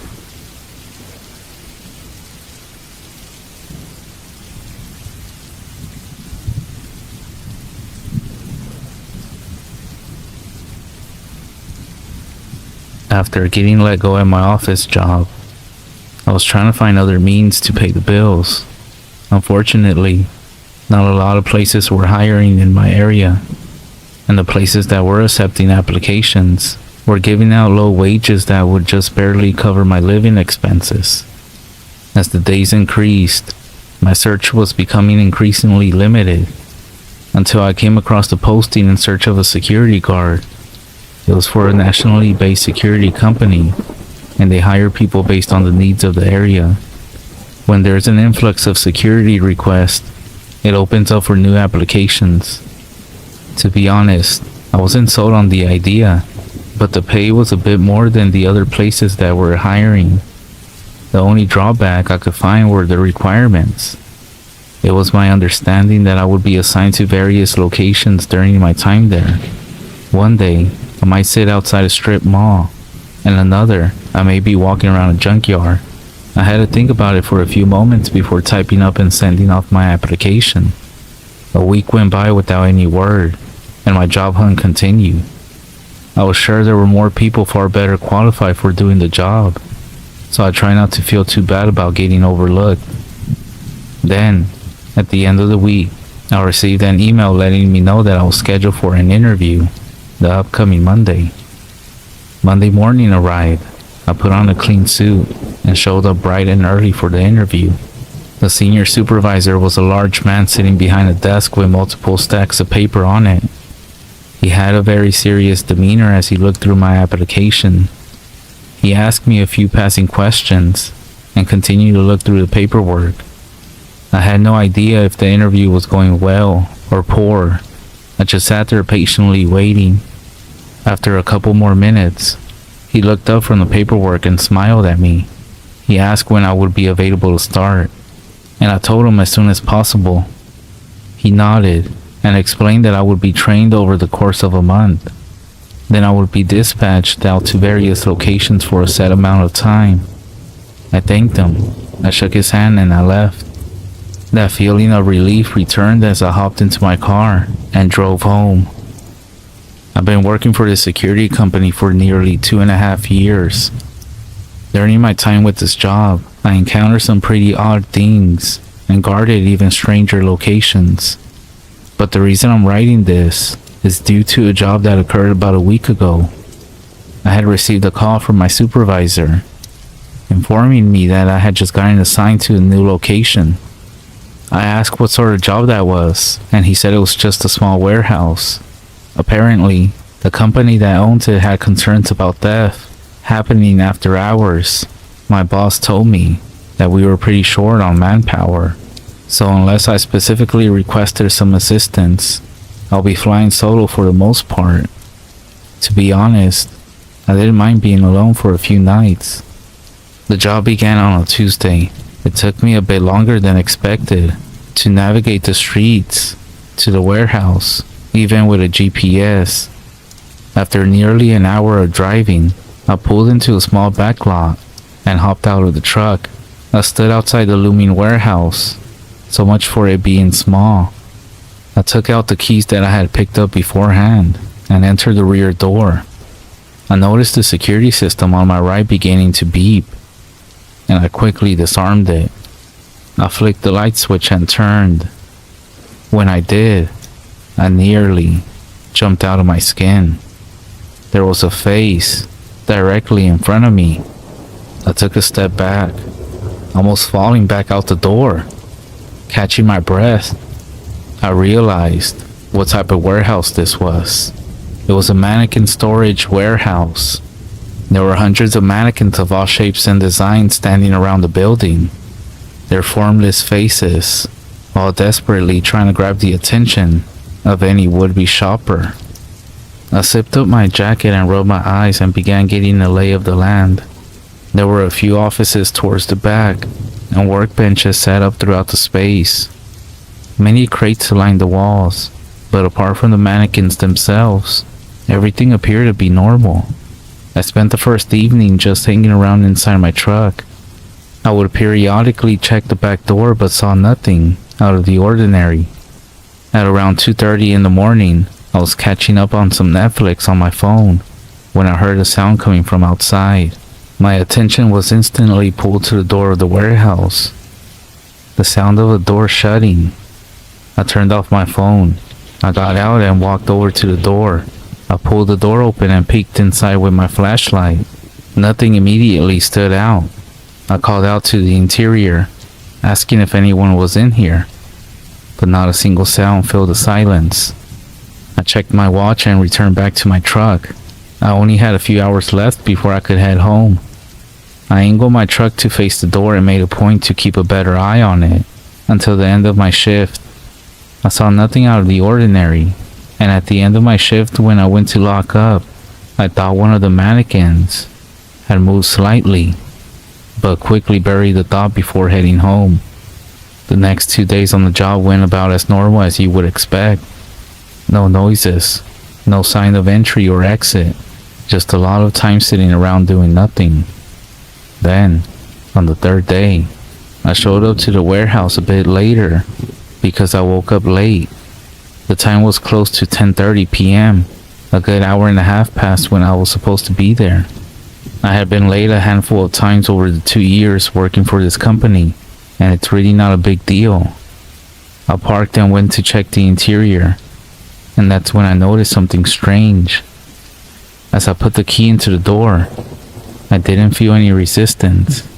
I twisted the knob, and the door popped open. Whoever works here must have forgot to lock up after their shift. I stepped inside to disable the alarm, and nearly fell on my ass as I saw a mannequin standing immediately to my right. It was arranged in a walking pose, with its right arm reaching out towards me.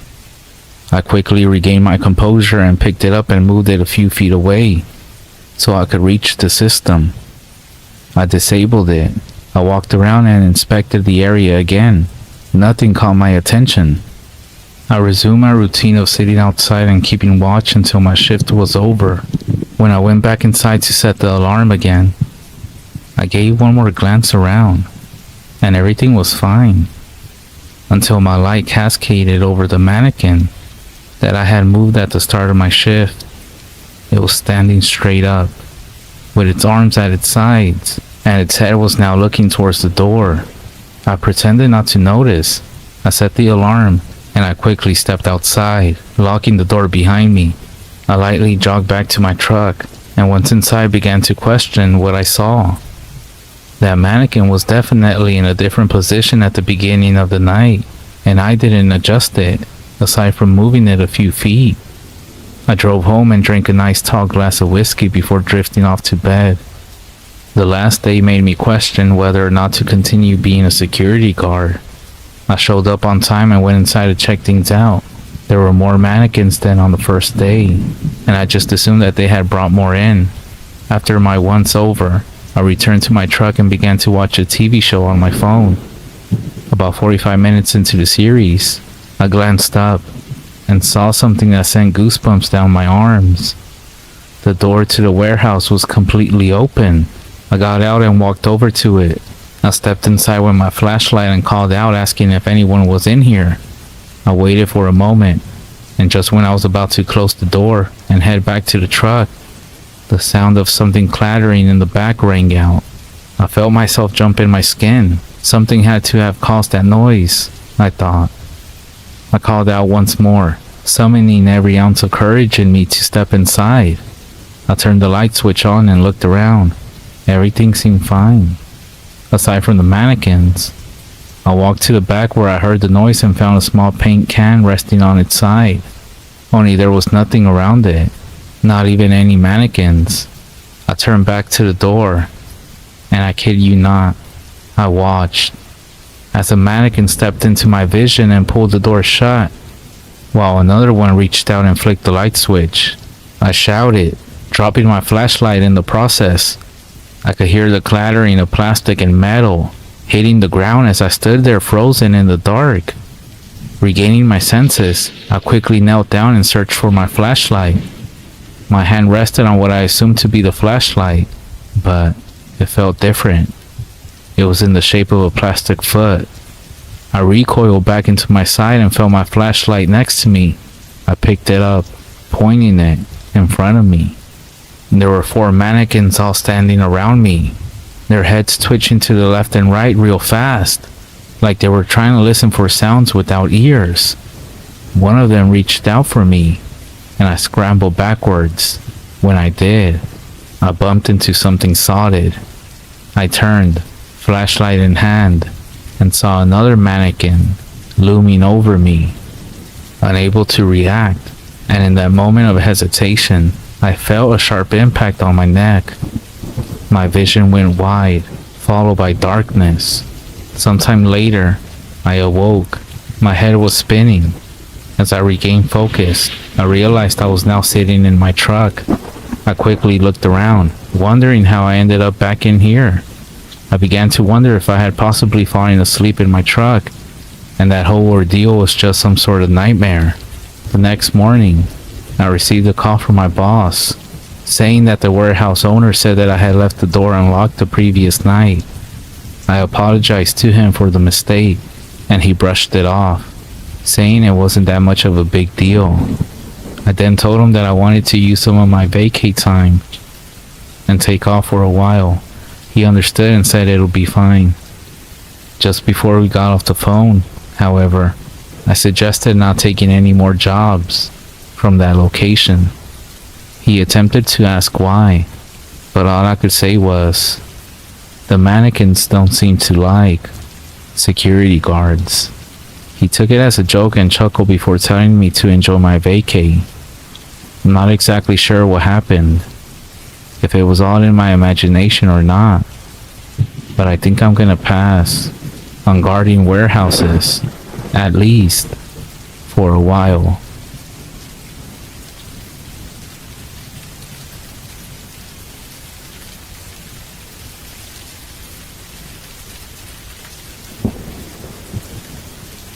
It was supposed to be just another uneventful night alone.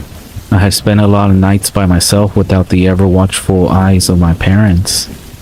Being only 15, some people might consider that neglect, while others may just think it's unimpressive. A good friend of mine would often brag about staying home alone frequently at such an early age. It wasn't as impressive when I found out that his single mother worked 2 jobs to support him. It was quite sad, actually. Ironically, Another friend of mine who was 2 years older than me tells me that he's not even allowed to go outside after 8 p.m., let alone stay at the house by himself. Me, on the other hand, have carefully crafted a trust between my parents. I never begged nor pleaded that I was mature enough to be left alone. I just did what I was told, and eventually, the opportunity presented itself. My dad had come to me one night when I was 13 to tell me that he and mom were going out to see a movie. They had attempted to find a babysitter, but were unsuccessful. So instead, they asked if I would be alright with staying home alone for a few hours. I shrugged and told them that I would be fine, and that I'll just play some video games and go to bed. My father reminded me about my homework, to which I actually groaned to an agreement. They left, and I nearly lost myself in the excitement. I know it may not sound that thrilling, but I'm sure a lot of people remember the first night they got to stay home alone. I ran around my house, causing a ruckus for about 15 minutes. Then, I retired to my bedroom and played video games most of the night.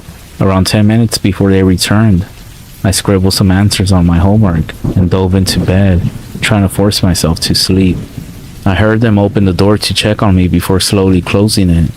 After that night, being left home alone wasn't all that. Don't get me wrong, every time it happened was a welcome event.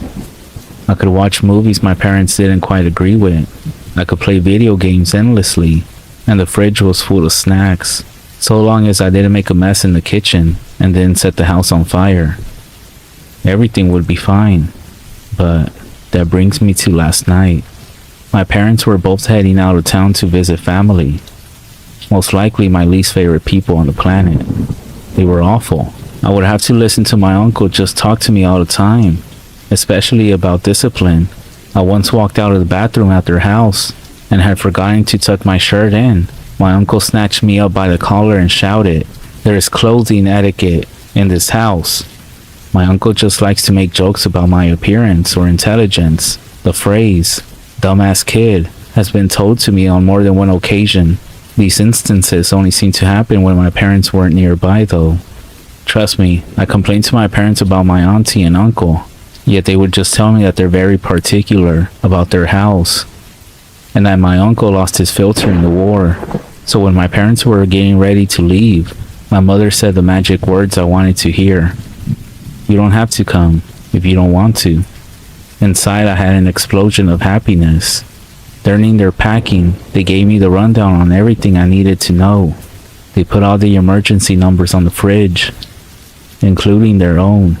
They left me $40 to order pizza over the weekend. Then they gave me the warning that if I do anything wrong, that I'll reap the consequences.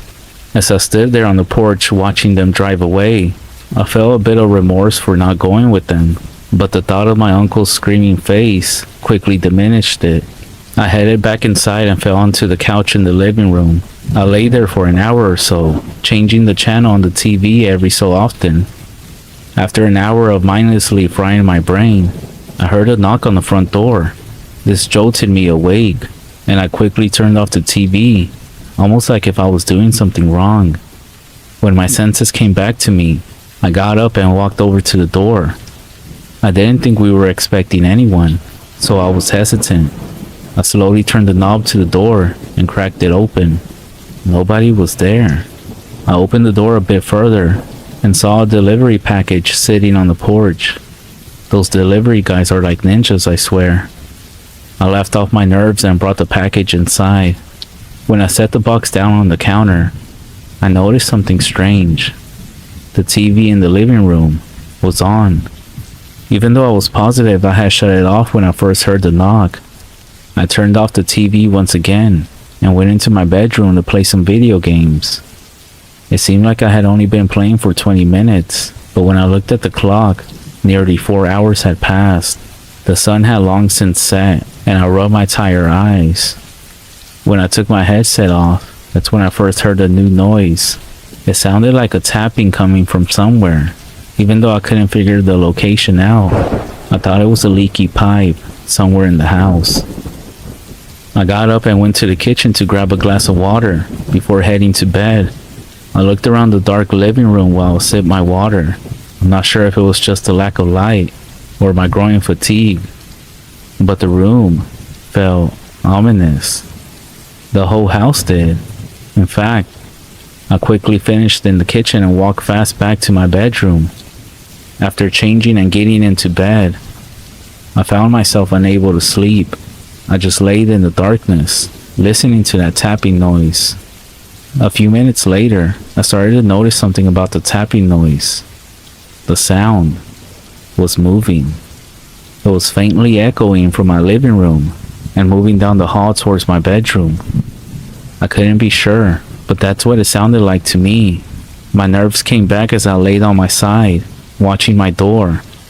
I half expected something to burst in and attack me just then, but nothing did. Only the tapping persisted. An hour ticked by, and the tapping started to move again. By this point, I was pretty sure it wasn't just a leaky pipe. The tapping followed along my wall up into my ceiling, before stopping directly above my head. I felt my throat tighten. I stared at my ceiling without blinking. Then, I saw something begin to take shape above me. I know this all sounds strange, but trust me, I'm not entirely sure how to explain it. I watched as a hand began to push its way through my ceiling. It wasn't like something was in the attic, clawing its way through the wood and dry wall. No, it was like something from another dimension was now entering my room. The fingers pushed through first, followed by a hand. I could see its pale skin. An arm followed next. Then a few inches away another hand appeared. The hands and arms dangling from my ceiling. I couldn't believe what I was seeing. Then what appeared to be black strings began to poke through in between the two arms. It was hair. Slowly the hair grew closer to me as I stared in disbelief. Then a head began to take shape.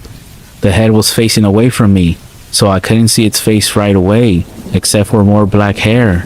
Then the shoulders formed until half of its body was now dangling from my ceiling, just above my head. The body twitched slightly, like an electric current was jolting through it. Slowly, the body began to bend backward, and the head lifted up to face me. A gasping, wheezing sound filled in my previously silent room. That's when I saw her face.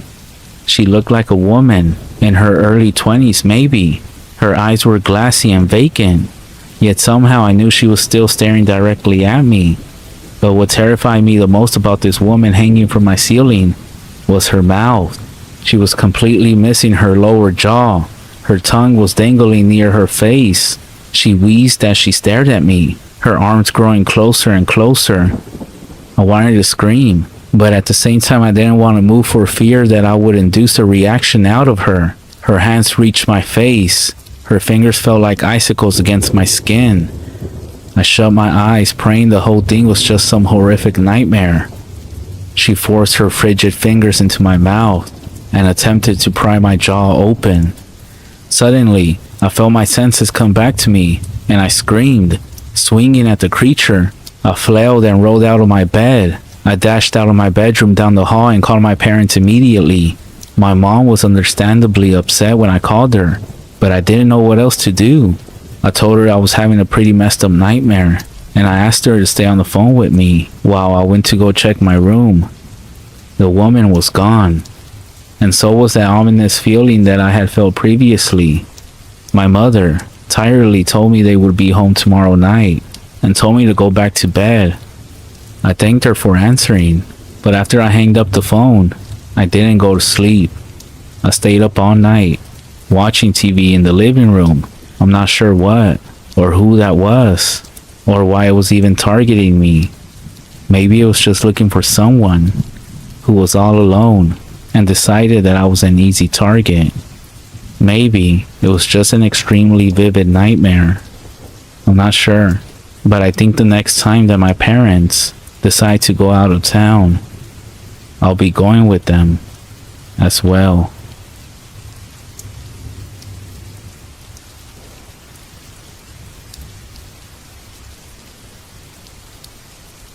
Most days the walls are empty, bare, that shade of black that I hated so much. that I told her made it look like our bedroom was a witch's coven, which in turn only made her love it even more. She said she always wanted to be a witch, ever since she was a little girl. And then she pressed herself against me and asked me if I had any issue with witches, especially ones who could do this. And then it didn't take me long to shut up and forget all about it. But some days, if I'm lying very still and holding the stone in my hands, the walls open. I'm not sure how to explain it. It's as if the paint gets darker and darker, and somehow thicker, more tangible, as if it expands in all directions, getting deeper and wider, and slowly it yawns out in front of me, going back and back until I see them. I think there are poplar trees, thin, and with white trunks, reaching up into this new darkness with empty branches. Once I see the poplars, I know it's time to get up. That's when the wall is, I suppose, no longer a wall, but something else. And when I step off my bed, the floor is not wood. The first few times it happened, I didn't go very far. I would maybe walk a few minutes before turning around. I would explore in one direction or the other. This strange and secret wood that appeared in the walls of my home, it seemed, for the most part, to stay the same. It felt vacant somehow, as if something was missing here that was present in the real world. But as I spent more time there, that feeling grew less and less. I don't think I had much in the real world, not anymore at least. Not after Mary got sick, and her skin shrunk around her bones and the hollows of her cheeks. Both of her wrists were turned to pale twigs. Her breathing grew rasping, pain. Not even after we were told that she didn't have much longer, that despite their best efforts there was nothing they could do, and that we maybe had a month, just a single month, to squeeze in what was meant to be a lifetime. I could only tell her I loved her so many times, only spend so long holding her as she lost weight, try to pretend I didn't care, trying to pretend I didn't know she cried in secret, and try not to admit how scared she was.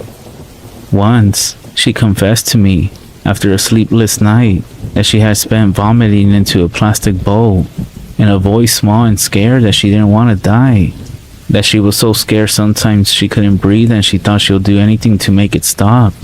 The worst part was I couldn't do anything. I didn't know what to say to that, or what would help. The truth was unavoidable, real. I didn't know her family well, and at the funeral they seemed to avoid my eye contact. She had always said they were strange, had never wanted me to meet them, had said that there were things buried there that she did not want to uncover. They wore funny clothes, they smelled like strange herbs, and they spoke in whispers at the service. It hurt even more, the thought that there was this whole part of her life I knew nothing about, and that I would know nothing about. And then it would hit me, how much we still had to do, how much more of her there was to love that I never found time to. And I would close my eyes until the feeling went away. The funeral had been in the morning, and I sat by her grave until it grew dark. I read parts of her favorite books out loud, parts of Frankenstein, Rosemary's Baby, that she had underlined several times, pages that she had folded the corners of and left, in her handwriting, tiny exclamation marks and love hearts, pages that she had marked with little drawings, all packed into the little margins. I loved her for that, always filling the spaces that should have been empty. Her grandmother had stayed for a while, her eyes entirely white, blind, I assume, and without saying a single word. I don't know if she knew I was there, or if she thought she was alone, but we stood for an hour at least together. There was something about her I couldn't place. She moved as if she didn't quite belong in this world, as if reality. Then she bowed her head, said something in a language that I didn't understand, and she left by the tombstone, a black pebble. We hadn't moved in yet. Most of our stuff was still scattered across the country, some at my parents', some in our old flats, some at various friends'. Our house was bare, except for the bed, and the basic appliances. I had, at the time that she died, nothing of hers but the books in my bag, the clothes in her closet, and a hole in my stomach that I thought would never go away. And so I took the stone. I know, I shouldn't have, but it felt like an artifact of her life. Somehow it felt as if by taking it I could hold on to her for a little longer, that I could have something that was hers, was meant to be hers, and that maybe she wouldn't slip away so fast. I almost fell, as if she might come back for it. I had this image in my head that she would walk up the stairs one morning, flushed from a run or with breakfast, and she would say that was her stone, and that she would stay a while, perhaps the whole day, that it would give her an excuse to come back from wherever she was, and just be with me, until she had to go back. I started spending more and more time in the forest. Sometimes I would go for hours, just wandering around the trees, listening to the faint sound of a brook somewhere. Closing my eyes and focusing on feeling nothing, I discovered a small hill. If you climbed for long enough, there was a spot where the trees thinned, and you could see the forest around you. Endless white needles from the black soil, stretching on in every direction.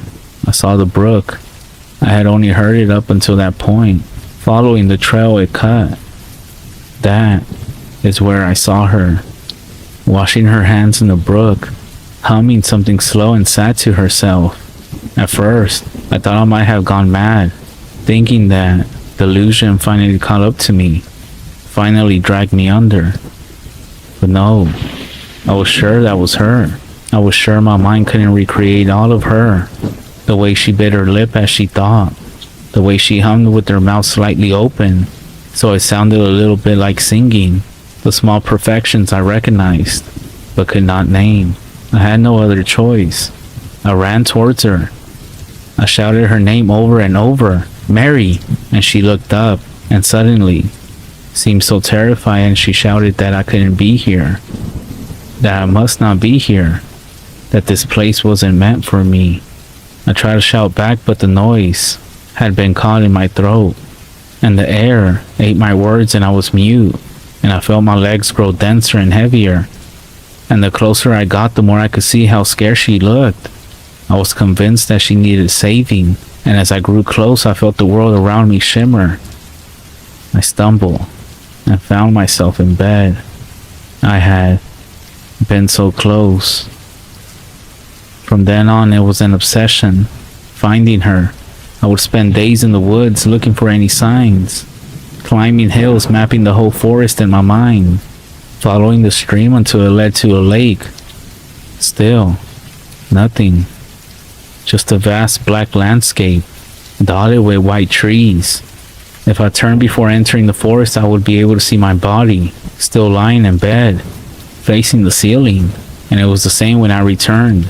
Sometimes I would come back to find my parents or friends surrounding me, eyes wide open, and they'll be talking to me softly, telling me it was okay, that I was okay. And I would have a moment before I climbed back into my skin and bones that suddenly felt so heavy to watch as they touched my hair and held my hand.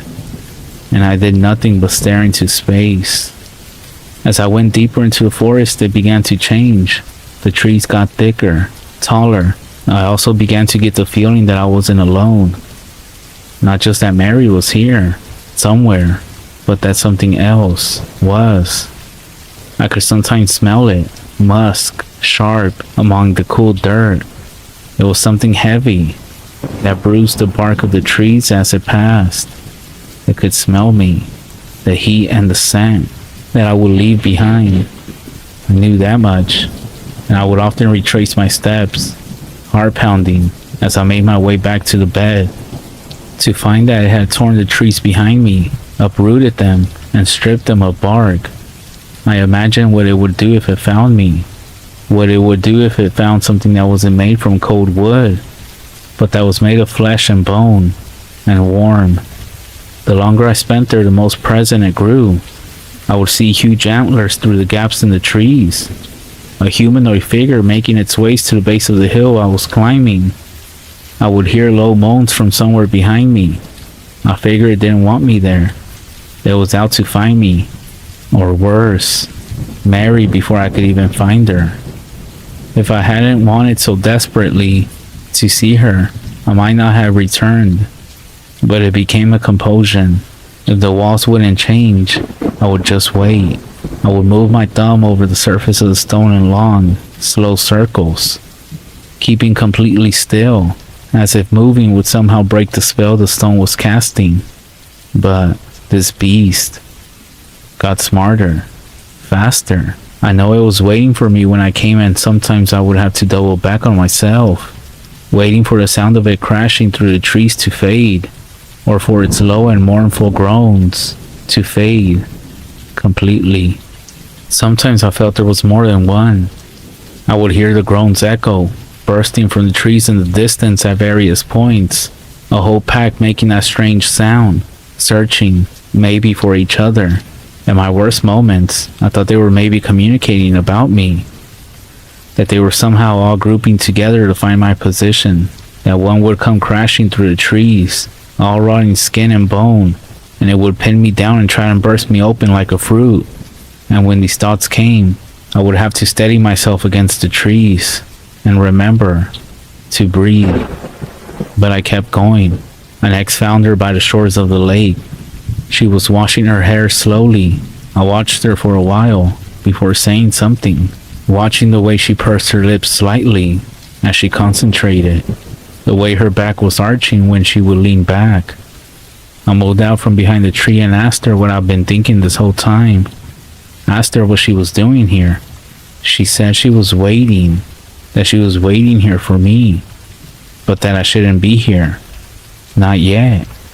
That I have so much more to do.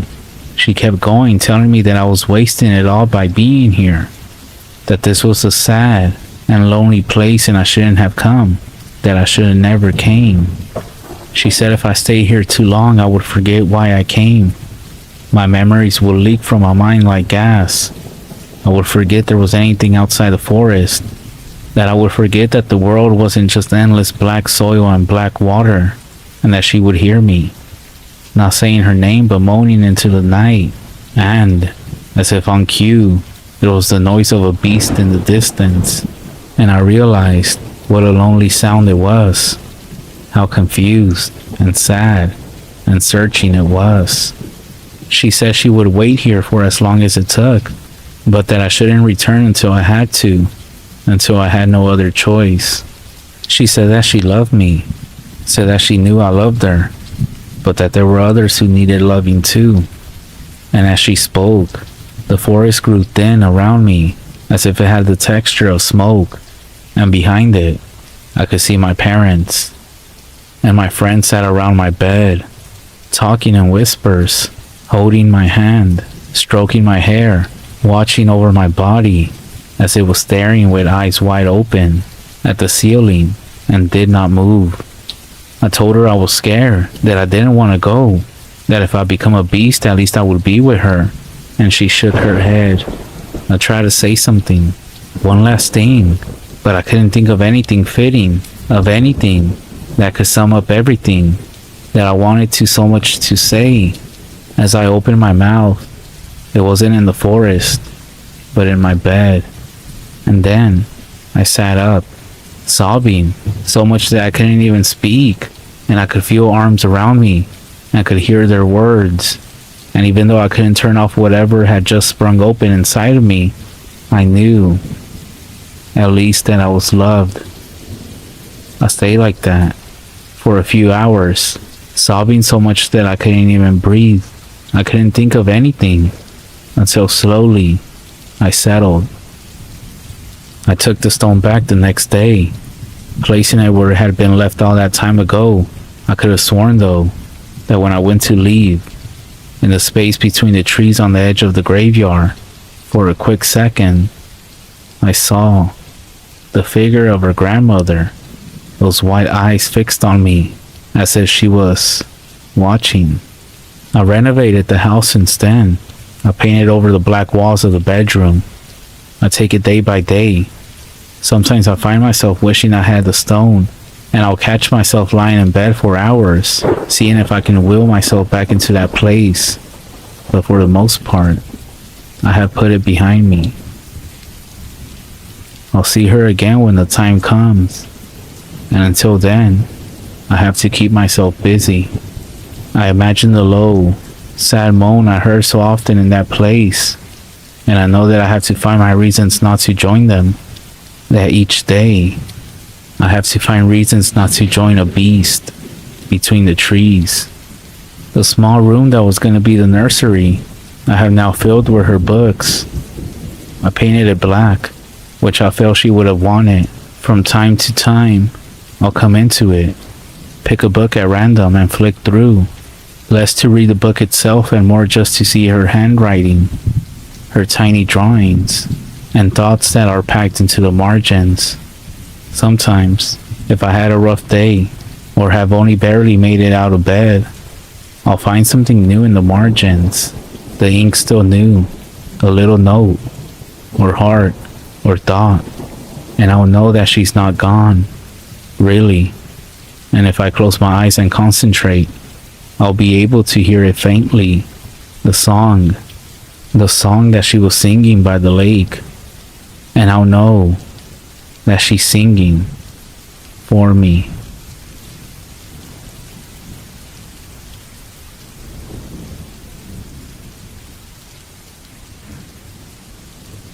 Hey everyone, I'm a huge fan of all scary things, and even the unexplained.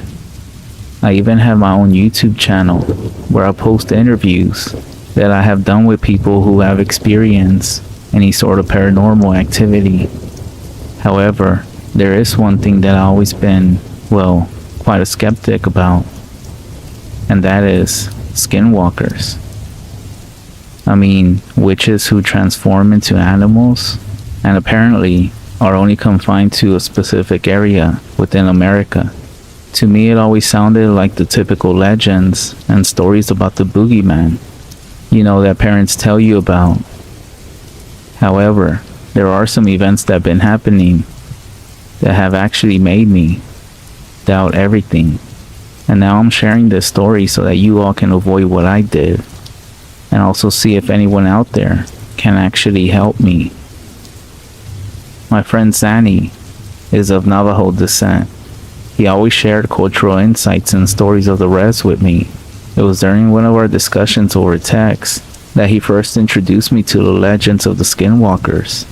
He said something about shape-shifting humans, and with curiosity, I gladly accepted his invite to visit the res. Being a YouTuber or media creator, I plan to stay for a week, hoping to go deeper into these stories, do some research, capture photos of notable sites, and gather first-hand accounts from the locals.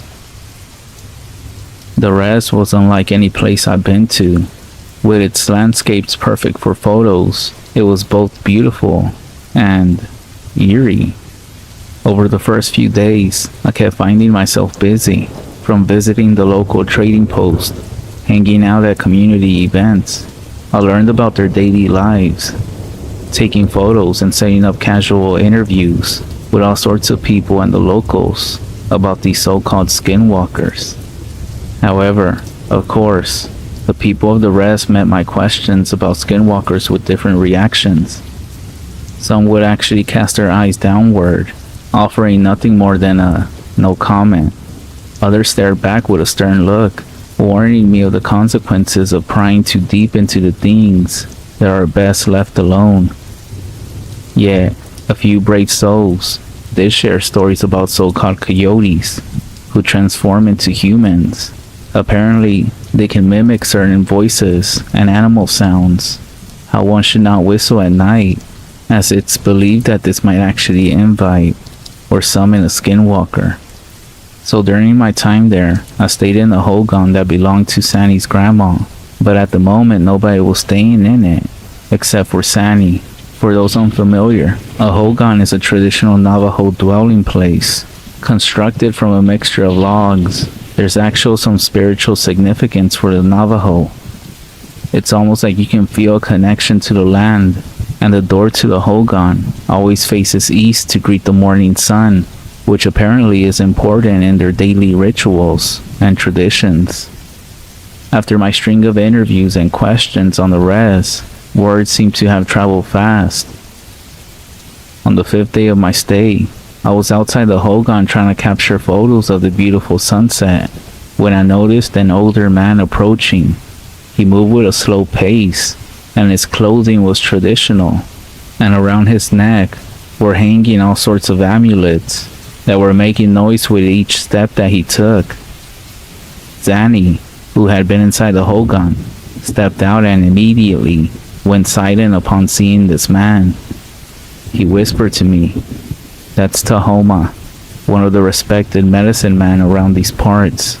Before I could ask more, Tahoma was already within earshot, his piercing eyes set deep and locked with mine. "You're the one asking about those whom walk on all fours," he stated, more than asked. I hesitated for a moment, taken back by his statement. Yeah, I am," I admitted, extending my hand in greeting. "I'm just curious about the legends," and he ignored my hand, cutting me off with a stern, "Curiosity can lead to places from where there's no return." I felt a knot tighten in my stomach. I was trying to keep the conversation going.